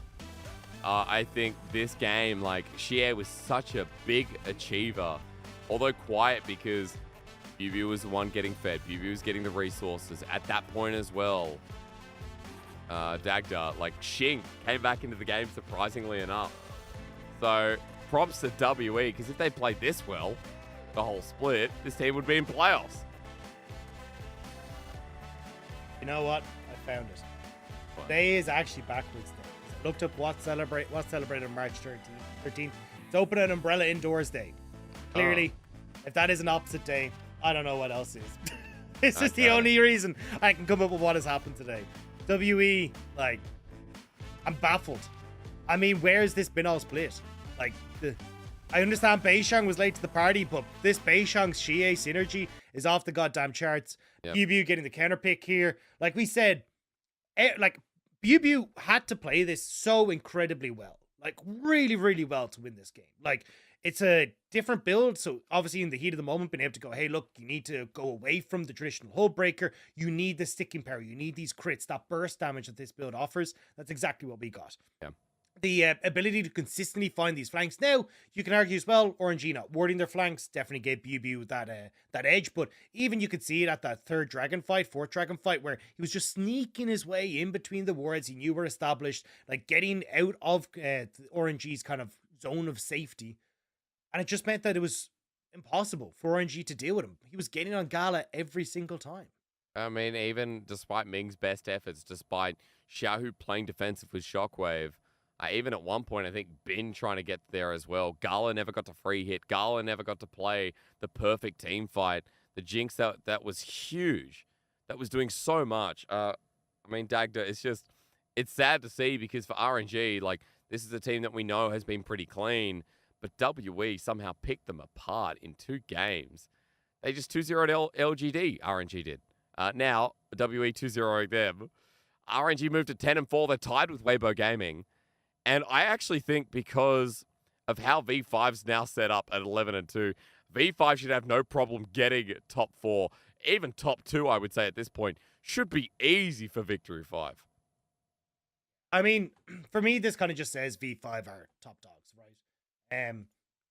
You look at the rest of the schedule, Anyone's Legend, TT, FPX, they only have to pull away like 2 of those wins and they basically get there. Yep. Not going to be too hard for V5. I think the real interesting one is the story of like that, 4th to kind of 6th place now, because you're 10-4 for RNG, 10-4 for Weibo Gaming, especially for JDG, who still has Weibo to play. Suddenly, JDG, who looked like nothing at the start of the split, could shoot up into that 3rd, 4th place spot, like knock Weibo down a peg. So suddenly those last few games of the split looking far more interesting than they really had any right to be. I mean, you're right. If JDG got top 4, that'd be insane. It's left to anyone's game because of that RNG loss, because of the Weibo loss earlier, because of top esports losing before. These top teams who have already locked in playoffs today have all taken a beating. Like, it's so funny to me that we're at the end of the split, and this is normally when teams are at their strongest, yet our top teams are losing to people that are either below playoffs and won't be getting in, or are teams that still have yet to secure. It's heartbreaking for WE, though. Like, you look at like how late it took Beishang to kind of join in with the team. Yeah. If he'd been here since the start of the split, maybe they sub in Xie earlier. Maybe we get to see this version of WE.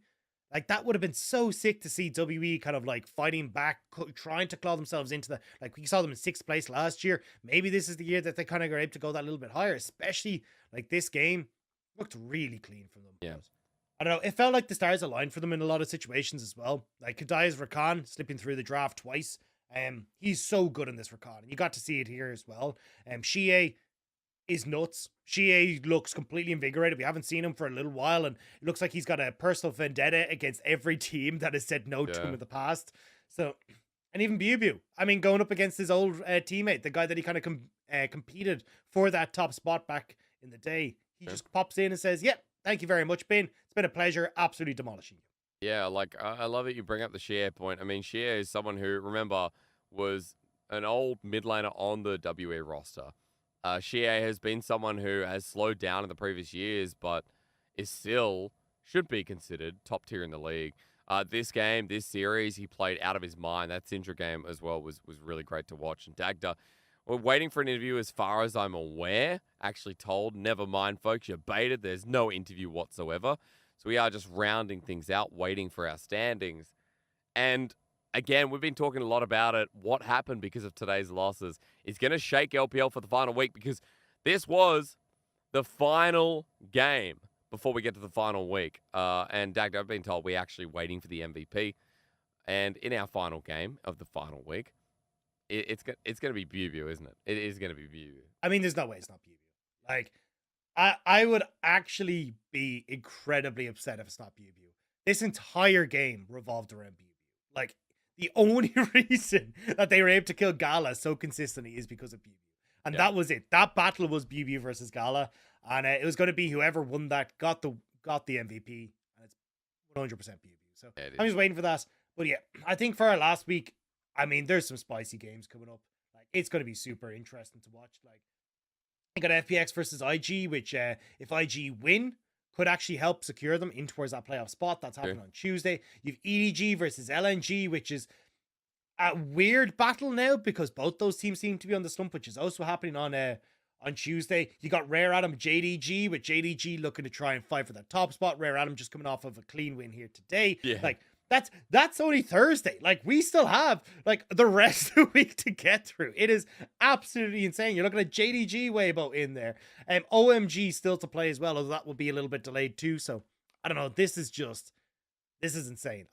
This next week, I actually have no idea how it's going to pan out. And look, I mean, I'm looking like a Rare Adam at the point where they can secure, because 9 being the lucky number. We are starting to get to 8 being enough. In the final 3 spots remaining as well. But FPX versus OMG, one of those teams are going home after that Dagda, it feels like, because FPX and OMG, both of them have incredibly hard schedules after the fact of their head-to-head, like LNG, RNG, and then for FPX, they've got to verse V5 as BBU gets MVP. This is no surprise. I'll bring them up for you, BBU, in this game. If we come back to it for a bit, Dagda, like, his damage might not be a lot, but his role was pivotal in winning this 2-game series. Yeah, sometimes it's not a case of how much damage you deal or how many kills you're involved in, but how important those kills are.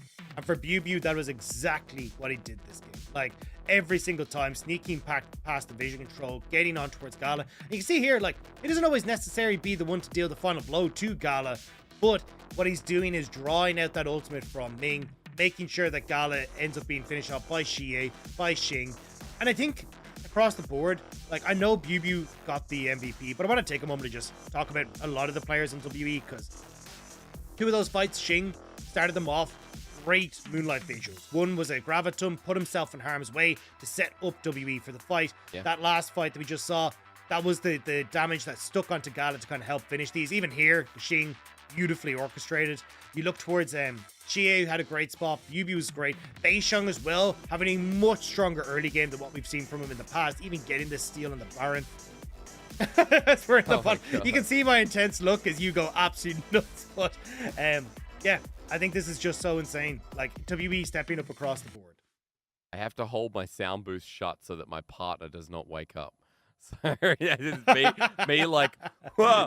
I didn't realize I didn't know we're actually filming that. That's cool. But yeah, look, I honestly, like, WE get props after that. Really, really impressed. I think Dagda, to finish out what has been a hectic day, we couldn't have it any other way. And coming back to your point, you talked about scheduling. We still have 7 teams who need their place. Who's going to be making the last 3 spots of playoffs? We'll bring up our little standings for you and our results of today as well, because today was an absolute barn burner, to say the least. And every one of these scores I would have thought would have been flipped. Literally right the way down the line. Like, absolutely insane that you've Rare Adam, IG, and WE, the ones that are coming up today. I mean, the full day of upsets truly was. And we almost went to a game 3 here in this final game as well. It could have gone anyone's way. Only 4 teams eliminated for now. IG, they get a win today. I'm not 100% sure on how that works at the bottom, but I am going to trust in the system. IG versus Ultra Prime. I'm going to look for this one, Dagda. So, IG own the head-to-head against them. Technically, IG can still get there. Ultra Prime, I believe, don't. That head-to-head against OMG or FPX, so that's why. Well, Ultra Prime beat OMG. And Ultra Prime, yeah, they don't have the FPX head-to-head. It's too much math. There's a lot of math. Yeah. And with 17 teams, you literally have to be Albert Einstein to work this out yourself. Yeah, I think it's just a case of Ultra Prime can't. So even if OMG lose to FPX in 0-2 fashion, they just don't get enough wins on Ultra Prime to go up to, like, the plus are -2. So then OMG, I think, wouldn't have it. It's basically, yeah, there's a lot of math. Look, there's a lot of math, but I'll also say that, let's be realistic, 7 wins not going to get you playoffs. We know from previous experience that it is not enough. That final spot, usually at 8. So every team kind of finding it out. V5, tomorrow they have a chance to push themselves up to 12, lock in top 4. BLG versus Ultra Prime as well. Another matchup we talked about. Ultra Prime will be eliminated. Oh, I mean, they're already eliminated, but, you know, seal the deal, put them in the coffin. BLG still haven't locked in playoffs, Dagda. Nope. We still have to see if they can, because I don't know how many shots they've had now at securing playoffs, but it's been slowly but surely that BLG haven't quite been able to do so. Sitting at 7-7. We've seen them looking oh so close to winning some of their most recent series, but sitting at a 4-loss streak. BLG really want to try and get themselves in order before they hit that playoff spot. Yeah, 100%, because BLG still, a lot of people are like, how does this roster come together? Looking like a first round of playoffs team as well, I'll say at that. So they need some solid wins. They need to beat Ultra Prime and LGD in convincing fashion. Otherwise, not sure how far they'll get in our playoffs. But Dagda, has been a pleasure. You know, today has been an absolute doozy. I feel like tomorrow's going to go back to normality. I think the final week has to be strong. So we'll see how we go. Dagda, a pleasure to work with you. Thank you to Lyric earlier on as well. Thank you to our English production. Thank you to all you guys tuning in. I'll be back tomorrow, and LPL will be back tomorrow for Monday, the start of the final week of the LPL regular season for spring already.